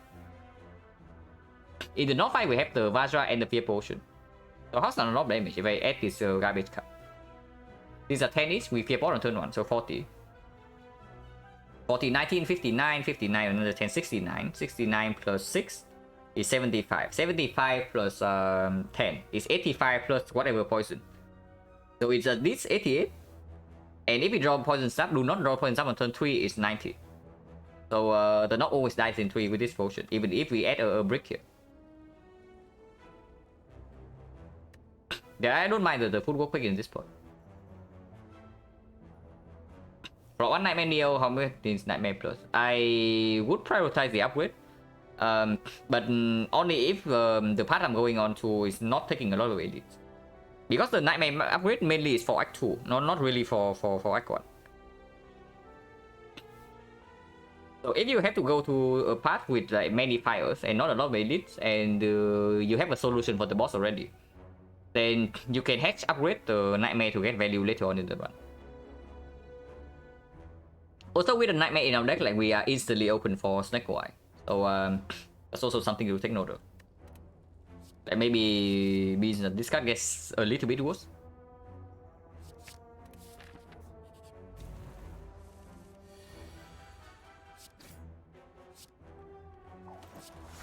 Roll saves 2.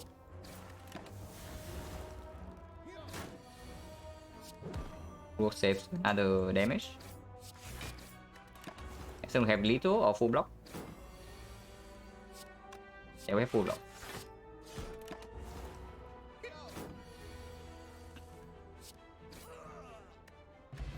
Liquid Bronze is not good against the elite, but maybe it's against Sec. Yeah, okay. So picking prepare would have been rewarded. We could have had like a prepared and 2 eviscerates right now. And yeah, this works triple with the Vajra, so before it was not so good, but right now maybe it's good enough to be picked.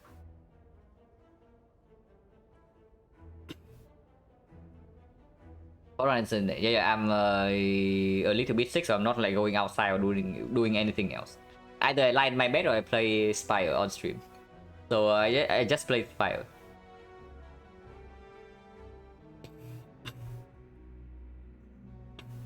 But probably after this run I'm stopping now, win or lose.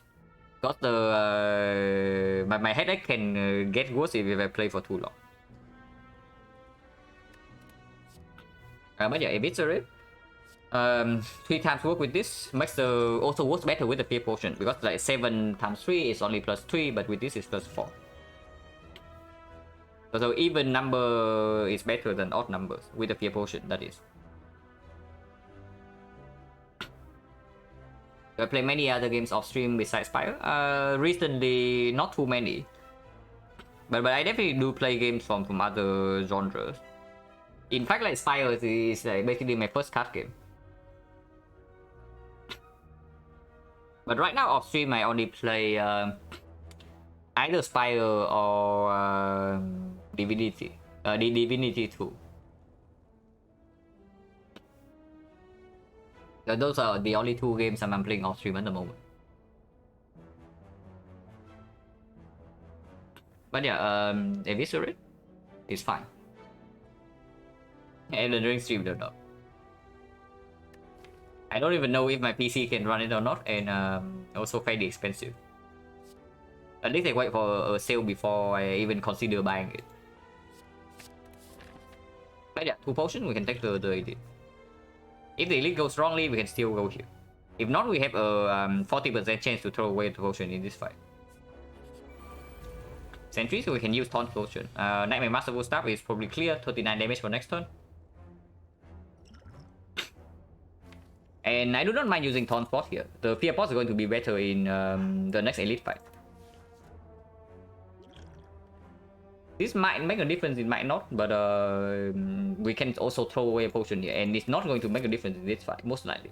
Not compared to this. And we take the full 10 here. And we know that we have 39 damage in hand next turn. But it doesn't matter, right? Wherever we put this, irrelevant. Maybe put it here. This is 4 damage, so actually let's put it here. But then we get 3 in our hand next turn either way, right? So putting it here allows us to maybe kill this with taunts next turn. But usually not.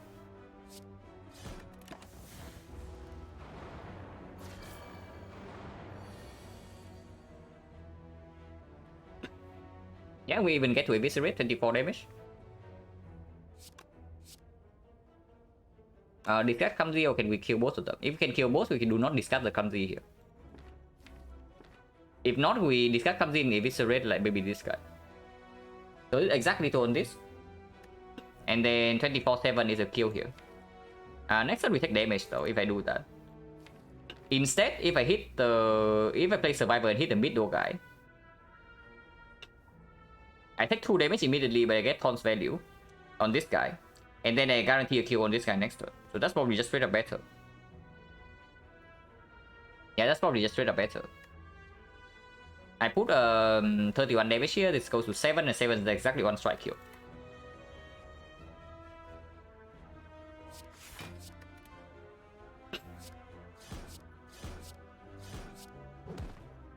Was AFK in the whole previous run go? We died to Awaken. We died to Awaken one. The hit immediately after the transform because we did not draw red form.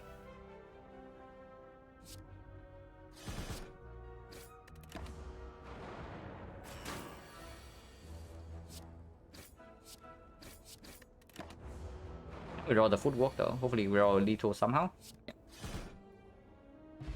To the neck. Immediately after picking up the footwork. So cool. Deflect with the footwork. Potentially nightmare. Deflect with the nightmare itself. Deflect into the knob here killing us.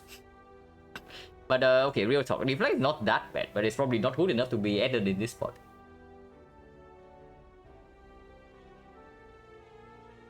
I mean, it's probably okay.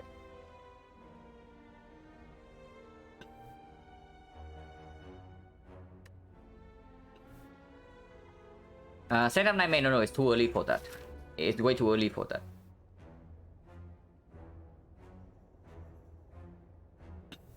Yeah, technically you can set up Eviscerate and then you can set up the Nightmare, you can set up Nightmare target into Nightmare that card. But not really, right? In the Hexaghost fight, it like can easily not line up and then instantly you add the curse to your deck. Because first cycle, after the first cycle, any combo you want to build with in the Hexaghost fight is also going to be less effective. And setup without an upgrade also doesn't really perform. If anything, we pick Deflect here, but if we pick Deflect, we can technically get knocked. Not very likely, but it can happen. Because then we add the block card and then a damage card here. But then we draw our whole deck -2 cards in 3 turns. So if we bottom deck exactly like Eviscerate Masterful Stab, we will not have enough damage, even with this Fortune Enterprise drop. Usually it doesn't happen though. And we already have Nightmare Footwork potential in our deck. And Deflect is also good against Lagavulin. I don't mind this Deflect at all, to be honest. Like we have like 2 cards that cost 3. Of course, if we see Snecko is going to be bad. But Snecko is already good enough in this kind of deck. I don't mind it too much.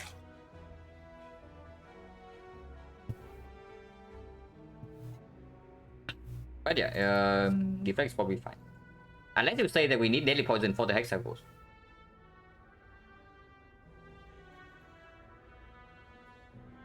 Hello, Timorin.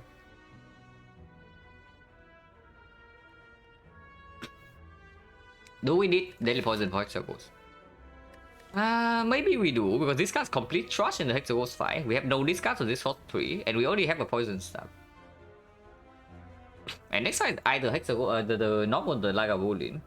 The knob, we know that we have enough damage even with this, like most of the time. And Lagavulin from Deadly Poison is good.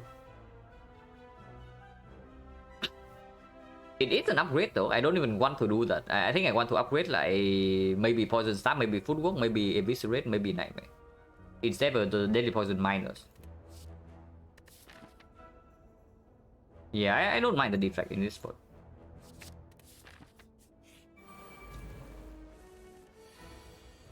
I can play instantly right here. We cannot kill anyone, so Survivor. Block for 17, so we take 2. And next turn they can all attack again. This costs 1 now. But Masterful Sub still deals 13, so I do not actually want to touch this guy. So we probably open this guy then.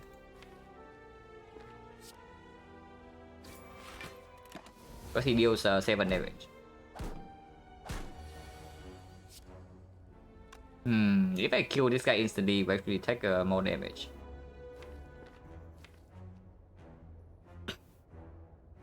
But otherwise, next turn I take damage again. So it probably just take 3 here and move on. Did not draw slice, did not draw poison stuff.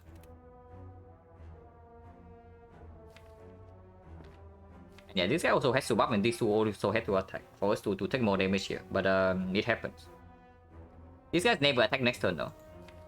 So we take another 3 here and fight his soul.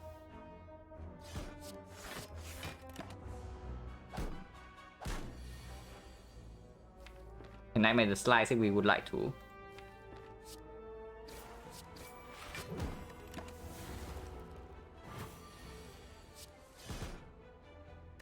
Poison Potion is fine. Blade Dance with the Vajra.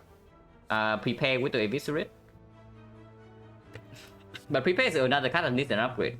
And any power we see will be upgraded now, which speaks for potential accuracy, potential after image. And yeah, this card already deals 15 for 1. So it's like basically better than every other attack in our deck. Except maybe this one when it costs 0. Yeah, with 2 potions we're absolutely running here. With 1, 2, 3, 4, 5, 6 fights. 6 fights, 3 potions, still 40%. 90 HP now.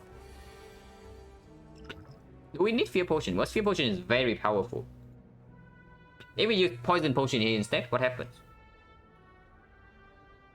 If we use Poison Potion here, it goes to 9 poison.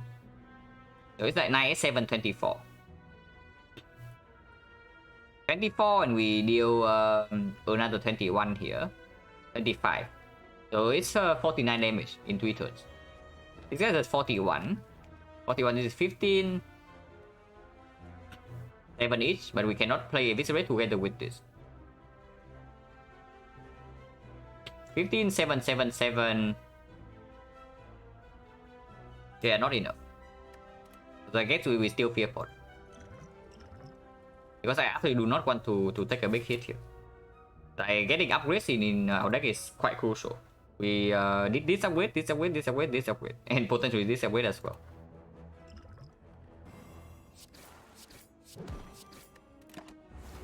Probably half of the time this gets wasted, and we can use Power Potion instead. But yeah, okay, maybe I'm happy that I use the Fear Pot. What the hell is this? Do I still need to use Poison Pot in this spot?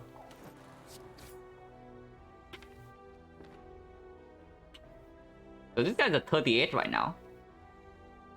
And this deal is only 36. This deals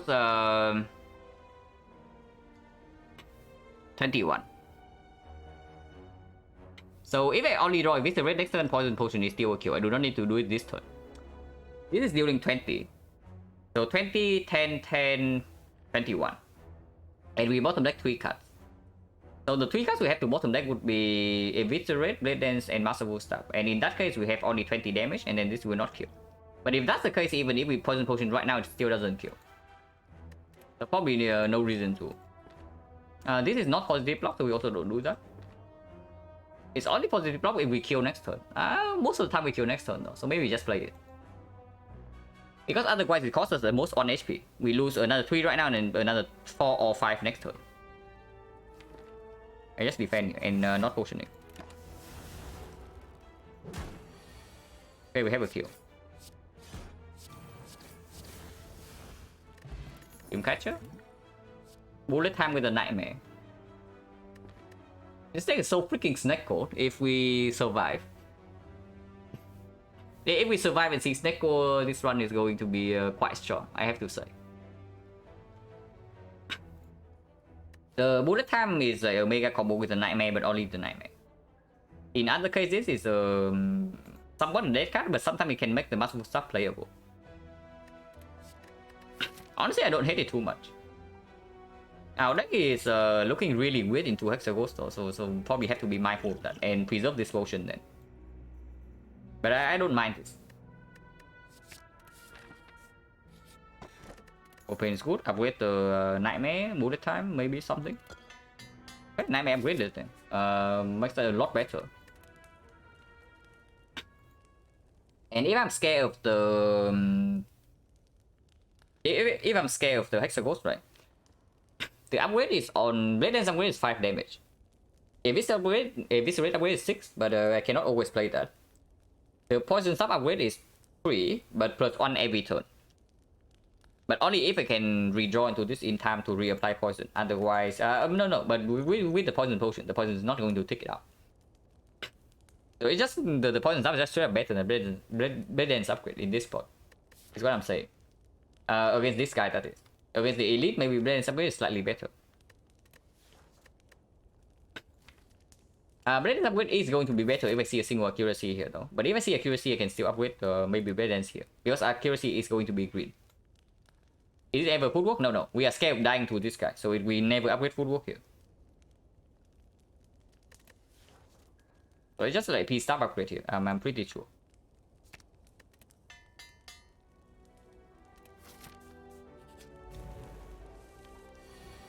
Fairly nasty fight, but we can kill this on turn 1. We can also kill this on turn 1. No, that's a better line. Kill this on turn 1 and take 8 to our face. Potion chance right now is 30%, right? Yeah, 30%. Into immediately a second elite fight, so maybe I don't want to potion. If we kill this guy, how much can we block? It's 13 here, so 1 energy, and when we take 3 instead. I guess taking 3 is fine. We do have this combo in the deck still. So we can maybe do Nightmare on Blade Dance and then we kill the turn after. Yeah, I guess we can take 3 here then.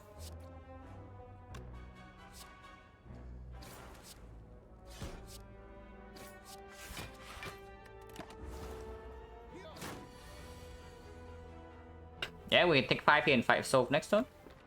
Unless you tell me that the fight is not solved. This is only 45 damage, so we need another 4, so either the neutralize or the bullet time plus 1 attack.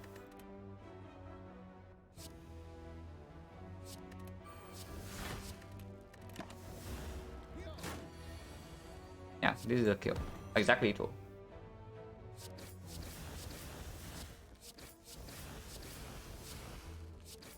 So we took 7 damage in this fight, no potion drop. Then poison's back again, there's a piercing wheel, not too interested. Piercing wheel into potential Lagavulin, it's not going to the elite. And against Hexaghost, we are scared of like not having enough damage. And not dying to the turn 2 hit. Piercing wheel is like okay in Act 2, but not even that good. And yeah, we have Nightmare Plus in our deck, so Red Form comes up with it. If we see Nightmare Red Form, we also don't care about the piercing wheel. There's also Bane that works twice with Vajra, but I guess it works with this for 1 fight. But not really, right?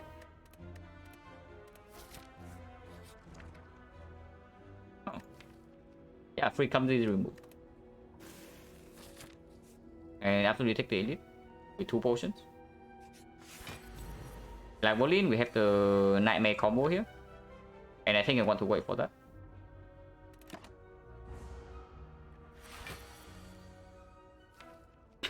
We can Nightmare Masterful Stab and open next turn. Nightmare Blade Dance means that we need to commit O3 energy, so that's probably not so good. Event only appear curse in the... Yeah, you need a removable curse. Then you can get that event. The curse needs to be removable. Nightmare the Stab is going to be bad after the opening turn, but it's fine. We can still use this to block 1 turn. And also Nightmare the deflect instead, but our damage output in this fight is actually not that good, so maybe not. And I want this for the Hexaghost. I'm willing to use skill potion here, but not the poison potion.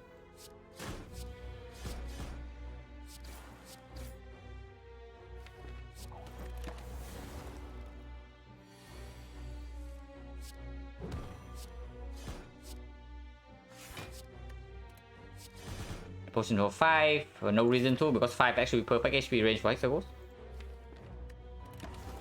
Hopefully he can kill next turn. Beggar Prep with the Nightmare, very good. Beggar Prep with the Bullet Time as well. Fear Potion slightly better than skill if we are worried about damage output. With the Footwork Plus, we probably don't die to a random attack, right? Like 9 times 2. I mean, we can. But we did add a deflect. If we Nightmare, okay, if we Nightmare an attack, right, then the chances we draw into block also decrease. But it makes the Fear Potion a lot better. The Poison Potion, though, is going to be 50 damage. So the Fear Potion, we need to deal 75 damage in the... And we need to deal 100 damage in 3 turns for the Fear Potion to be better than Poison. So I don't think so. Yeah, better than Poison? No, absolutely not. Signature Bullet Time? Not really. Discuss definitely not. I'm just thinking whether Fear is better than skill or not. Because the Fear is guaranteed value, skill is not, but sometimes we also die to random damage in the Hexaghost fight. But I guess if we lose no HP here, right, then we can still upgrade it. With 22, we are probably fine. And if we take damage in this fight, we can rest it for Dreamcatcher. And Dreamcatcher Frozen Egg also a combo. Poison Pot 21. Poison Pot is 21 if you have no other source of poison. But we have the poison stuff. So it's just 6 damage per turn.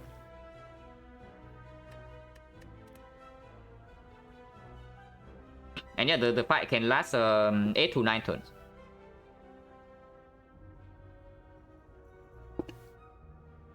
Yeah, I think I like Fear Potion over skill. The only reason to get skill over Fear is that maybe it can be Nightmare. Yeah, I guess the potion that gives us a cut is better with the Nightmare, it's true. And if our damage is not a concern in the Hexaghost fight, then... Yeah. Oh, yeah, okay. So we keep the skill then, just because of this. But this is basically saying that I have enough damage in the Hexaghost fight. We probably can calculate that to see if it's true. Let's say we draw Poison Sap on turn 2.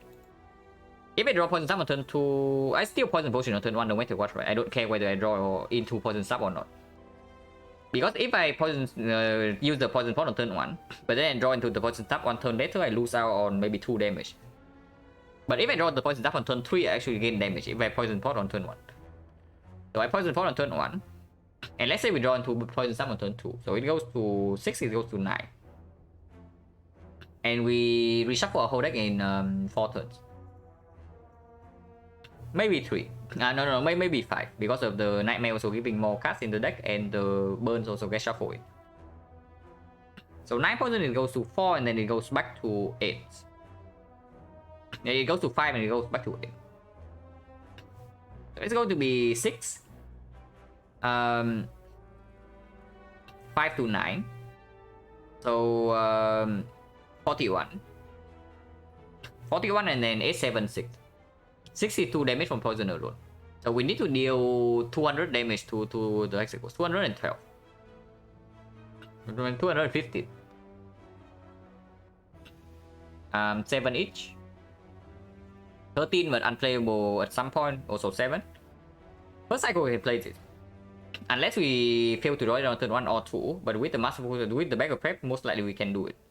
We do not Nightmare this, so Nightmaring this is probably a very bad idea. So 35. 35 plus 9 is 44. 44 plus 14 is plus 13 is 57. 61. 61 plus 15 is 76. 76 for next cycle. But 60 in the second, the next few ones. So we would be slightly short on damage if the Nightmare doesn't land on a good target. If we can Nightmare Poison Tap, the fight is probably over. And sometimes we can also stick in the Eviscerate with a Bullet Time. And then the damage also comes in faster. And then Guess Skill Potion can also give us poison. Like we see Catalyst from here, right? And suddenly we have Nightmare Catalyst and the Hexaghost just dies. Yeah, this can be Terror, can be Catalyst, can be any poison.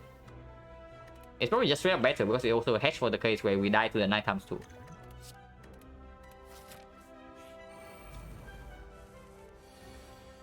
Yeah, like, this sounds quite good. And in this fight, there's no need to do anything fancy like Nightmare Footwork. Nightmare this because it can be played 3 times next turn.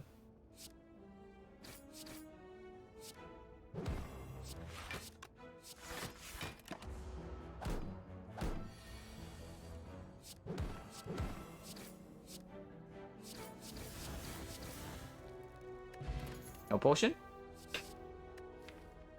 Pretty garbage. Like over attack if anything, but over attack not even that good against Hexagons. And adding a mediocre attack in this deck actually reduce the chance that we line up Nightmare Poison stuff, and makes us redrawn to this like slower as well. So I don't like any of this except maybe no dodge and roll, not really. We need the footwork in play, and Nightmare footwork doesn't come online until later on in this run. For now we don't play around this. Prepare though, we can take prepare. We can upgrade it to cycle back into this faster, discard the burns, and also play the eviscerate more often. If we Nightmare the prepare, it's actually cycle into this very fast, and then we also get to 0 cost eviscerate. I like prepare to prepare upgrade like a lot in this spot. And we are definitely upgrading. Yeah, like prepare and upgrading it. Same. Yeah, like right here. And this is on point stop on turn 1, so we can do that. We do not have any endless agony or something, so this will not overdraw.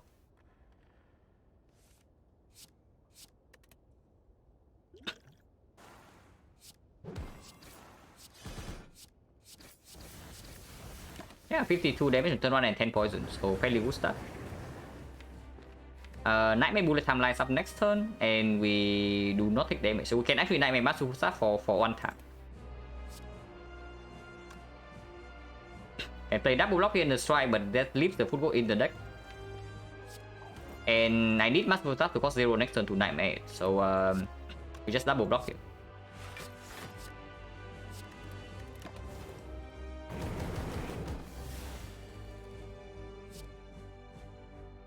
I mean, we don't even need to play Bullet Time.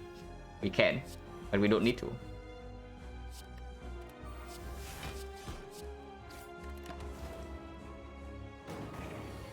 So Nightmare basically give us 39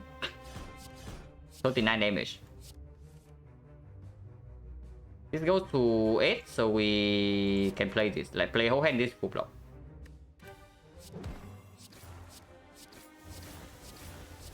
This fight is going very well. Until this turn. So Master Stuff is costing 3 right now. Unless we potion. It's going to be... We take 10 right now and we go to 12. So 12 technically can kill us from the 9 times 2. And we deal 14 right now, poison takes down 10, 9, 8, 27. 27 plus 14 is 41. So we need to deal 39 damage in 2 turns. Eviscerate is going to cost 3 though, and this also costs 3, so we can only eviscerate and not play the strike. This one is very bad. Potion for perfect, I think wonder about like perfect. We really actually fine here because the way I see it, we might be in danger in 2 turns. If let's say I draw into eviscerate next turn. Okay, let's say I draw into 2 strike and the eviscerate gets shuffled out. What happens? We need to deal plus 12. So 27, 41, but plus 12 is like 29. 29 is at 51 right now. 51 is 36. 36 is 14. We are 1 damage off. This is like 100%. 100% you claim. You do realize that this is costing 3, right? And yeah, this is 3 costs. This is also 3 costs. We have no discard. I think in 2 turns, something will die 100%. Something will die in 2 turns. Not guaranteed to be Hexagons.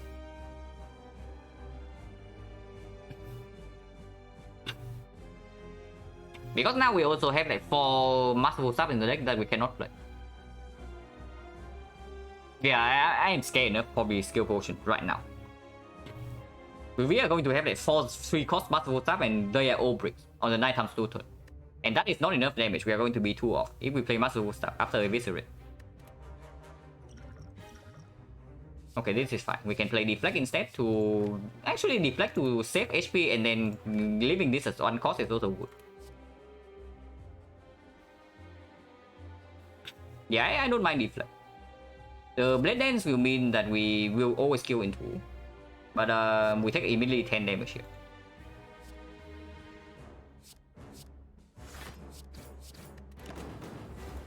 Four on Massive Attack costs 1 only. Man, are you serious? And next turn we do not draw this unblock. But yeah, we have to play Viscerati and nothing else. Okay, maybe we don't die this turn, even if we take the full hit because of this here. But yeah, it's dead. We are 1 damage over. So I don't know about like 100%. And we also drew into 2 real attacks. Second bullet time, if you say that XecnaR is definitely coming, but that's probably not the play.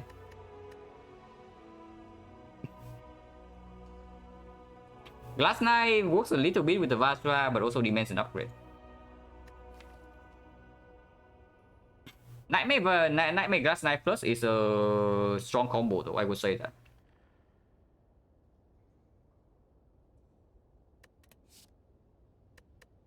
Grand Finale, not exactly pickable in this spot. I mean, we add to 22, turn 1 we draw 9 cards. 11, no. Grand Finale can never line up. yeah, mod abuse.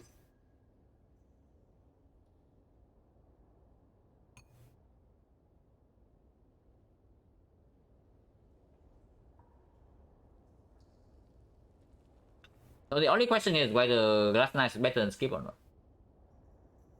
Because the other two probably never pickable. And it probably is. I think Glass Knight is reasonable in this spot, at least for now. Because with the Nightmare and the Frozen Egg, right? Later on in the run, we are probably going to be quite strong if we survive the immediate future. And Glass Knight is definitely better than most of the attacks in our deck right now.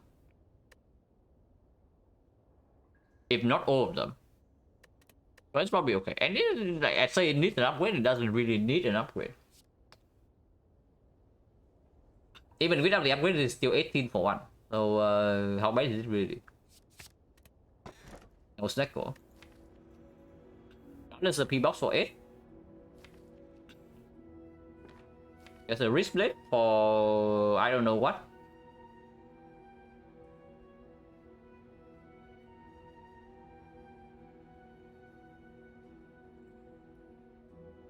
And that's the bell.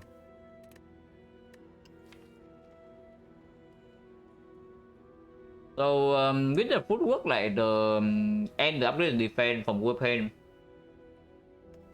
P-Box is a little bit weak. But we do have bullet time and we do have nightmare and any powers come upgraded. So it's probably still P-Box over the other two because the other two are not even good options. If the other two are like any good, I would pick it over the P-Box here. But here we probably just box. Yeah, wristlet bullet time. Not exactly a premium combo, to be honest. It's funny, but it's not actually good. Because we also don't have like a real multi-hit, right? This 3 hits is 2 hits, I guess it's okay, but there's no like Riddles with Holes here, and even if Riddles with Holes is here, it's not even good. So the trade is fine. So 1 is or not Grand Finale is here.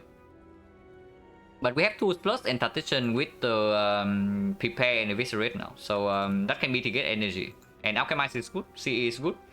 PK is like okay, but it could be better. Piercing Veil is good. So this P-Box is like decent. It's not run winning, but it's decent.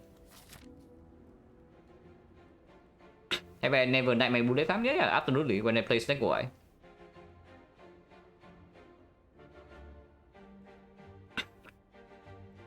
We actually go to an early shot. So this is out of the question. We go here. And if we go here, there's only one option. So we start here. Now bullet time on turn 1 would be nice. No bullet time. Okay, I guess. Clear, this is clear. 18. We have no other damage in the deck, by the way. We drew like literally every damage in our deck turn 1. So now we have a PK with no attacks in the deck. And we have like a bunch of useless stuff with tools trade not online. So this fight can hurt.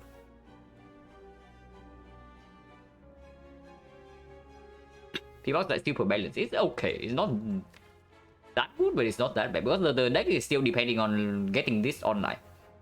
After this online, I think the deck is quite strong. But before this online, could be better. That is 19, this is at least 16. But we never kill next turn, right? So it's like plus another 3. So this is also 19. This 19, this is 18. Oh no, this is 18. It's 42. What am I talking about? So these are both 18, it goes to 29.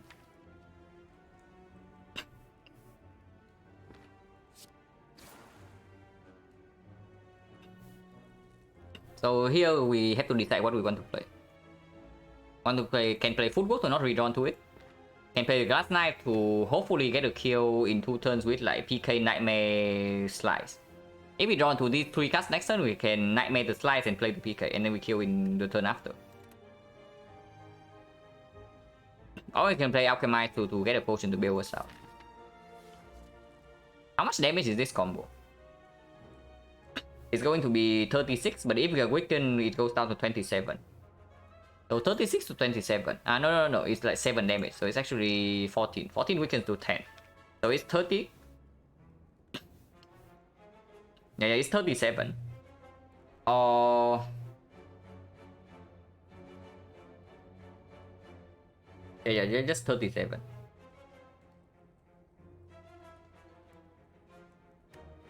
If we are not weakened, it's more than 37. And more than 37 is... Oh wait, is it enough? It's going to be 7 plus 42 and then 49. 49, 43, exactly 2. Exactly 2 in 2 turns with 7 poison. So we don't need to actually play Glass Knife. Oh. Oh, that's convenient. Nightmare doesn't line up though. They can slot consider going infinite Nightmare and cut draw. Yeah, absolutely. With like 1 P box, you can always lean towards infinite if the deck allows you to. And we did get some exhaust from this. We got like 3 exhaust and energy source.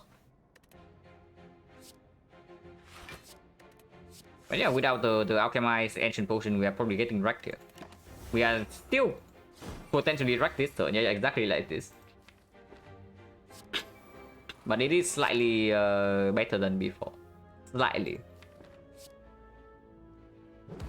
We only take 18 damage to our face.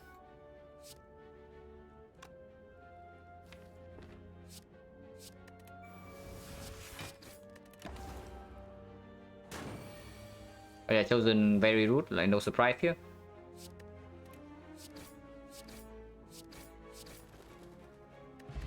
No potion, Fumes Plus. Is probably too slow for us.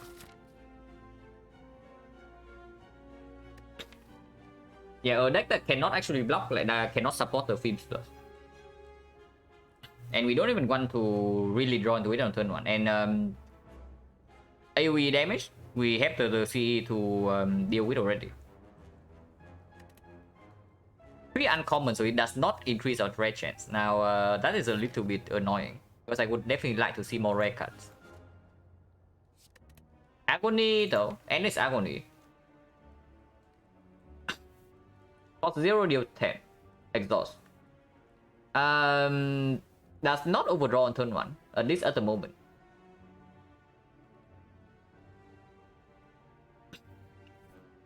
It does delay the CE draw, maybe the tools draw, maybe the Nightmare Bullet Time combo. It's probably not good enough. Because the first cycle of our deck is also like very important. We cannot block, so we cannot last very long in the runs. In the elite fight, that is. If we even go to the elite. Big chest? Whoa, 80 gold. Concrete. Okay, that's good. Yeah, upgraded powers, yeah. We, by the way, ready? The Red from Producer right here.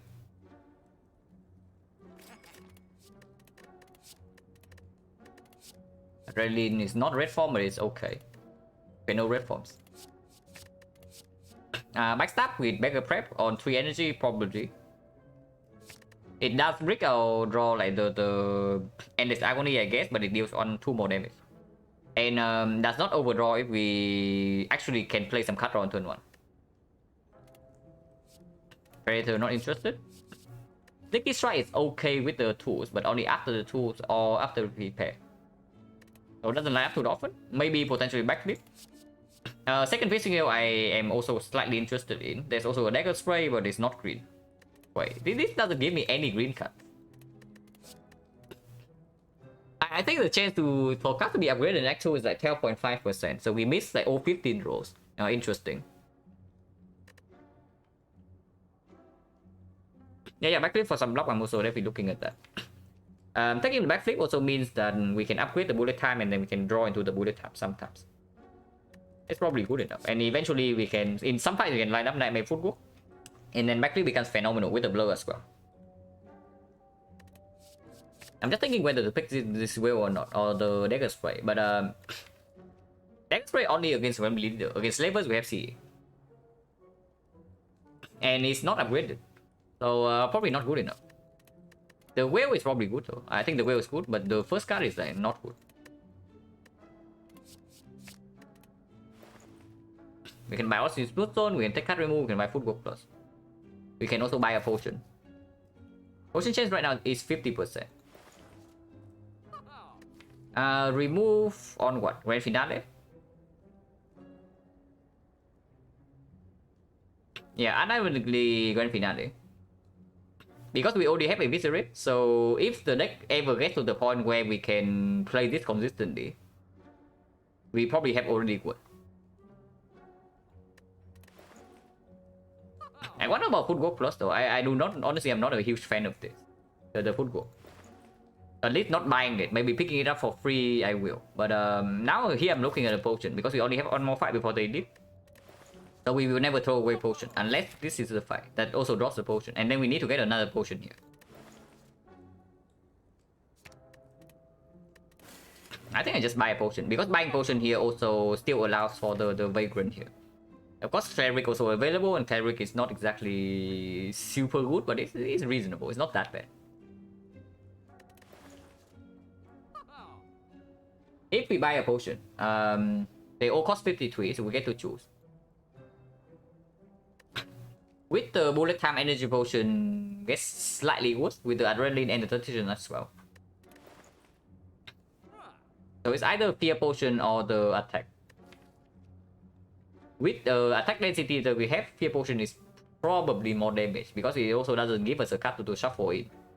And a random attack, 1 out of 3, is probably not going to improve this deck's quality. In the reshuffle, that is. I think I like the fear potion better, just because of guarantee backstab on turn 1. And we buy 1 potion and not 2.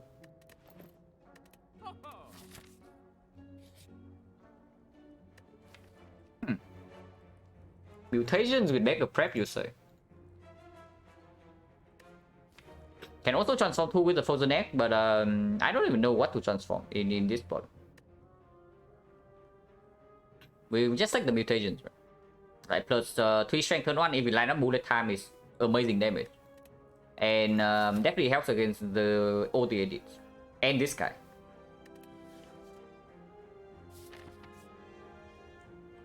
Can take a second hallway fight or can still go to another question mark. We have seen chest into mutations here. Potion chance is 50% and any powers come up with it. And we saw 3 uncommons here, right?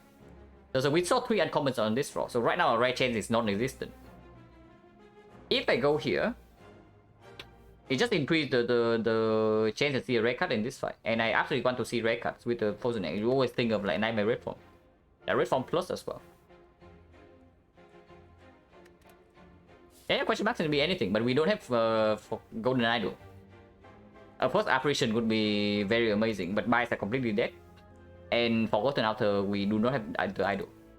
I do not mind this at all. Potion drop, Advanced Rare Chance, Frozen Egg. Hopefully I don't mind it.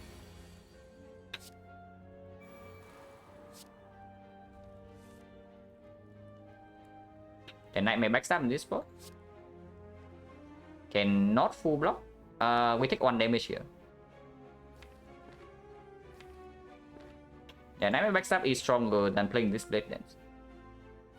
We can also do Nightmare footwork instead. But next time we have Horn Fleet, so we can try to kill in 3. Yeah, here's when bullet time upgrade would absolutely play.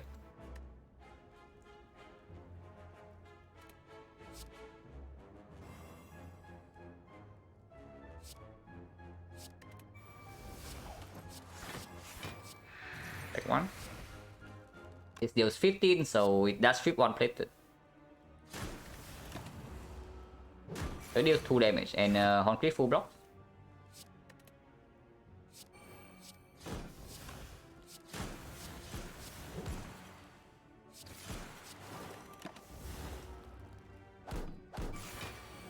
Wait, the Blade Dance had mutations.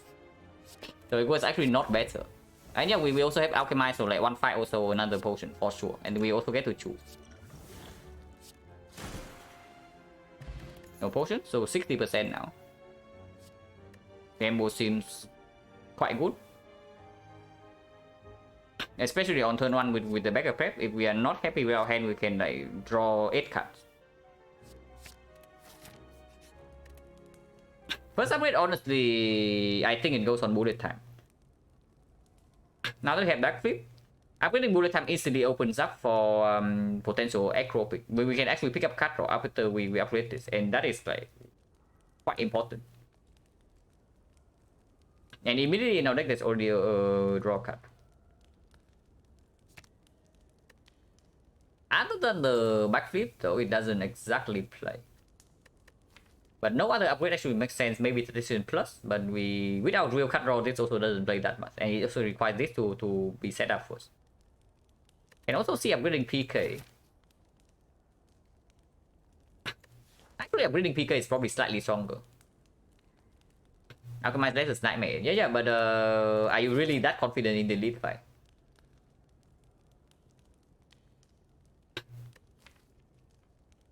Yeah, maybe bullet time upgrade can wait. Because we give the bullet time upgrade is nice quality of life, but it doesn't actually play until we get real cut draw. For now, at most it gains us 5 block per turn. Maybe yeah 5 block only, because you have to play backflip first before the foot goal. So this upgrade is at best 5 block, at worst it's dead. This upgrade, however, is always 8 damage. This upgrade is recurring double damage, which we actually want to do eventually. This upgrade is plus 1 energy. So roughly the same as this, but probably a little bit weaker. Hello, my dude.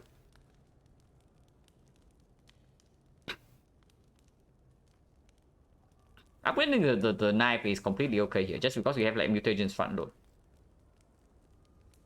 Is it really stronger than PK though? Because the more I look at it, the more I like the PK upgrade a little bit more. Baylor with a huge rate, thank you very much. Now, unfortunately, I'm a little bit sick today, so the play quality is not going to be as high as usual. I mean, I have already lost like 2 runs on stream, so normally when this happens, I just end the stream. But today, I mean, I keep going because I'm a little bit sick, so either I lie in bed or I play Spire. And I am playing Spire.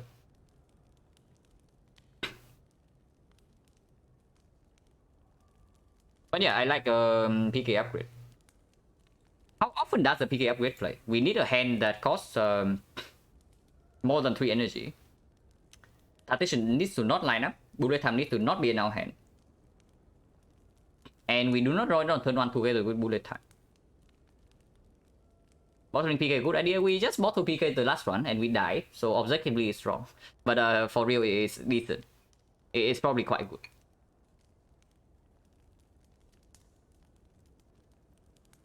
But yeah, how often does this upgrade actually play? It will play once we get more cut draw. So that's about it. So effectively the same as this upgrade. But this upgrade currently doesn't do anything. This upgrade can bail us out in more situations. Glass Knife is good, but it's going to fall off fairly soon. I think I just upgrade PK here. Yeah, I think I just upgrade PK in this spot. We can also rest for Dreamcatcher. But if we rest, it's probably going to be after this fight. Because after this fight, we also get a higher red chance.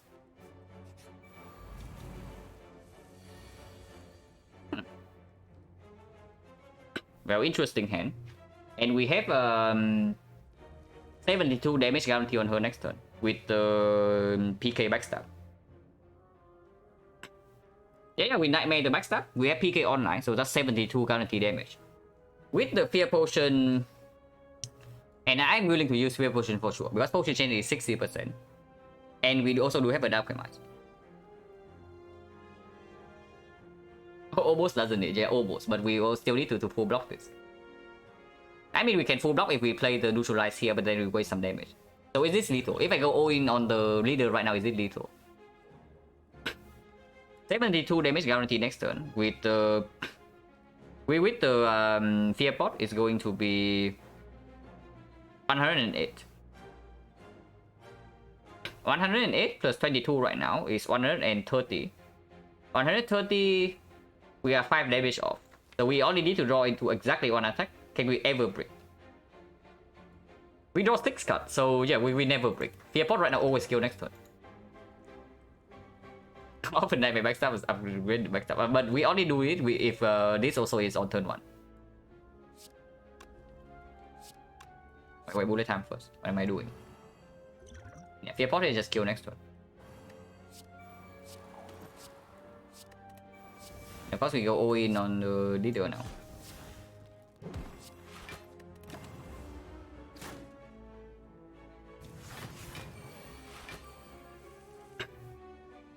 And still draw to Alchemize. The slice is already lethal. So we can try... okay, it did not work out. And this block though.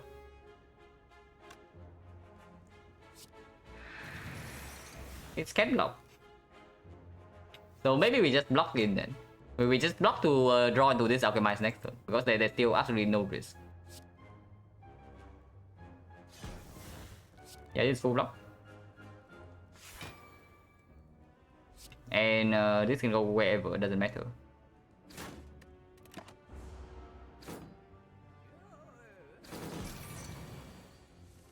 Yeah, Alchemize. Not super good, but whatever. A pair. So another uncommon card. I can prepare without real card draw with anti-scenery with the bullet time. And that's not really very good on 3 energy. Daily poison complete garbage. So now if we choose to rest here, we get a stronger rest. But probably not. Now I can see bullet time upgrade.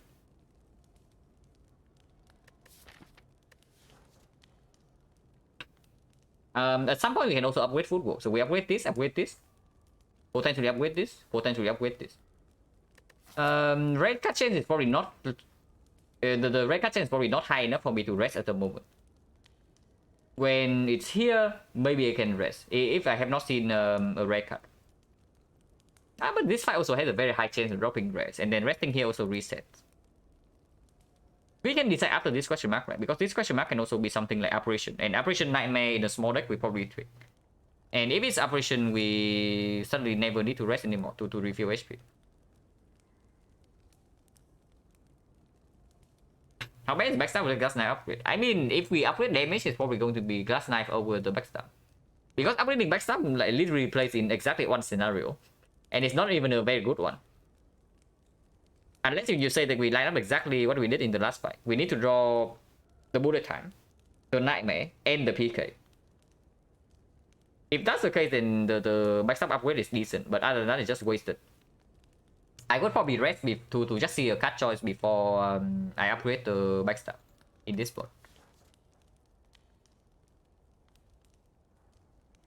And yeah, bullet time upgrade doesn't really play until we see real card draws, so But I also don't want to rest before I see this, because this can also be maybe, I don't know, rest side relic, like Giria Peace Pipe, Shovel, or the Rio Pillow, and then you can just rest here to heal to full, instead of losing a little bit of value here. But this way is not good right now. Maybe it's just freaking footwork. Because Automaton we actually cannot burst down, right? So maybe our plan in that fight is to Nightmare the footwork plus. And then we block with the Blur backflip. Because we do have quite a lot of exhaust. And we draw 6 per turn with the tools. Yeah, maybe it's time to upgrade footwork. This upgrade doesn't really play it right now. This upgrade also doesn't really play it right now. So it's either footwork, last knife, or bullet time to hedge for later, or maybe I really lean for right now. But I think I like footwork the most in this spot.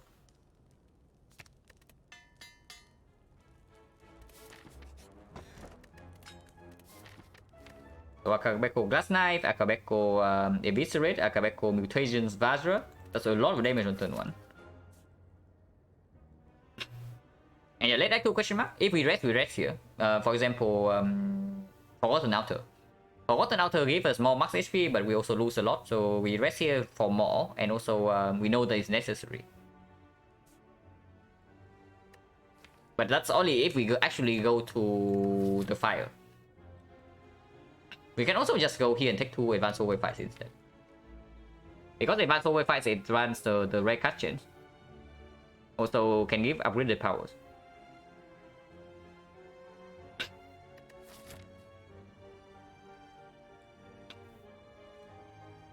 But I guess this is also, yeah, this was a cut choice. I'm just slightly scared of the scenario where we actually don't see enough cut rewards by the time we get to Act 3. And our deck actually does not take shit. But if this is library, it's just straight up better. Like Apparition Library, Colosseum, a lot of things. Just ridiculous here.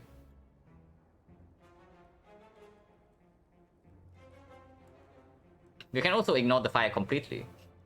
But probably not. And this shop actually do not go to. Like Burning Elite already dangerous. It's either the book or the slavers. And the shop without like... We only have 180 here. So it's not even enough to do a lot of things. So bullet time upgrade to hedge. It's not going to hedge if we... I will still Snecko. I mean with bullet time nightmare we have to still be Snecko, right? Even on 3 energy. And even still Snecko, like then upgrading the bullet time before seeing real cut draw is slightly weird.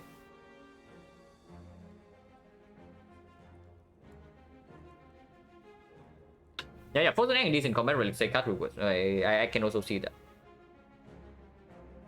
The only downside is that we actually don't have a lot of fun roadblock.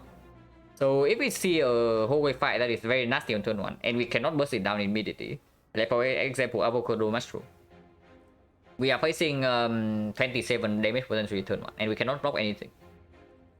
And suddenly it's weird. We can also draw badly like in the Chosen fight. The very first Chosen fight we drew fairly badly and we got saved by the Ancient Potion from Alchemize. But by the way, lead upgrade is probably just straight up worse than the Tactician. Because right now, what are we converting energy into? At the moment, nothing, right? Because we don't have real cut draw yet. And the strongest cut draw is the Echo.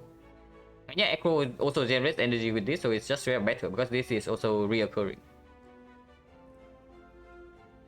Yeah, save us name after Bad Terrence, like for sure. I can confirm live on stream. If we make the energy upgrade, it's Tactician. And yeah, Tactician still opens us for the potential Snecko, so I guess it's fine.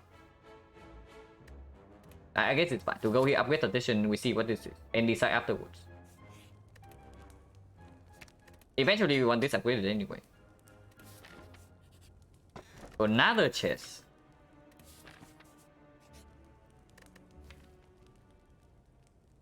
So maybe I rest here. So in this spot I can see resting, because right now I don't see any upgrades being super valuable. Resting gives me upgraded cards, also advanced red chance into the elite fight.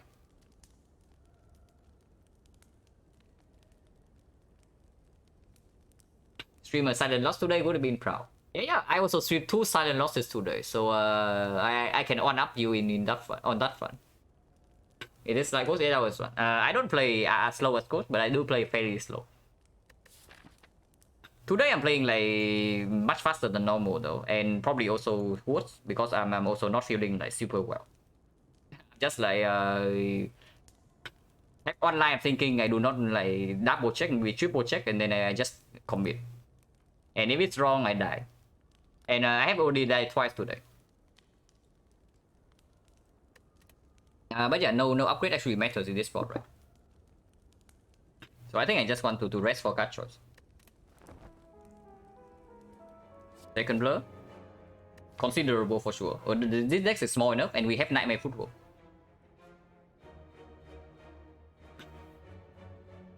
Yeah, we pick second blur. We actually just have blurry kit, but this needs to line up.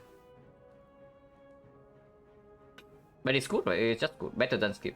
The deflect is okay, but probably not as good as blur in this spot. Yeah, now the red chance is fairly high.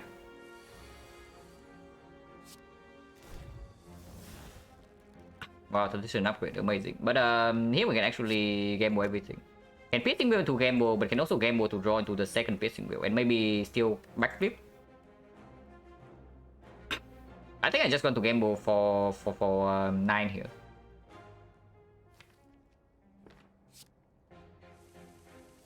Yeah, we have like Eviscerate Akabeko, and we can do footwork backflip.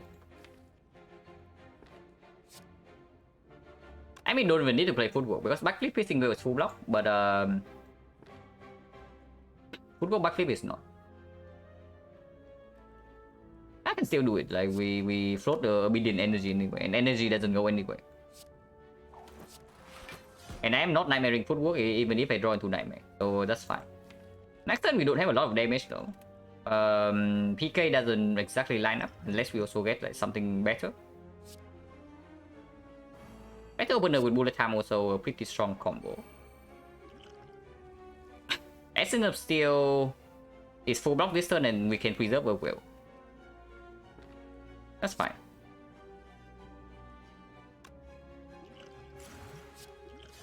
Another skill potion.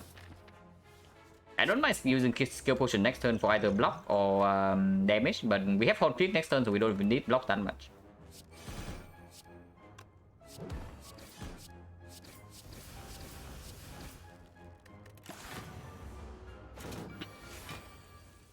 Seal pot gang are not needed yet.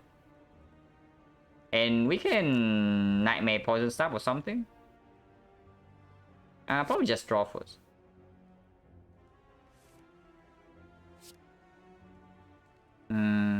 Awkward. This works, right? This works. Yeah, this works. We don't need the tools. People Poison Staff will kill next turn.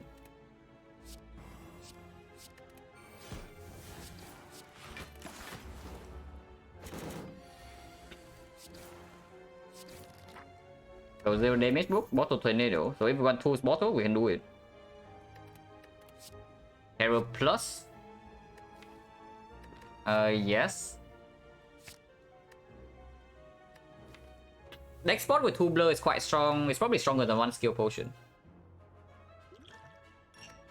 And I think bottle tools is perfectly okay. If we bottle footwork, it's basically to increase the chance of nightmare footwork on turn 1. But getting the tools in play earlier also can do that. And in next the transition is a live cut.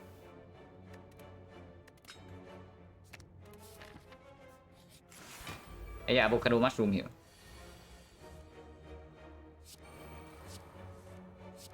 But we have Terror Akabeko mutation, so this guy is probably dead. He is in fact dead.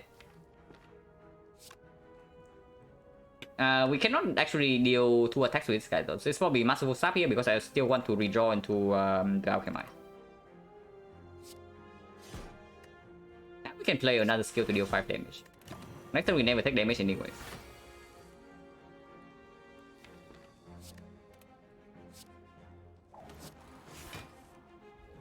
Gonna consider Nightmare Alchemize.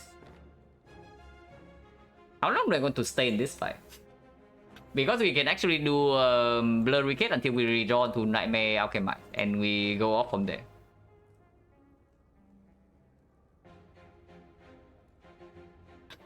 Yeah, probably not, right? We have better things to do than to Nightmare Alchemist in this spot. It's probably the correct play. But I'm also like a little bit tired, so I don't really want to sit here for too long. Next one's pretty strong in skill pot though, so we have skill pot. Oh. Never mind then. Wait. No! This is literally because I let her open the last turn. Now, I have no reason to do that, but now we lose our 3 potions. Whatever.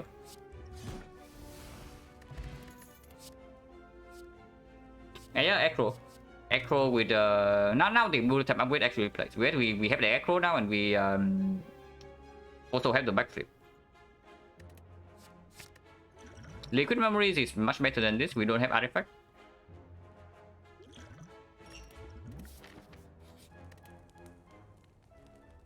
So now honestly I wonder here whether Acro upgrade is stronger than bullet time.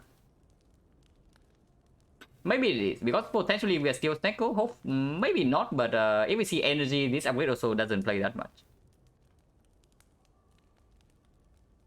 Yeah, we fill our quota now, like 1 Necro per run, and that's all we get. Game mode upgrade doesn't exactly play until we have a reflex. And then right now Acro upgrade is just straight up stronger, I think. Gamble plus, not in this spot. Not yet, at least.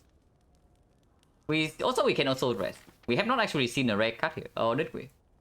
Did we see a red card? I actually completely forgot what is on the same screen as the Acro. Doesn't matter.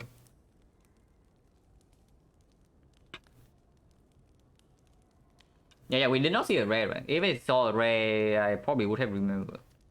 Yeah, red is overhealing, but it gives a cut choice with high rate chains and the frozen egg. But Acro upgrade is very good. So we probably just upgrade this because we also have the Tactician Plus. So if we draw 6 cards, right? We draw 6 cards, we draw to this, we immediately have energy. And then we can play this freely. If not, we draw to this, we actually can play this and we draw actually 10 to find this card. So either way is good. Another run after this one? Probably not. I'm only playing like way longer than I should today. And then my head is probably going to be split open soon if I play for too long.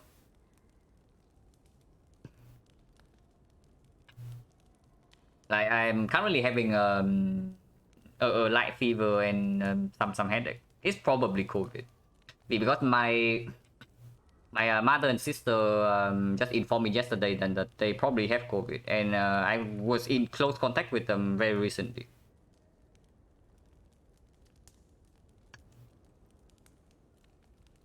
I mean, we are all triple vax, so probably no real danger, but it still sucks.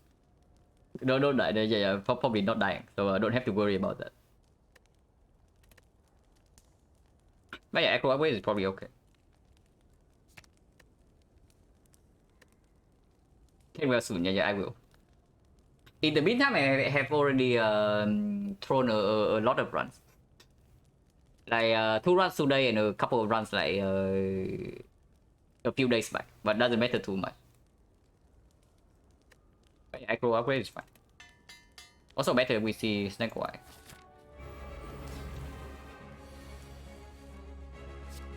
Nightmare does not line up. If I do not Nightmare footwork, like what am I nightmaring? Honestly, I don't mind footwork count game mode right now, and we just Nightmare, maybe even a blur. Commit minus 5%. It is probably more than 5%. Now this is a real nerf. Like playing faster doesn't make you lose like 5%, but getting COVID probably costs you 5%. Probably more. Hope I stream tomorrow. Depends on how I feel when I wake up.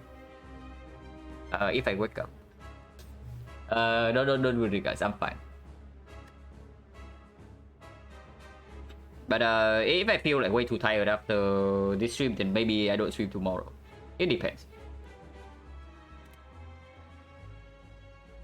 Yeah, footwork and then card game mode, right? If we wait for the Nightmare footwork, next cycle is way too slow.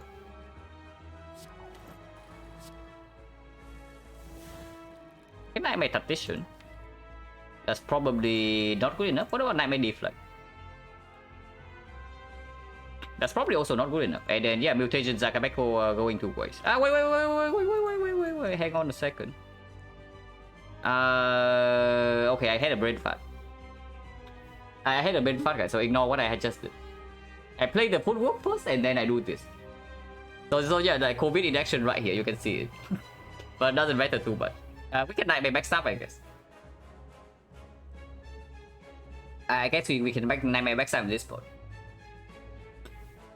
I actually do not want the Masterful Staff here. So yeah, just throw away Liquid Memories for nothing with Nightmare in the deck, like very cool. I still probably still do this because it's too much damage and we strip one layer. Yeah, no memories, Nightmare Footwork is a little bit sad.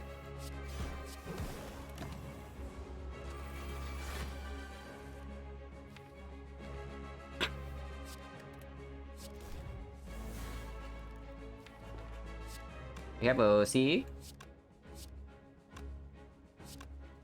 Do this first. Alchemize can wait, but it can also go. So 1 energy on this, 1 energy on this, and then 2 energy on this. So we actually have no energy to play this right now.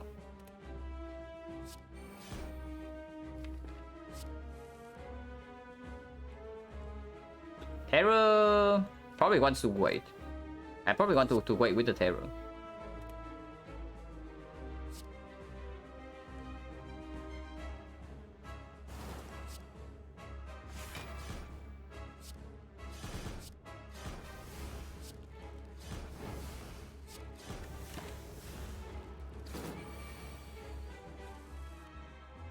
Losing mutation matter that much? Akabeko can wait float in neutralize. Yeah, I don't think I want to float neutralize at all. If what you see, we also need to deploy Terror onto this guy at some point. And then it's still not this cycle. So support is useless. I mean, maybe we don't need to. Looking at the damage output, maybe we don't actually need to put Terror down. Yeah, maybe we don't. It's just exhausted. Doesn't matter too much. We can play double Piercing Wheel here into attacks. Piercing Wheel does not block the Hyper Beam. So this full blocks this turn and also gets out of the deck. So very convenient.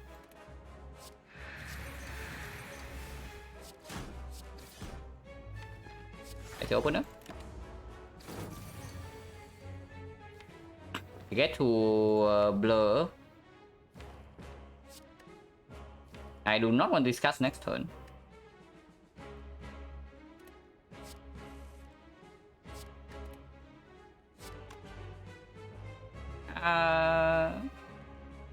Yeah, I do not want to shuffle these out as well.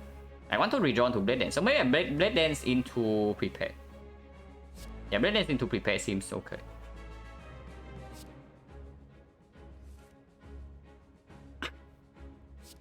One shift can be tossed and 7 damage is probably better to see.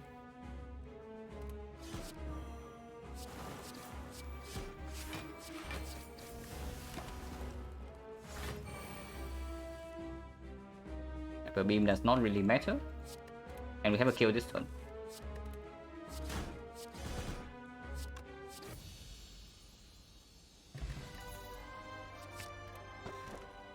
Well, that's probably clear.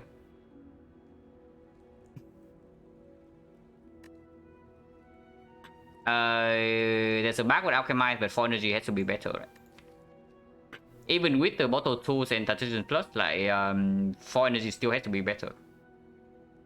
And it's Fusion Hammer, probably. Over Philo Stone. Because the Philo Stone also makes the fights where we Nightmare Footwork a little bit weird. We cannot wait for Nightmare to land on Red from every single fight. But having more upgrade more Nightmare tactics has been done, like whichever one we see first, we just do it. And all powers come up with it anyway. The third one is a 4th run, I think. I have already lost twice and I won one. So yeah, these are the 4th run. Burning Elite Square on the left. Can go to a shop and shoot. And yeah, Fusion Hammer also has synergy with the Dreamcatcher Frozen Egg. And the Golden Plans also come up with it. We have to start on the left. I want probably this shop over this shop because we have to go to like 3 fires either way. And this shop is earlier and it gives me... I mean, it's the same. It is exactly the same, but this shop is like before the elite. I guess we can go here and decide.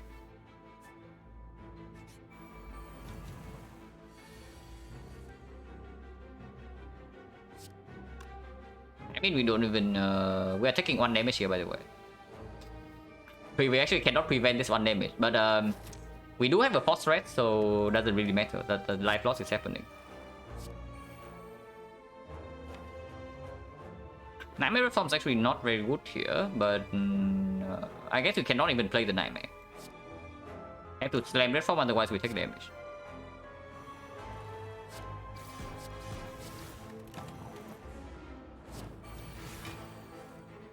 Hammer gets the job done, do like swapping. Yeah, swapping into Hammer is a little bit weird, but it's playable, but it's super weird. I agree. It's too much damage, right? I still want to play Alchemize. Battle Opener surely will not betray me this time. No reason to. No reason to actually let her Opener here. So let's not do that again.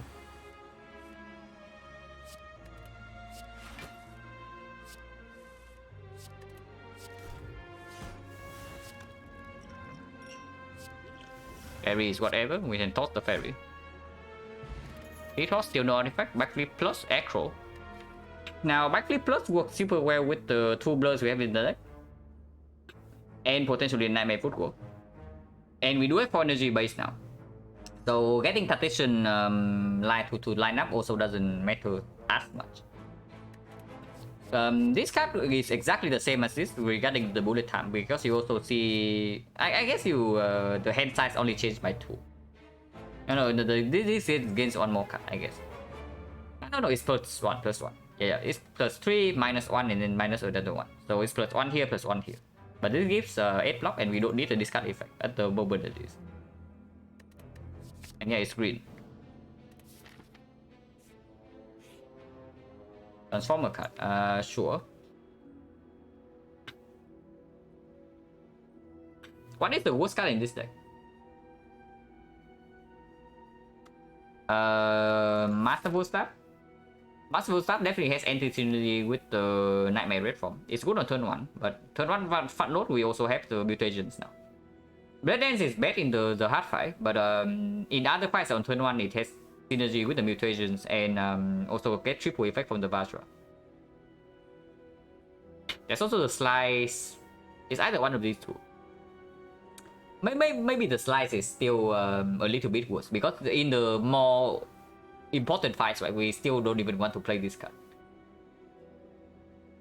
And in the fights where with this cost 1 billion, it means that we have Nightmare Red Form in play already. So this is also not a card we really need in those spots. Yeah, in the shorter fight it's stronger. In the longer fights we have Nightmare Red Form, or potentially Nightmare Footwork. Slice is obsolete right now, I would say.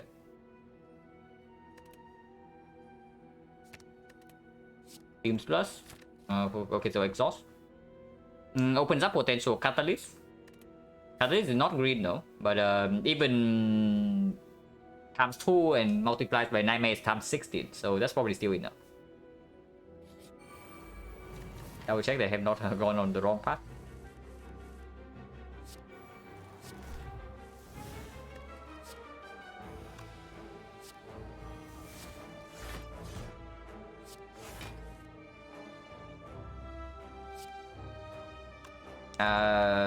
Want to draw into Alchemize next turn, if I can. It's too much damage. Actually, it's not really too much damage, but it means that this guy is alive on 1 HP. So we just last knife and stop. Wait. Oh, right.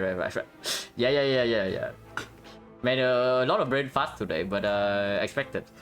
I have already proc the letter opener once. Doesn't matter. Sucker Punch Plus though. Now we don't have a real weak chain in this deck. And if we Nightmare Red Form, we don't care. But Nightmare Football is another potential out. So I'm really looking at this Sucker Punch Plus, and I think it's good. Because if we are blocking in with Dexterity and like chaining blurs, right, then weakness is really important. This is also another trip for potentially piercing will in the hard fight if we are not intangible. Of course, I would rather to see a leg sweep, but cannot pick cards. Hand pick. Yeah, Shuffle is okay. No thanks.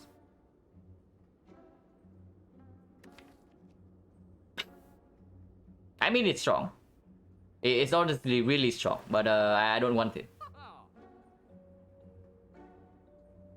I mean, this Max Nightmare Max up a very real thing, and Max Blade is much better. But I mean, okay. I need to take a shot to let it back first, so we are back in 3 minutes.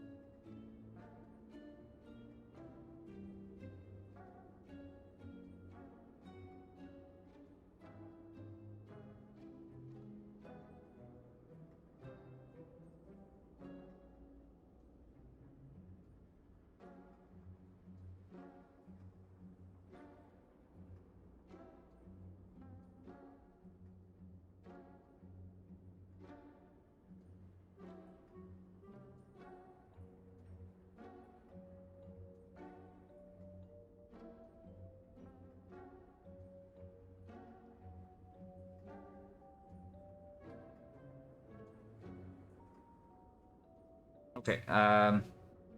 Yeah. Hey, with Nightmare.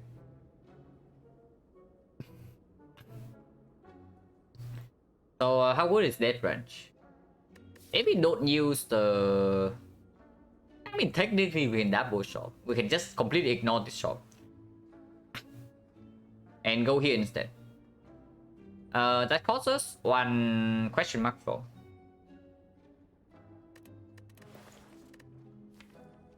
The only slight problem with the that branch is that if the Nightmare miss in the very first cycle, Then lining up in the second cycle is more difficult because our deck gets slightly flooded. But honestly, it's not really a real concern, right? It's probably just straight up insanely strong in this spot. I cannot afford branch remove, but remove masterful stuff is okay. It's probably not stronger than just straight up buying this dead branch though. And if we buy the dead branch, we also open up for red mask trade here.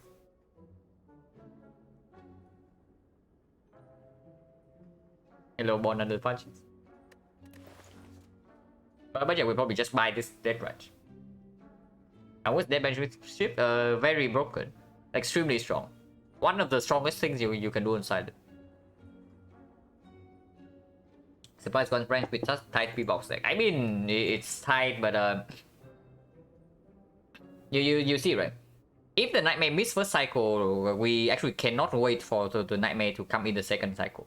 We have to play our powers right away. So we have to play football, we have to play to the trip. The only way we can actually wait for the Nightmare is if we see a wallet plan somehow. So Nightmare football is not a thing if it doesn't line up instantly in the first cycle.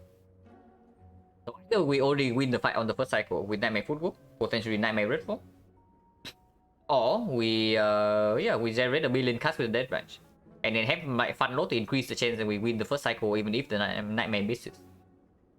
The only fight where the dead branch is good we bet in is probably the heart. I would say time meter is no longer an issue because we can also just Nightmare red form in that fight. And then we can just hold off on playing Blade Dance. And if we don't play Blade Dance, we actually don't generate that many cards. So it doesn't even stop us from cycling back into this. I don't hate it at all. Probably just like insanely powerful. No red mask.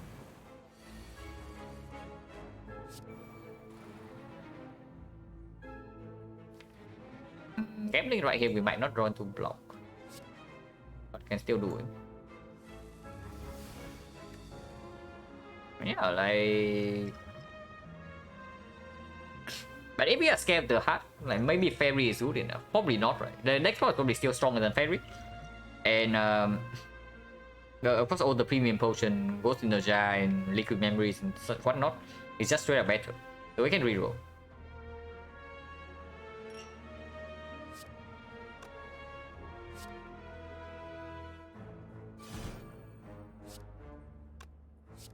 And yeah, this also generates 2 energy. And more cards.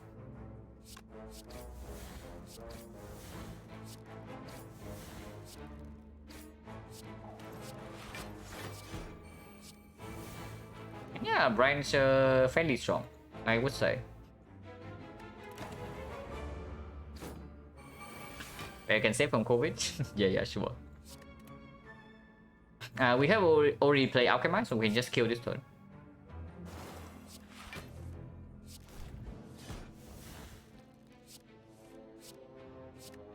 And play this, don't need to.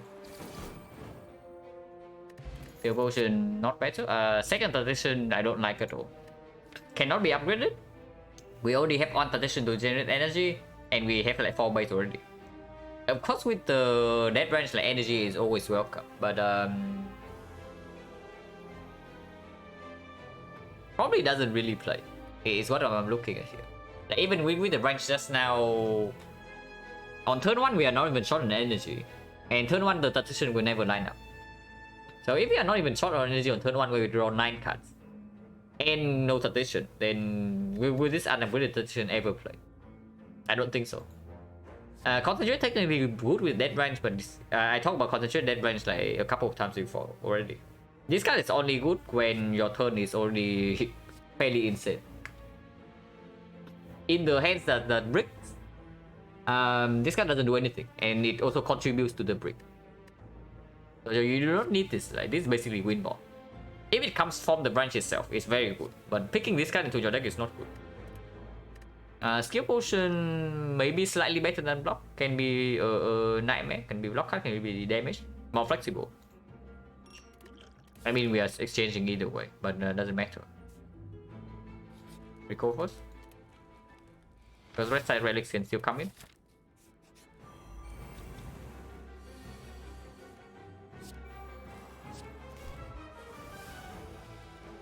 Well, I may from each in our hand if we want to do that. We absolutely do not need to. Honestly, I want to see the card first.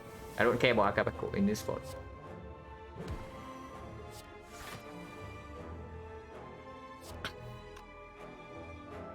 Will first then? Not really. Yeah. The playing this first give me one more energy to spend afterwards. If I will first, I cannot play the card created from this, but I can play created card from this, so it's effectively the same.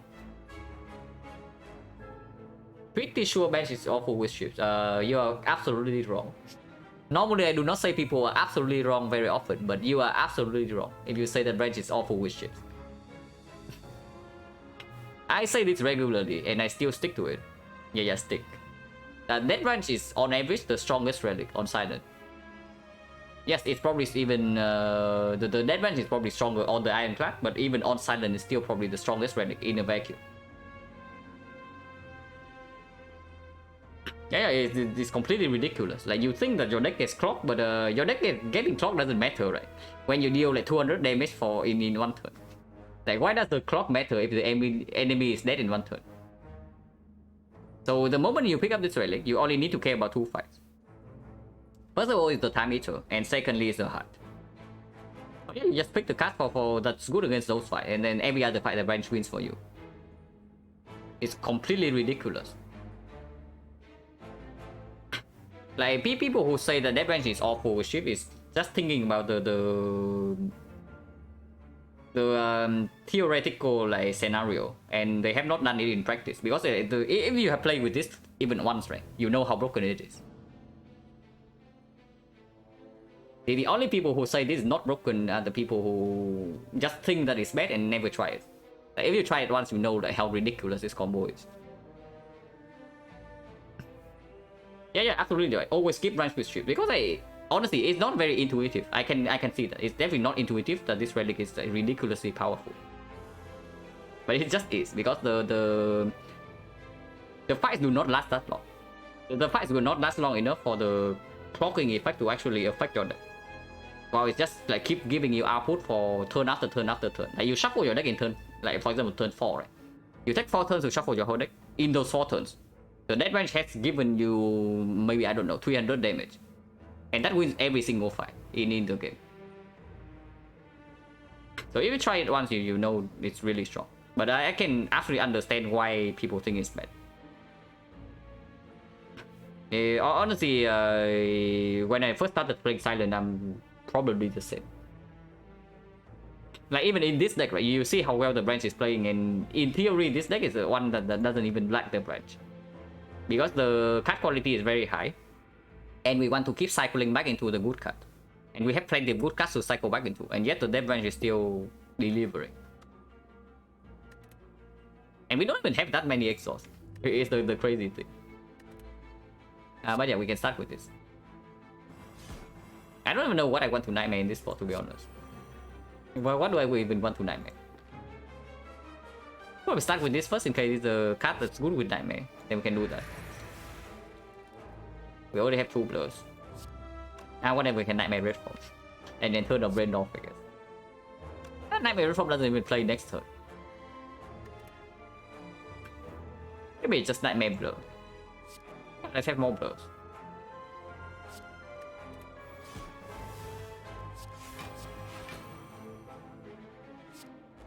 Yeah, I can play this as well. Doesn't matter too much. Akabeko is not intact.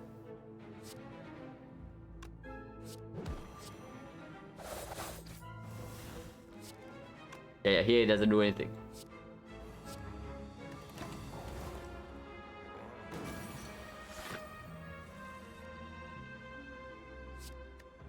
Discard probably 1 blur. Yeah, more energy.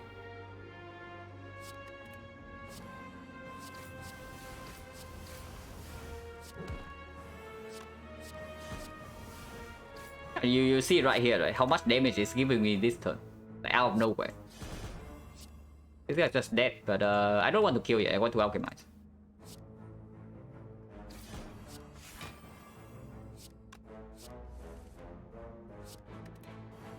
Your potion probably slightly worse than Dex, and this can give me Nightmare to Nightmare the Alchemize.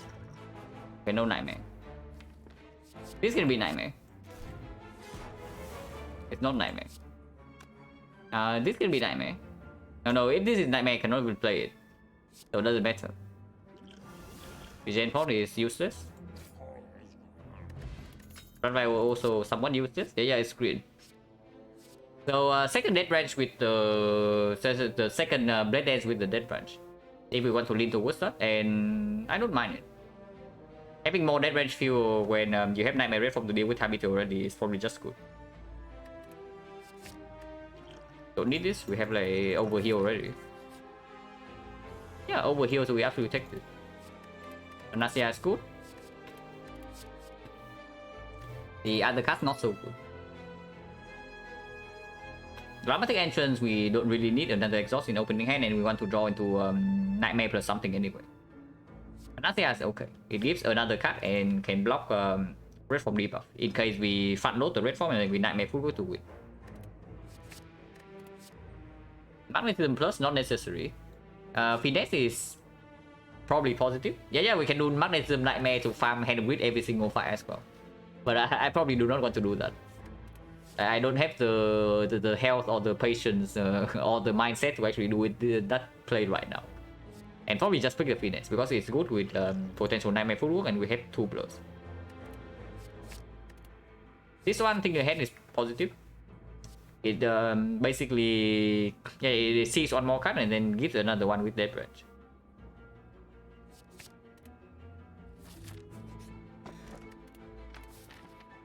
So yeah, Force Rats here. Frozen Egg. No Frozen Egg. Can pick this, but not really. This one is not good enough. If it's green, maybe Cloud Dagger green now I can consider. Outmaneuver not necessary. Sneak is right now. But 3 common, so the rare chance does get advanced a little bit for this fight.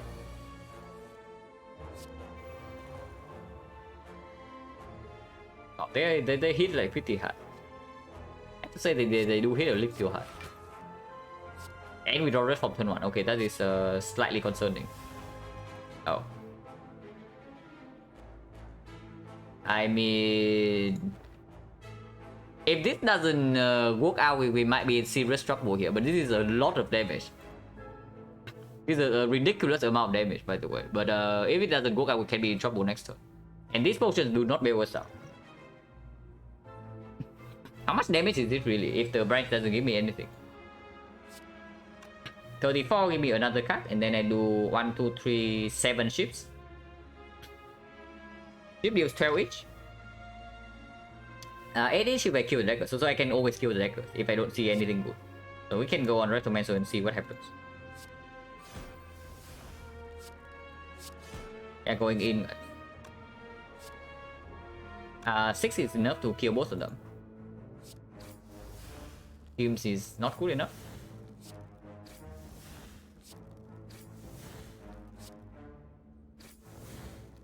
Yeah, not exactly amazing card, I have to say. Blood is okay. But yeah, now we do not have red from this fight, so better try to finish it soon. This card never played, it's irrelevant. Bullet time is still in the deck, so drawing into bullet time is quite good in this spot.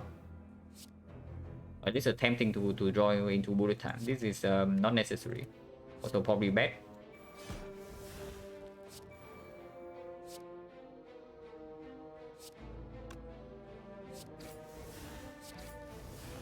Yeah, concentrate with that range now.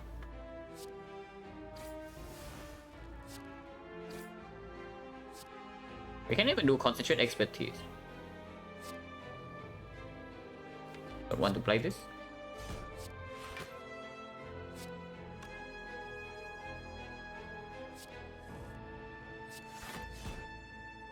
And yeah, the turn just keeps going.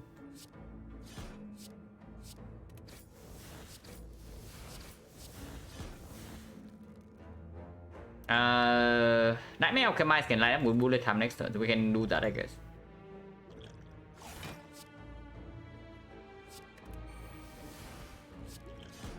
Let's spot whatever.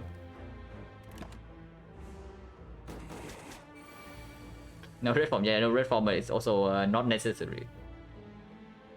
I hope it's not necessary because the branch needs to deliver right now. We brick on backflip plus, anything ahead and prepare.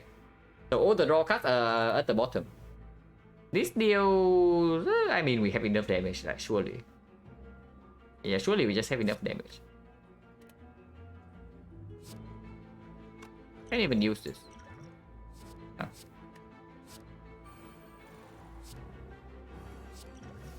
And yeah, especially with this as well. Yeah, red form.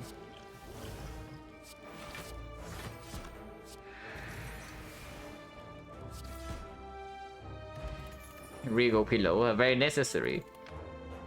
Another piercing wheel plus. Exhaust blocks the multi-hit, good against time meter, decent against the weakened one. If we don't get Nightmare Red Form in play. Second C not necessary.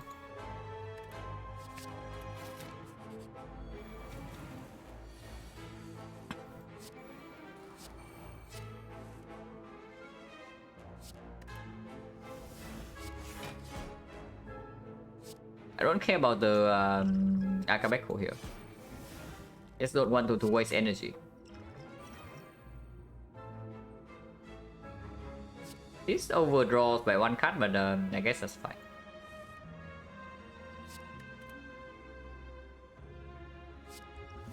Okay, reduce this in late. I guess Predator is probably the best. Yeah, it's probably the best. We have Treat next turn. And double damage. It would be nice if there's something that can be Nightmare here.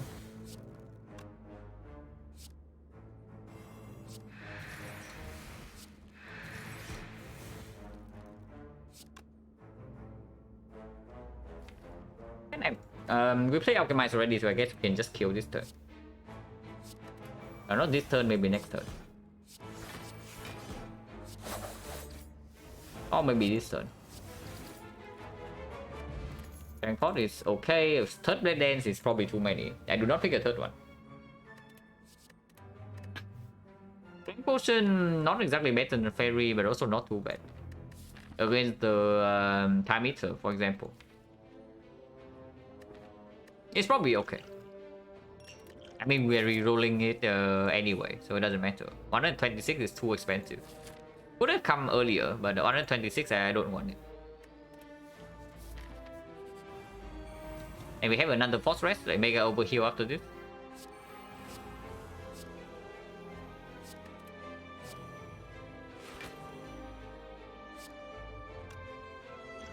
And use this, I reroll anyway.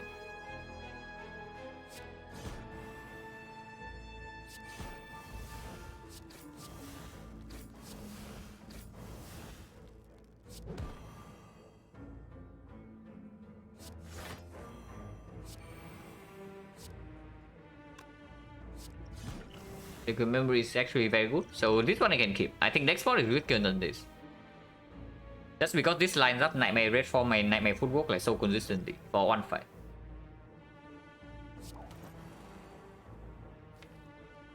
Can gamble right now, but doesn't lead to anyway. Maybe just play second football.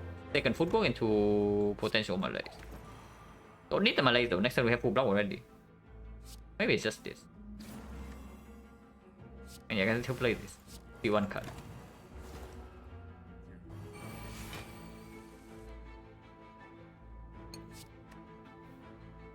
Probably discard the fuse, like useless. These are not very good. Probably this one then.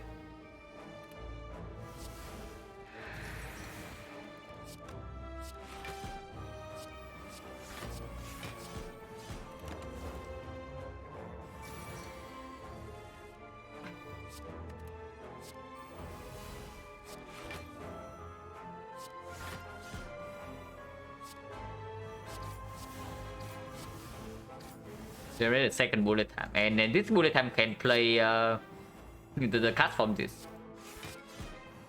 That's pretty funny, chaining two bullet times together. But no more exhaust, so we can just deal damage now. Play Alchemize? Yeah, I play Alchemize.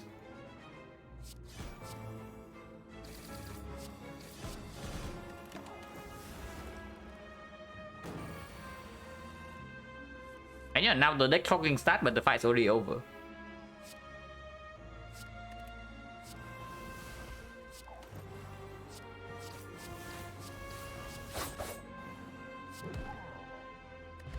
The ticket is useless.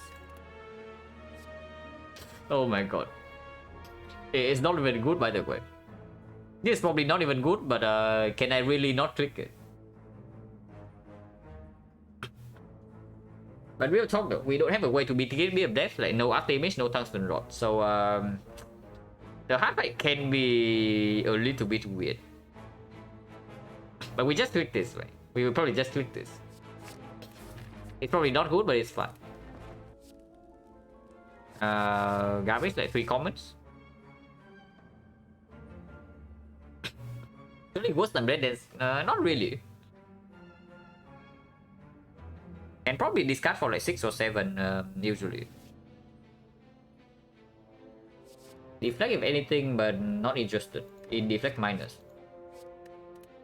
Yeah, storming a full hand gives me roll to after image, it's true. But it also costs me 2 cuts, 2 HP per cut.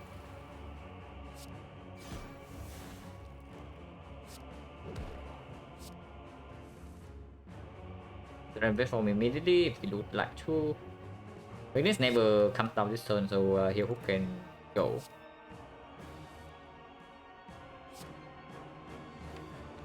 Backflip will draw into this red form. No. I mean, we don't have bullet time in hand, so it doesn't matter too much. But that's pretty funny. Can get more with the whole hand. Because I can still play bullet time if I see it right now. And yeah, we can play Storm Seal immediately. Or we can just slam red form full block this. And do not lose dexterity because of the Panacea. I mean, we can do both. We can also do both. Like Survivor away this. Get energy, play the red form, and then play Storm of Steel.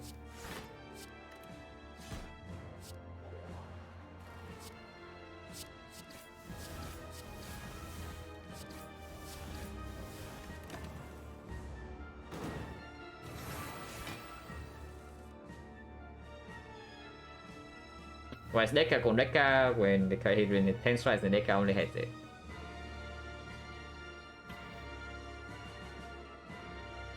I mean, the developers have stated that XencaR's back is like a flat surface or something, so maybe that changes. I have not thought too much about that. It's not necessary. Can I? Yeah, I can prepare to something good.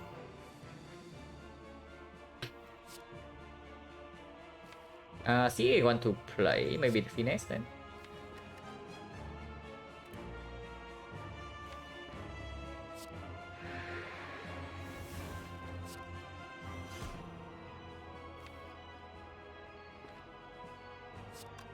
This time it doesn't really line up, so I probably don't even play it.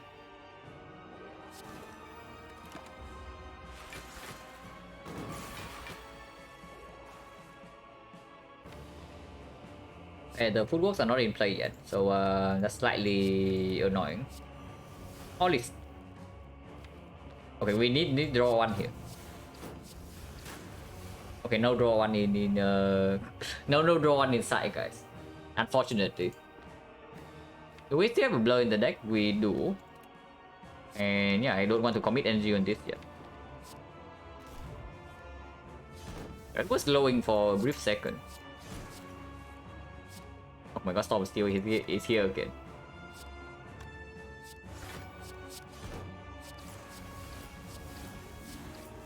And it just keeps coming.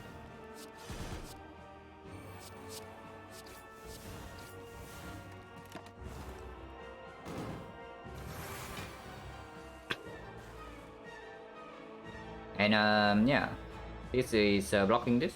We don't need this. You can reroll this. No guaranteed petition, so Echo right now doesn't mean I can always play the bullet time.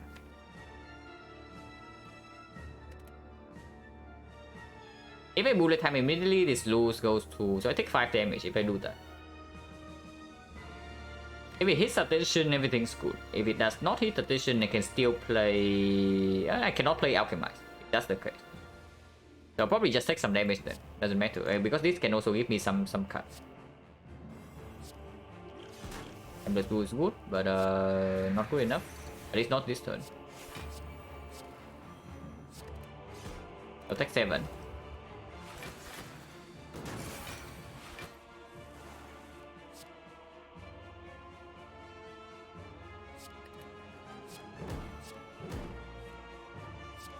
And now we just kill, right? Nothing else to set up.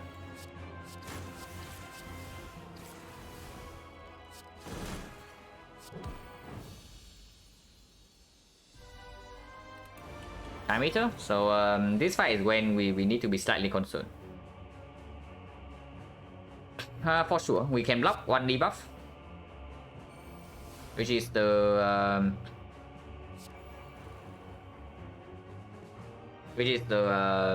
vulnerable.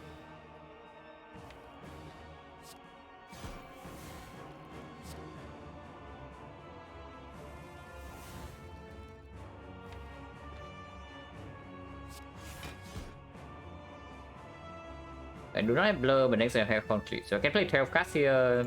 Yeah, if I can play 12 cards here, I don't mind.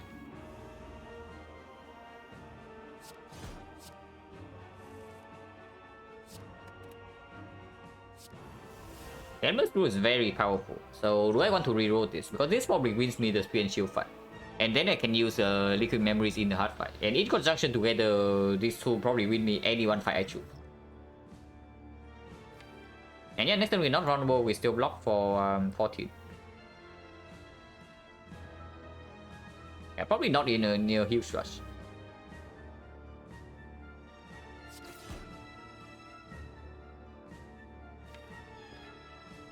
So, Piercing is decent in a deck later. Probably deal some damage then. Yeah, play 1 more card, can be anything, and wait, I just got...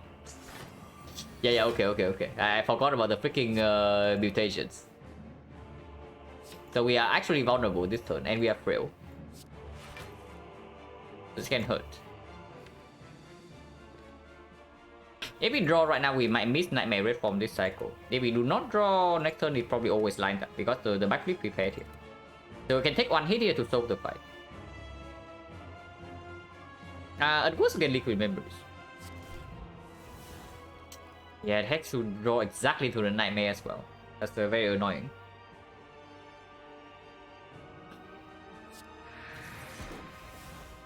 Yeah, now we can gamble for these things but no Nightmare.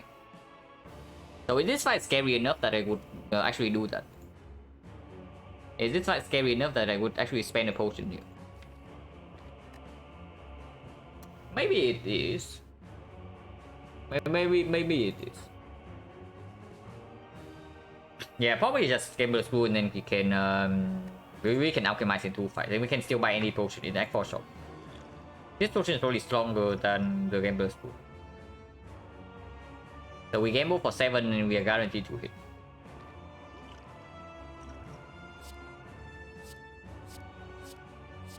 So exactly 7 here. But I got memories in Nightmare. Yeah, I can. But I think this is stronger than the gambler's pool.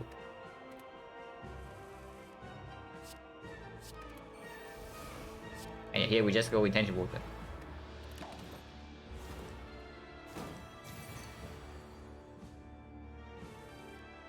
And bullet time as well. Very convenient.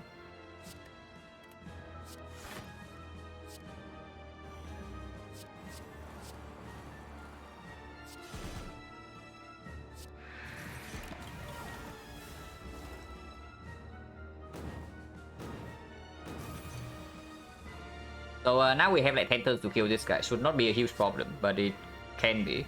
Hopefully it's not.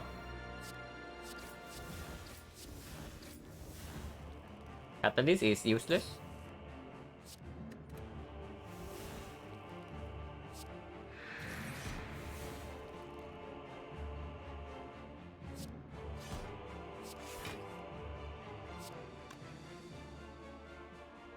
4 cards.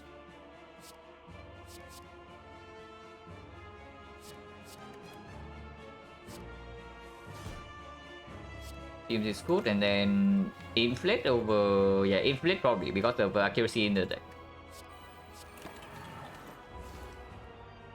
Yeah, slamming red forms. This time we have enough damage though, and we have more than a little bit more than 2 red forms. So slamming red form immediately doesn't get a skill in this run. Hopefully.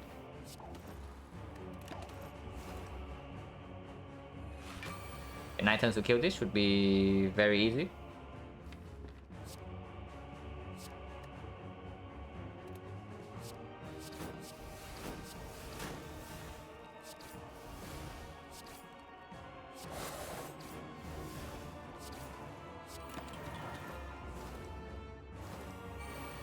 Yeah, we dealt like 70 on turn 1, so no problem. Then pitch for Nightmare here. That's not a Nightmare.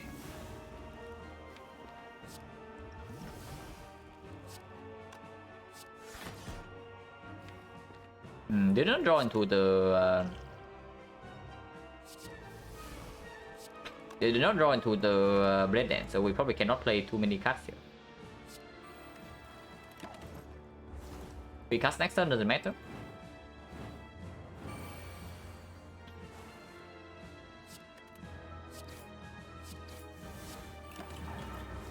And we kill next turn.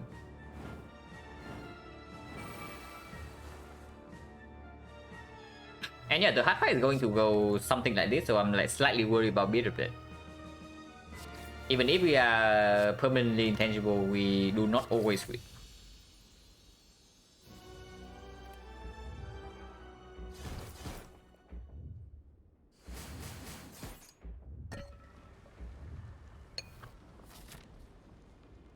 You can buy any potion in the shop.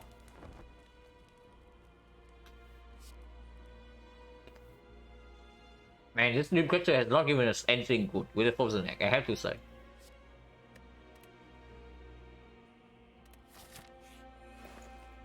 Wow.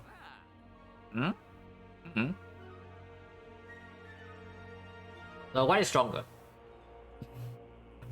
Just the Warrior Pen Plus that can light up Nightmare Red Form or Nightmare Footwork and the bullet time, or simply just Ghost in the Jar, so that can delay Nightmare Red Form for a few turns. Unfortunately, we cannot afford Ghost. But I mean, Ghost has to be stronger, right? The Ghost has to be stronger here, just because if we are not intangible in the very first cycle of the hard fight, we probably lose the 30 HP or maybe 40 instantly. And after that, even if we are permanently intangible, we do not get anyway. But having the Ghost in the Jar allows us to actually full block turn 2 or turn 3 of the hard, and then we can delay Nightmare Red Form until we are sure that we can actually kill in time. Or we also can wait to line up the Nightmare Footwork if we have Ghost in the Jar here. It's probably just a Ghost and potentially a backflip.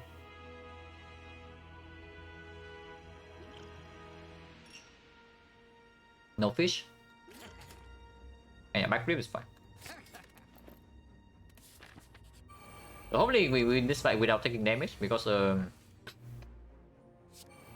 otherwise could be bad.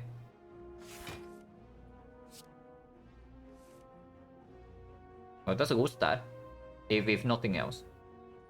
We cannot go intangible this turn, we don't have energy.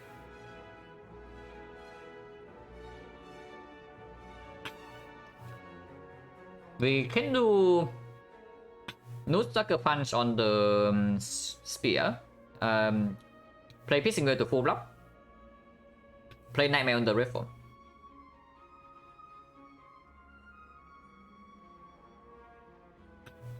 That line takes 19.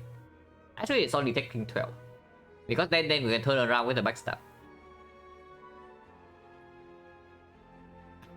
Yeah, I can also use Liquid Memories to save the HP, but I think this potion is way too important. Because something similar like this happens in the hard fight, we need to do it. I mean, we don't need to do it because we can also wait for the footwork and we liquid memories and nightmare footwork instead. But this is important. The potion that is. So we can take 12 right now. We can not play the red form. That's also potentially a line. And not playing red form, I mean not nightmaring the red form. We can also just slam the red form right away and say that the dead range is strong enough that we win in 3 turns. How true is that? We do have CE, we do have the tools online with Attention Plus, we do have bullet time.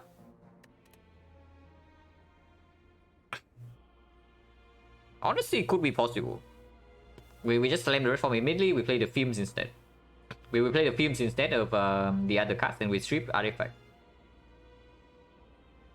Still taking 1 damage next to this turn, but 1 is actually none if we do not take any more because of Blood Vial.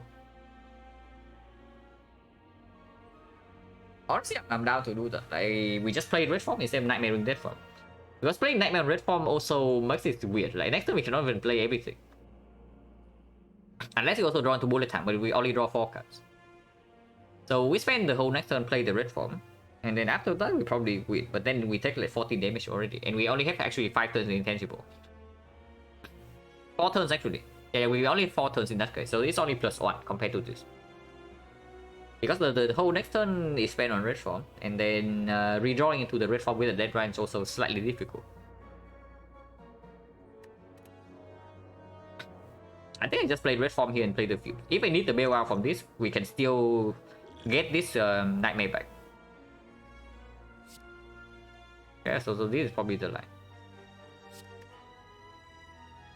And I want a random card next turn.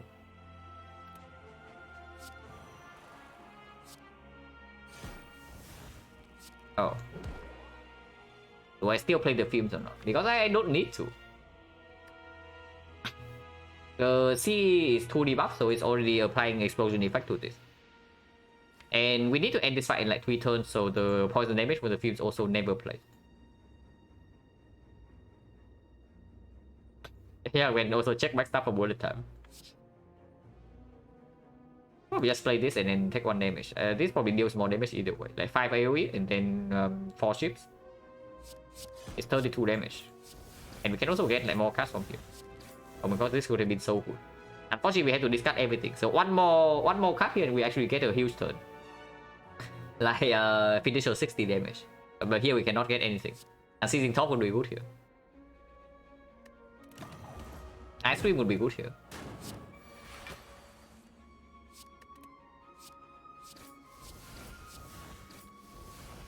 Thousand cuts. Probably not good enough.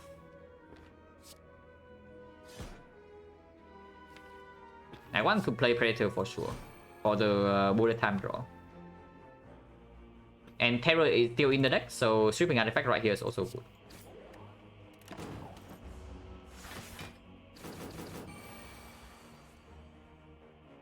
Yeah, Terror is right here. And discard the blur, can discard this. We gain 1 dexterity if when I do that. Okay, it's good. Landing on Temptation Plus is huge.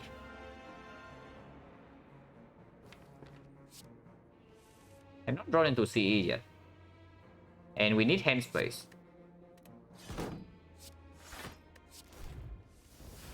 Bullet time is here, but still no CE.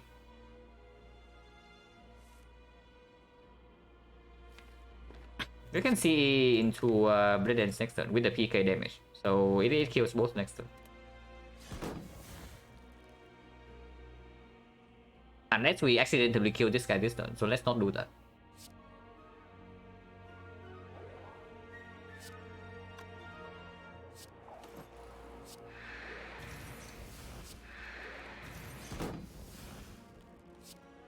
We actually blocked the draw. So Storm of Steel right now would actually draw into bullet time. Now that's pretty bad. I mean, probably doesn't matter too much, but have to be mindful. We always draw into bullet time, but we have no energy.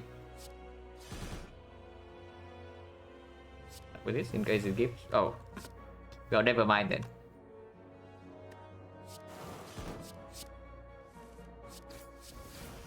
Yeah, why wait for our own CE, right? We just make another one from the dead range.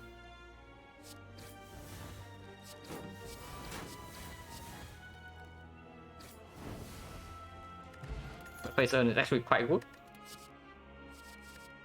Doppelganger without KMX not exactly super good, but it can line up Nightmare from one turn. The Fairy.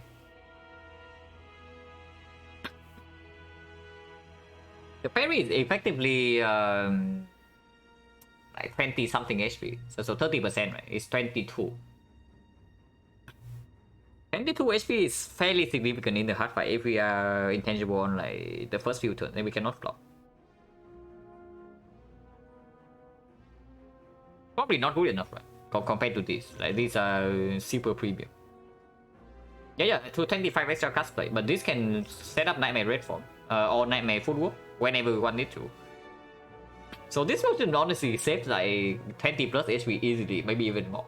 And the Ghost in the Jar, we block the first big hit. It's 50 plus whatever we take from the pit. And 50 is only assuming that we have weakness. We do not always have weakness. If we do not have weakness, it's 67. So Fairy is like a good potion, but it's not as good as this. Doppelganger though, Doppelganger can be picked to line up a big turn with like bullet time and gives one random card. Do not like it too much, but sometimes you can play with addition if we have like too much energy left over. And yeah, 6 exhaust on it, right? If a card here has 6 exhaust on it, like how can it be bad? And yeah, Nightmare is here, but we can absolutely liquid memories to the Nightmare. I will probably take some bit of death here. Yeah, Panacea turn on give me strength. I know, but doesn't matter too much, probably. Gamble everything. Yeah, we can get Nightmare Reform in play right away if we would like to. And that's the liquid memories. Draw this first because it's like block neutral.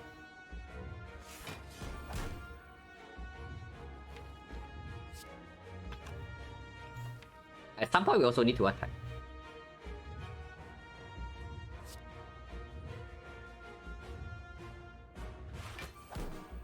And this costs 3 already.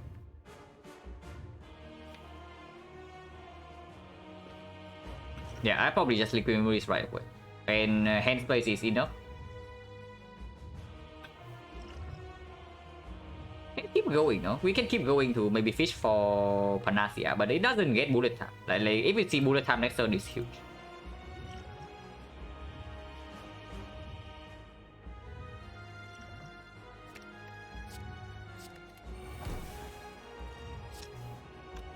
Well, you're late, my friend. This is very late. One card late to be precise.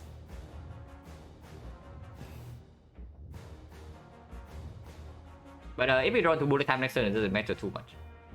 And then also, yeah, every red form we play also heals for 2 with the birthplace, so we get like even more cards to play.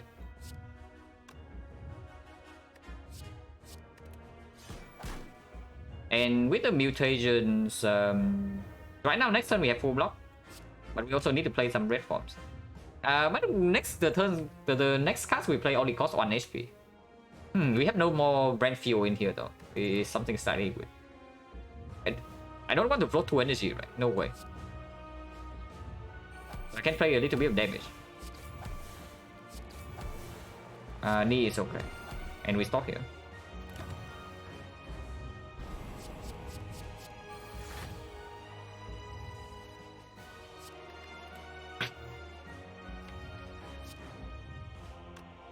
Probably play the reform right away so that we take 1 from beat because we are not even full blocking this. This can be left around though. If we generate another nightmare, we can get 0 cost red forms.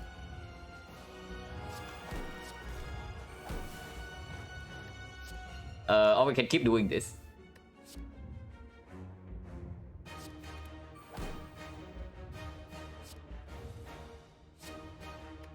On to what next turn? Maybe this.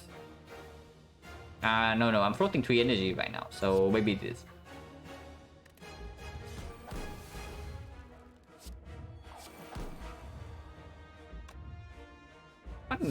Blur blocks for 6. And we have another one coming up, so no need to play this yet.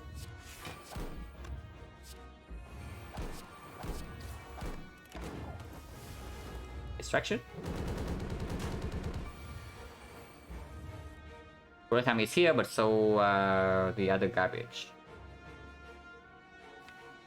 We never play this turn. I mean, not true.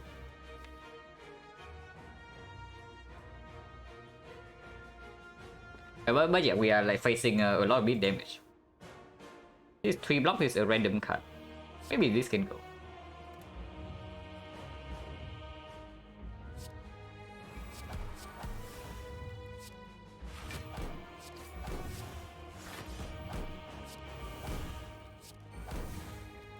A little bit late, but we can still do it in the second deck cycle.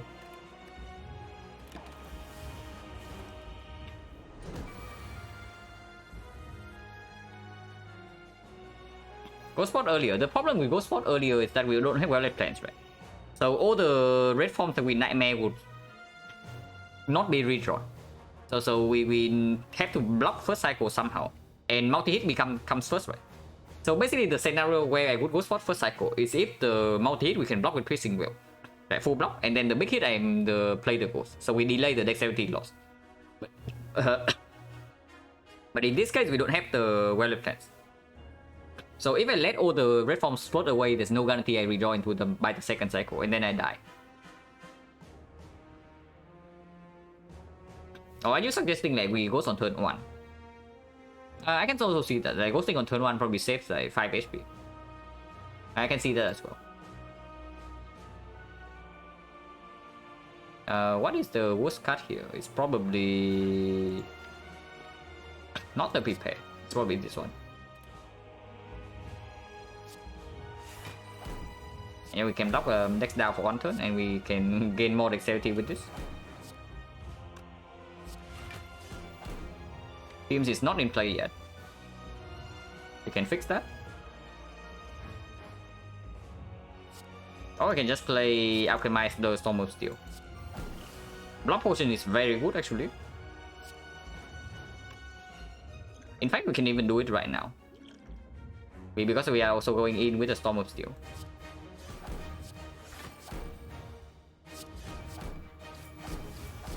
If we lose enough block though, we can still play one more card. My later don't play.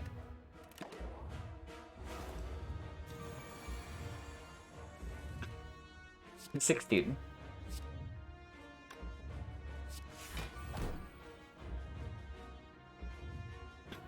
Yeah, we can make it 0.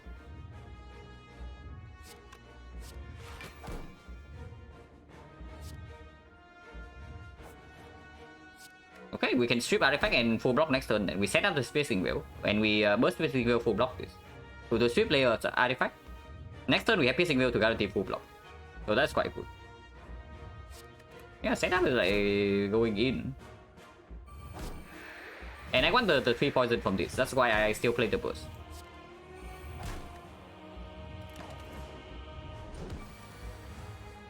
And yeah, full block, so we gain 15 HP. This I don't care about. I can block potion right away. It doesn't make a difference. It makes the master staff slightly cheaper.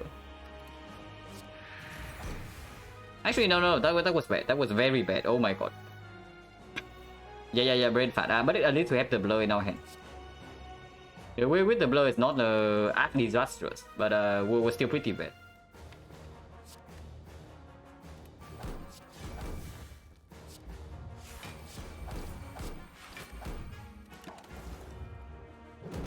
Now at least we can play some Blade Dances next turn, if we draw onto them. If we draw onto them. We can blur again, I guess. And set up the piercing wheel yet again. But blur saves 12 block. Yeah, blur saving 12 block. We can also set up the nightmare. Set up the Nightmare is fine. But 13 block is quite a lot. And then next turn Blade Dances are coming in, so probably just do this. This is not worth.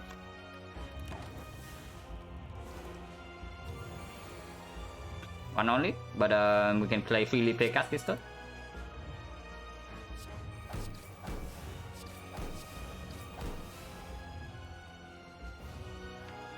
Predator doesn't matter too much.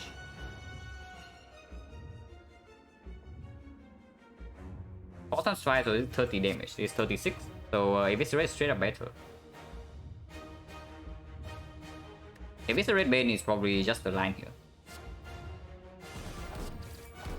Like this.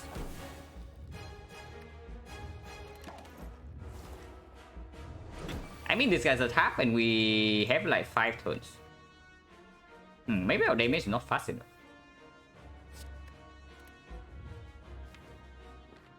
Maybe our damage is actually not fast enough. And that's the slight concern. We have this potion at least. I do not dislike playing Inflate and Red Form here.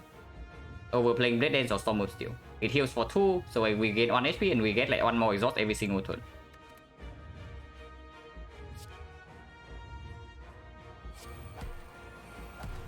Like 50.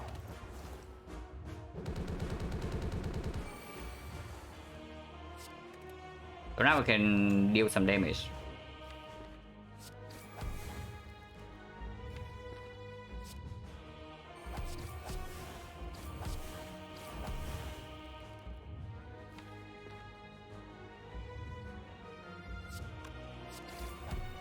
And it is going to be fairly close, I would say. Doppel, yeah, Doppel is probably good.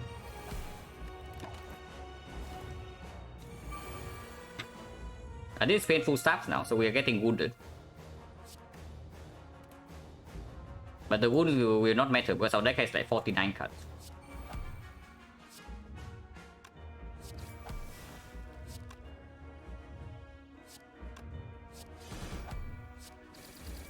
And maybe we need to play more cut efficient attacks. Instead we're playing ships.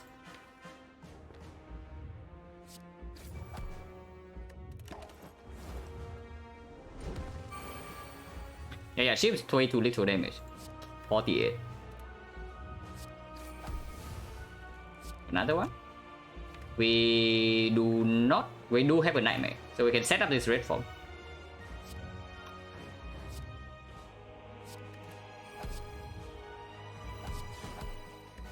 And we take 15. 15 goes to our face, by the way. But the 5th is ticking down and we are still at 19 HP. Yeah, we need to make sure that we don't... because we can only spare 16 HP for the next cycle.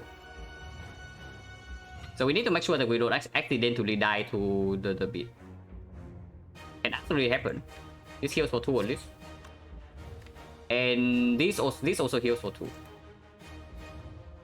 I do not like this hand though. Can we spend 1 HP to play this? Next multi is 20 times 15, so Piercing Will does not block.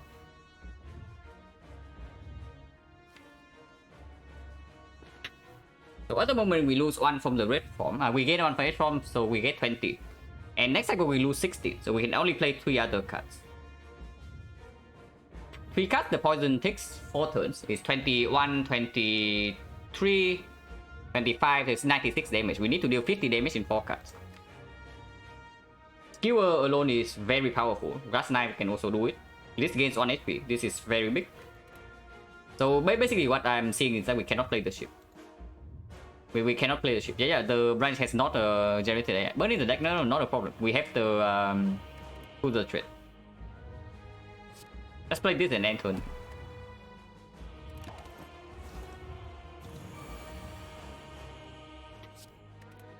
So we can play 3 cards. Any of these cards worth playing. Wait for ultimate? No, we can also just not play cards and win from there. I mean, poison still takes 4 turns, right? So it's actually 25, 27. It's 100. We need to play. Yeah. We quick slash can do it. Quick slash can do it. Unless they draw exactly into the burn, then it would be bad. So I guess we don't have to rush yet. We can wait. We can take this hit to our face where the Fumes is going to kill in time. Another 15 wounds to our face.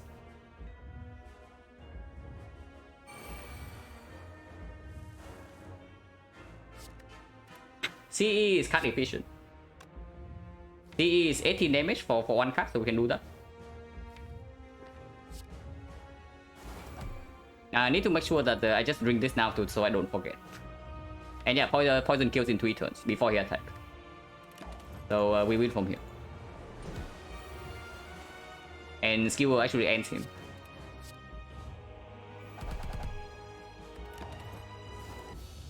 Oh, that was close. So Bird Poison actually saved our life. Like, funnily enough. The Bird Poison actually saved our life. But yeah, Deathmatch can also give 1 after damage and the fight is completely over. But not really. I mean, at least I don't throw this one. Like, throwing this one would be very sad. But yeah, my brain is like basically fried right now. So probably should just stop playing and maybe I do not stream tomorrow. Yeah, I'm just playing like very fast in the hard fight. I definitely play like a bunch of unnecessary cards. But yeah, 29, 10. Yeah, like mega throwing the games out the windows here. But doesn't matter.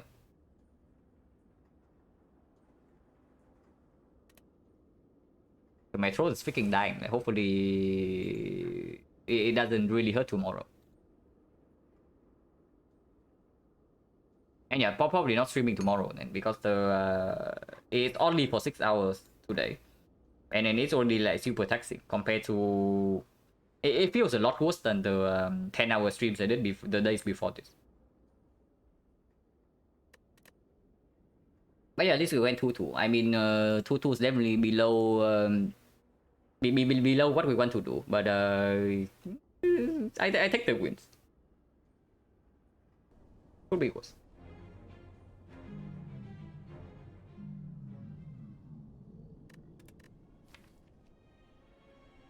But yeah, the work and rate. Drink water and feel better. Yeah, I'm hydrating myself like crazy right now because I think if I don't drink enough water, it's going to be very bad. When especially when my throat is also like having some problems. I'll send you guys to money.